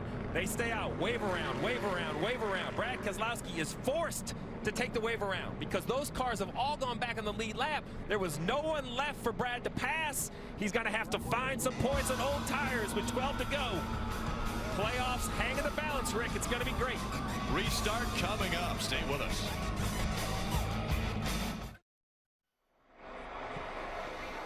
And with very few laps still to go, the balance of the playoffs definitely in the decision is to be who is going to be the 4 that lose the spots and who are going to be maybe the 1 or 2 that are in still. Yeah, this is crazy. We got Chase Elliott in this situation. He's on the lead lap, has 4 tires, some 2 tires in front. He needs to go forward. Keselowski lap down. He's going to have to try to pass other cars a lap down on old tires. This is going to be wild. It's going to be crazy. Let's bring in Steven Jr. All right, guys, what are you expecting?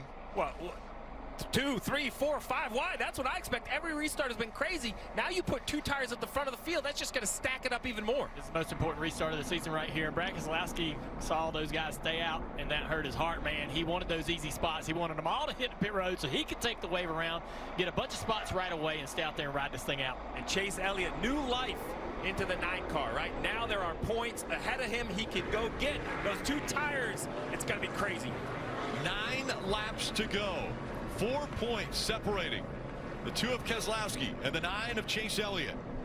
Positions on the racetrack, each worth a point.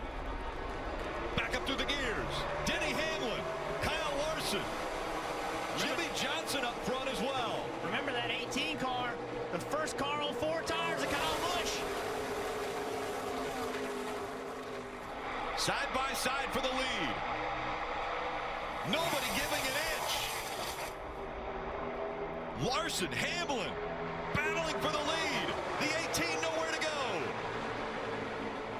Look at the 9 car, Chase Elliott, 3 wide on the outside, knowing he needs spots.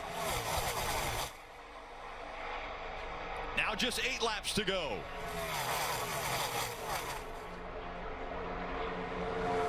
Here comes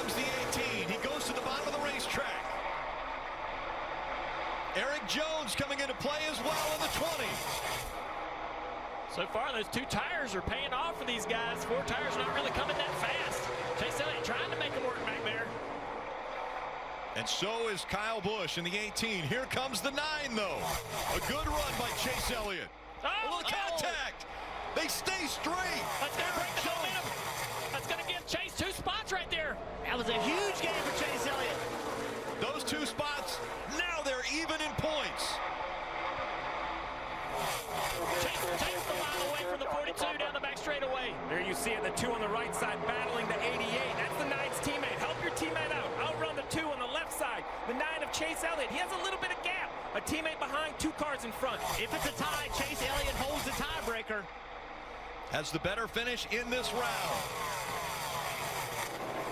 Just 6 laps to go. Now Brad's under assault. The 37, the 17. Hassling right here from position. If Keselowski gets passed by the 37, that's a point away from him. And the 17 as well. Chase sitting in 3rd place comfortably with a teammate behind him. Chase trying to get more, though. Chase is thinking win. Forget points. That's a win. 2 spots in front. No more points. No more math. It's a golden ticket. Denny on 2 tires. Kyle Busch on 4. Chase Elliott on 4. 5 laps to go. Tiebreaker, so keep pushing. There you heard it. We win the tiebreaker. Right now, they are tied for points. Big run down the back straightaway by Chase Elliott to the inside of Kyle Busch for 2nd. Another point. That'll put him ahead. Chase Elliott driving up on the 11 car of Denny Hamlin. Can he win? And Stenhouse by the 2 Keselowski. And here comes the 37. He's also going to try to get by the 2. Now, 4 laps to go. All right, now Chase Elliott. He has wheel on his mind. You guys said it over there just a minute ago. He's got a really good car. No doubt. No matter what happens, if Chase Elliott wins, he knows he's advancing.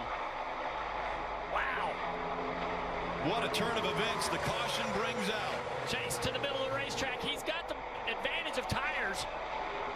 Can he make this run off the corner? And the caution has come out. Wreck on the backstretch. Big crash. Bubba Wallace in the 43 involved, as is the 36 of Matt Tifft. Now, think about this, guys. This allows the 2 to come on pit road and get tires. But these guys in the front, they can't pit.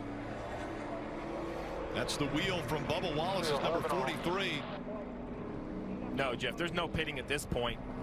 There's no pitting for the front. Keselowski back in 18th. He might try to come get some tires. Keselowski's got to pit. Yeah, he's out of the. He's out. He's going to be out if he doesn't pit. He has got to pit. Put tires on. I'll get the temps cooled off if you want to tape it up. Put tires on it. I like what he's thinking already. I'm going to cool it off. Put some tape on it. Green, white, checkered. And look at the 43 of Bubba Wallace. What happens? How much damage to this race car as we see him climbing out.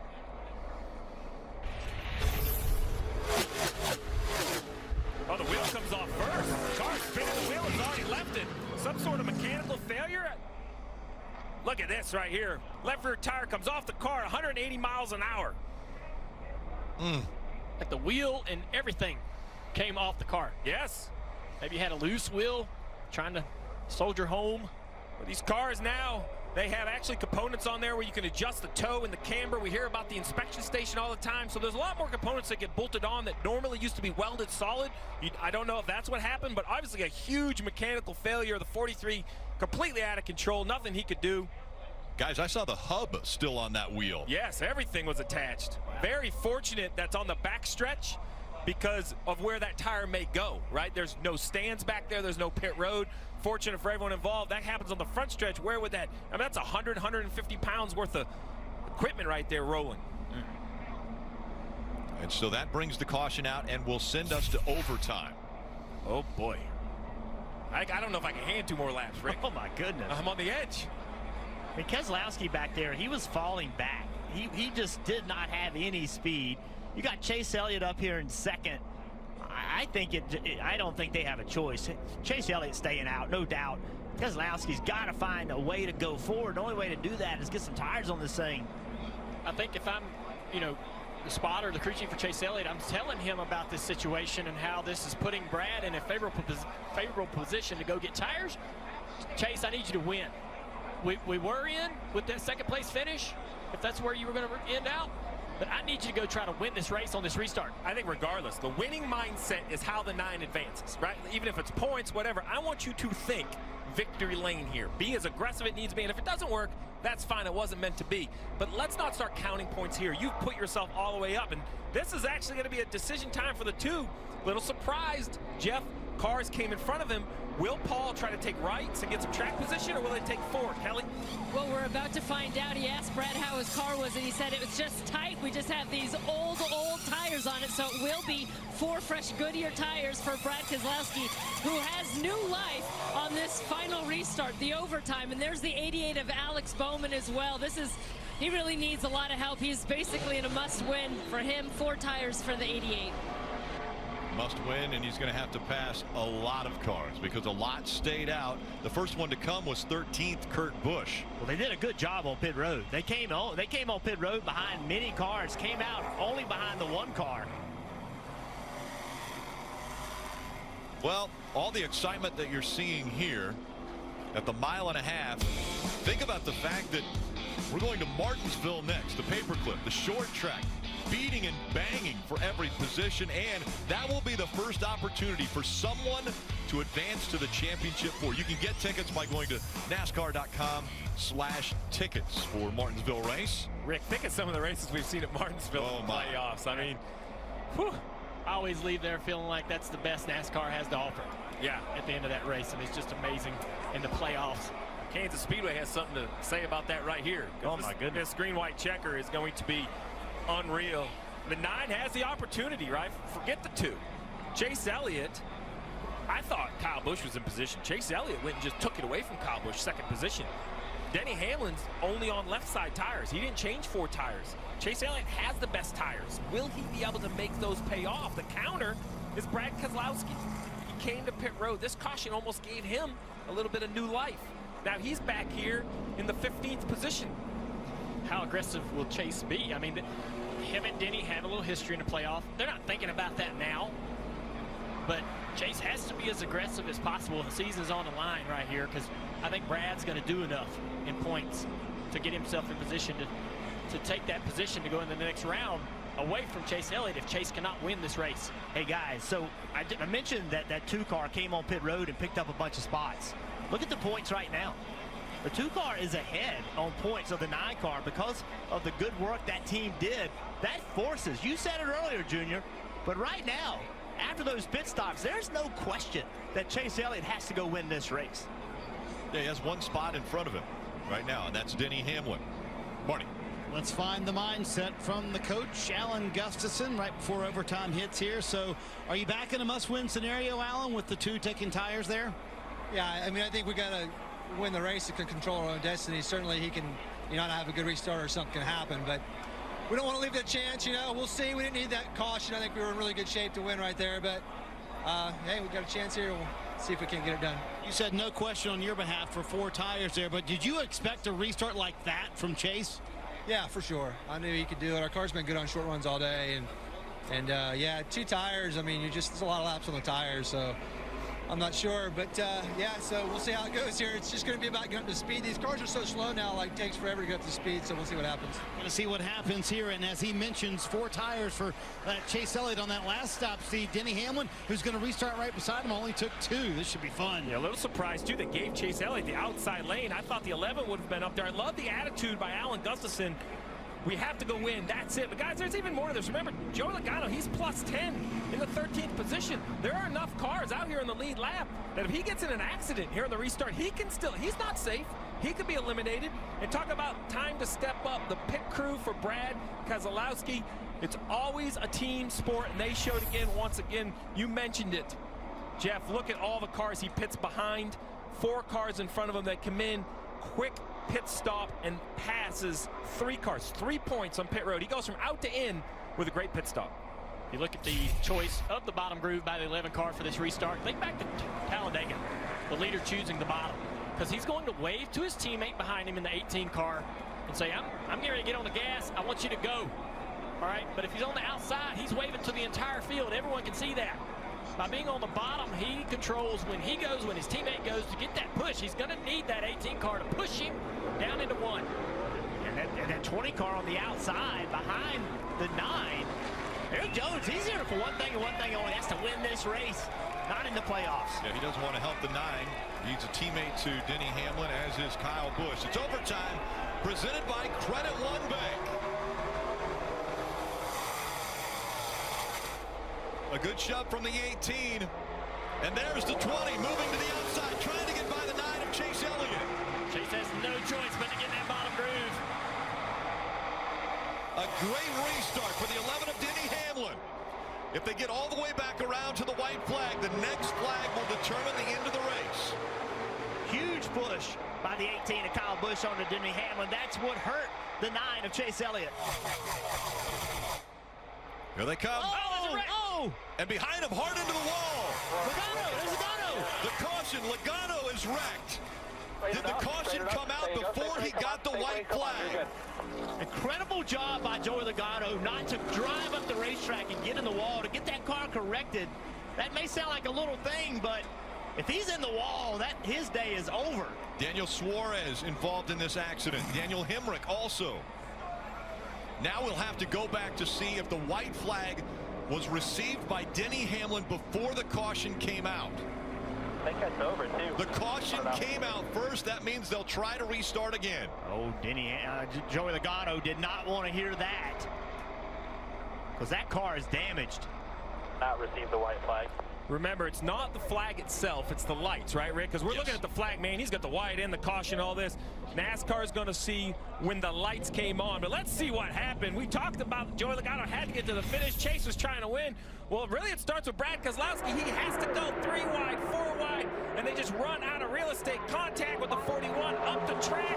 Catches Hemrick. Logano down there on the bottom of the racetrack as he went out of view, got caught, and went through the grass. This will be a great look at the 22 right here at the top of your screen. That bright yellow car. He's going to come into screen and gets pushed down to the grass. Now, how much damage did that 22 have?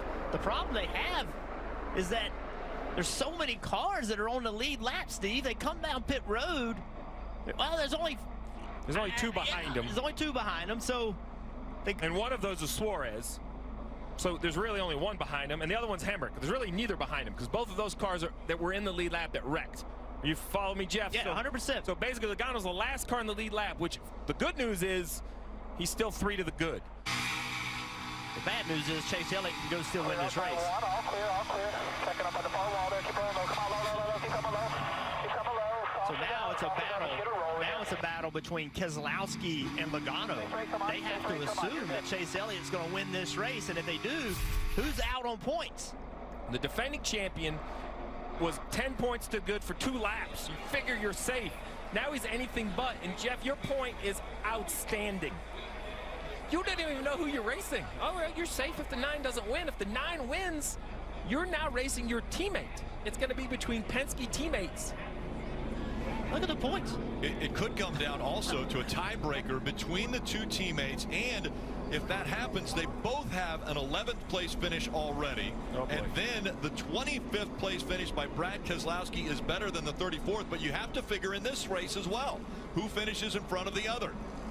I'm going to let you do all that math, Rick. I'm going to stick with pit strategy. I'm going to let you do all that tiebreaker and calculator math. Who doesn't love playoff racing? Man. I mean, this is the ultimate amount of pressure on these teams, on these drivers. As fans and as athletes, that's what you want. You want to be in these pressure-filled situations. It's a chance to win a championship. It's what you've dreamed about. It's what you want. It's what you work so hard for. And it can come down to one position here today. These playoffs are awesome. Hamlin, Kyle Busch, Chase Elliott, Erik Jones, William Byron, the top 5. Don't count out William Byron. And again, the way overtime works, they'll take the green flag. If they get around and receive the white flag, if the leader receives the white flag or the last lap, if he crosses the start-finish line with 1 to go before a caution comes out, then the next flag will end the race, either be the yellow or the checkered flag. Pit road is just open this time. Don't expect many people to come. Obviously, Joey Logano being the last car on the lead lap. He'll come down and work on his car.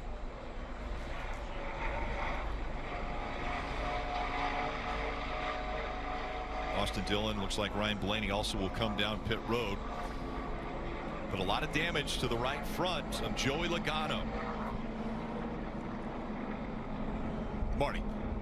They've been assessing the damage from our pictures as best as they can. Joey did say he got hit in the right front. They're a little worried about suspension damage, but you can see how bad it is right behind that right front tire. And right now, they told him as he came to pit road, here's the situation. Chase Elliott wins, we're out. If he does not win, I think we'll be okay. But this is going to be an amazing second overtime. Chase Elliott's team is literally 10 feet away, feeling like they've got a shot to win this thing. Meanwhile, Joey Logano's team trying to salvage their season, Kelly.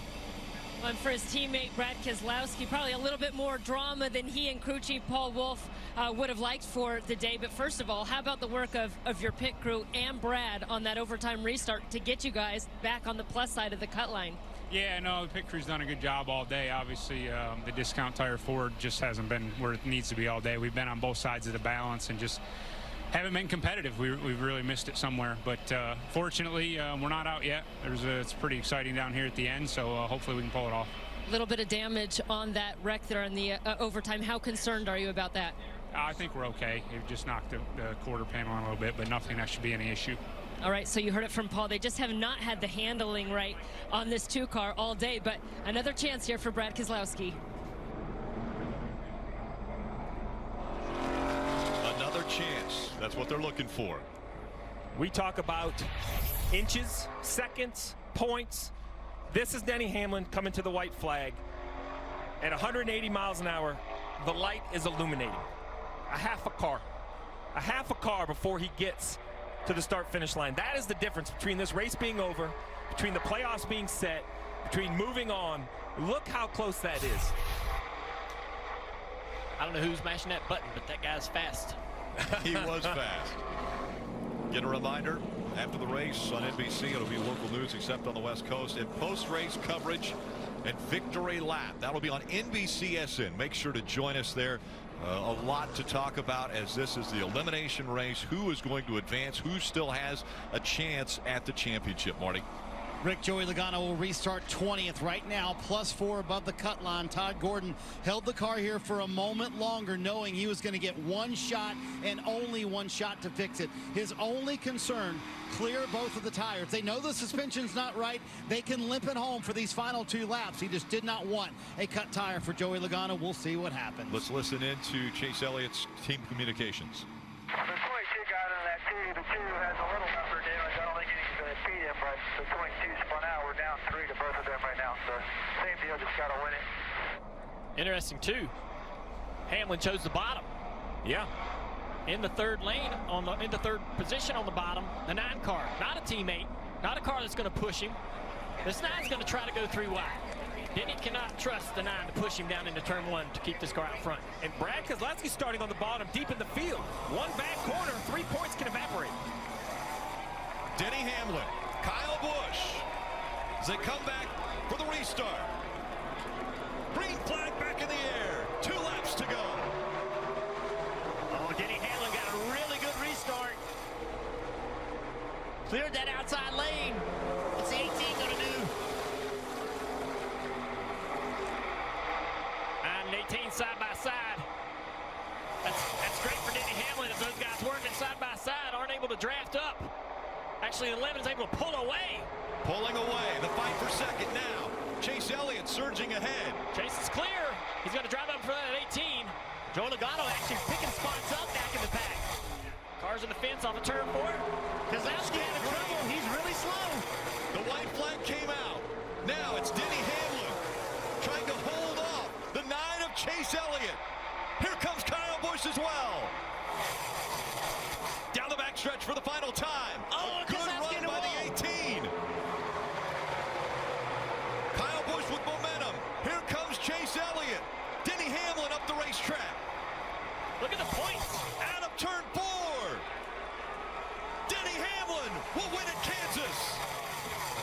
And who will advance? Will it be Chase Elliott?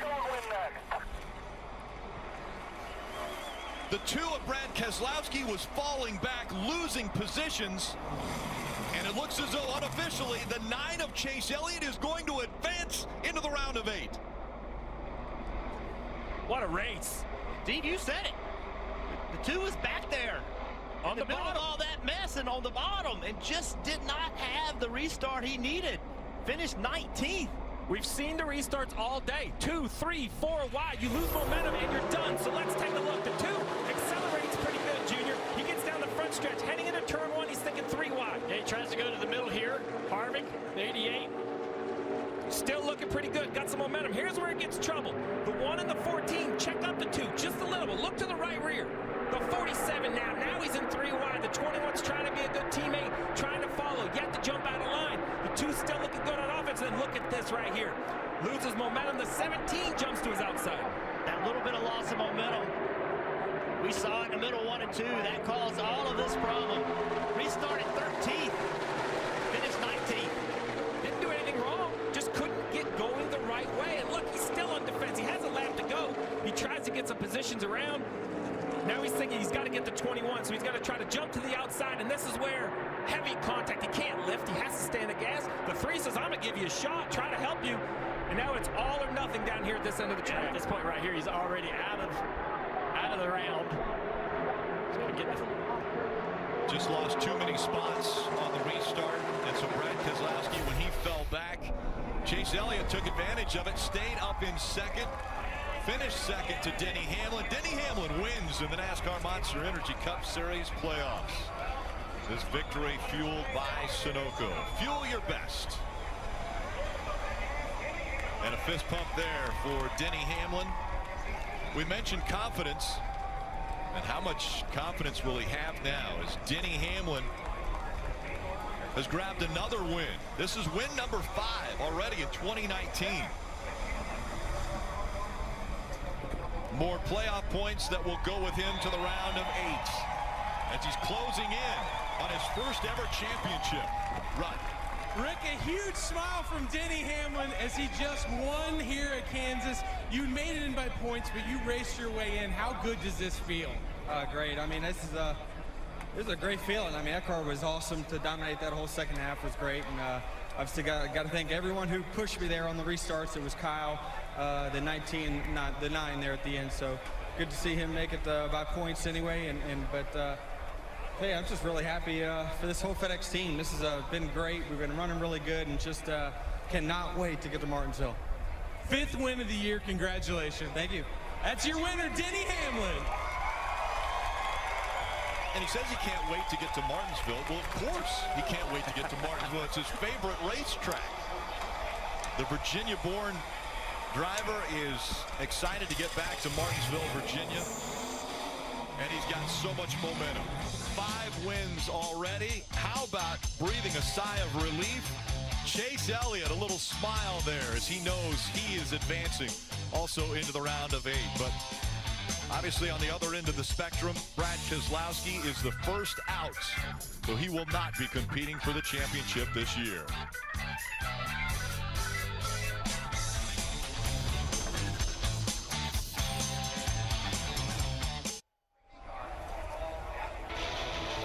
What a race. Up next, local news here on NBC, and then post-race coverage as well as Victory Lap on NBCSN as Denny Hamlin has made it into victory lane.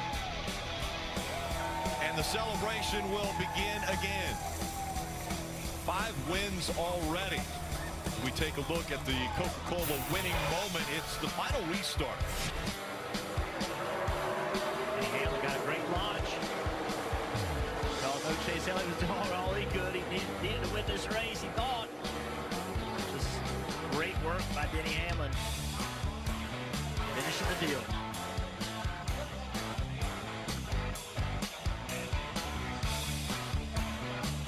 And the celebration once again, the 5th time already in 2019. All smiles for Denny Hamlin.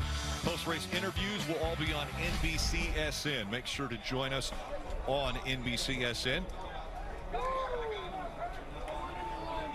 Difficult situation for Brad Keselowski. It was obviously a lot of stress for Joey Logano. As continued post-race coverage from Kansas Speedway is next on NBCSN. Coming up on NBC, local news except on the West Coast, and later at 7 p.m. Eastern, it's football night in America, followed by Sunday Night Football. Tonight it's Eagles versus the Cowboys. Denny Hamlin with the win. And again, join us on NBCSN for all the post-race interviews. Congratulations, Hamlin. The round of 8 is set.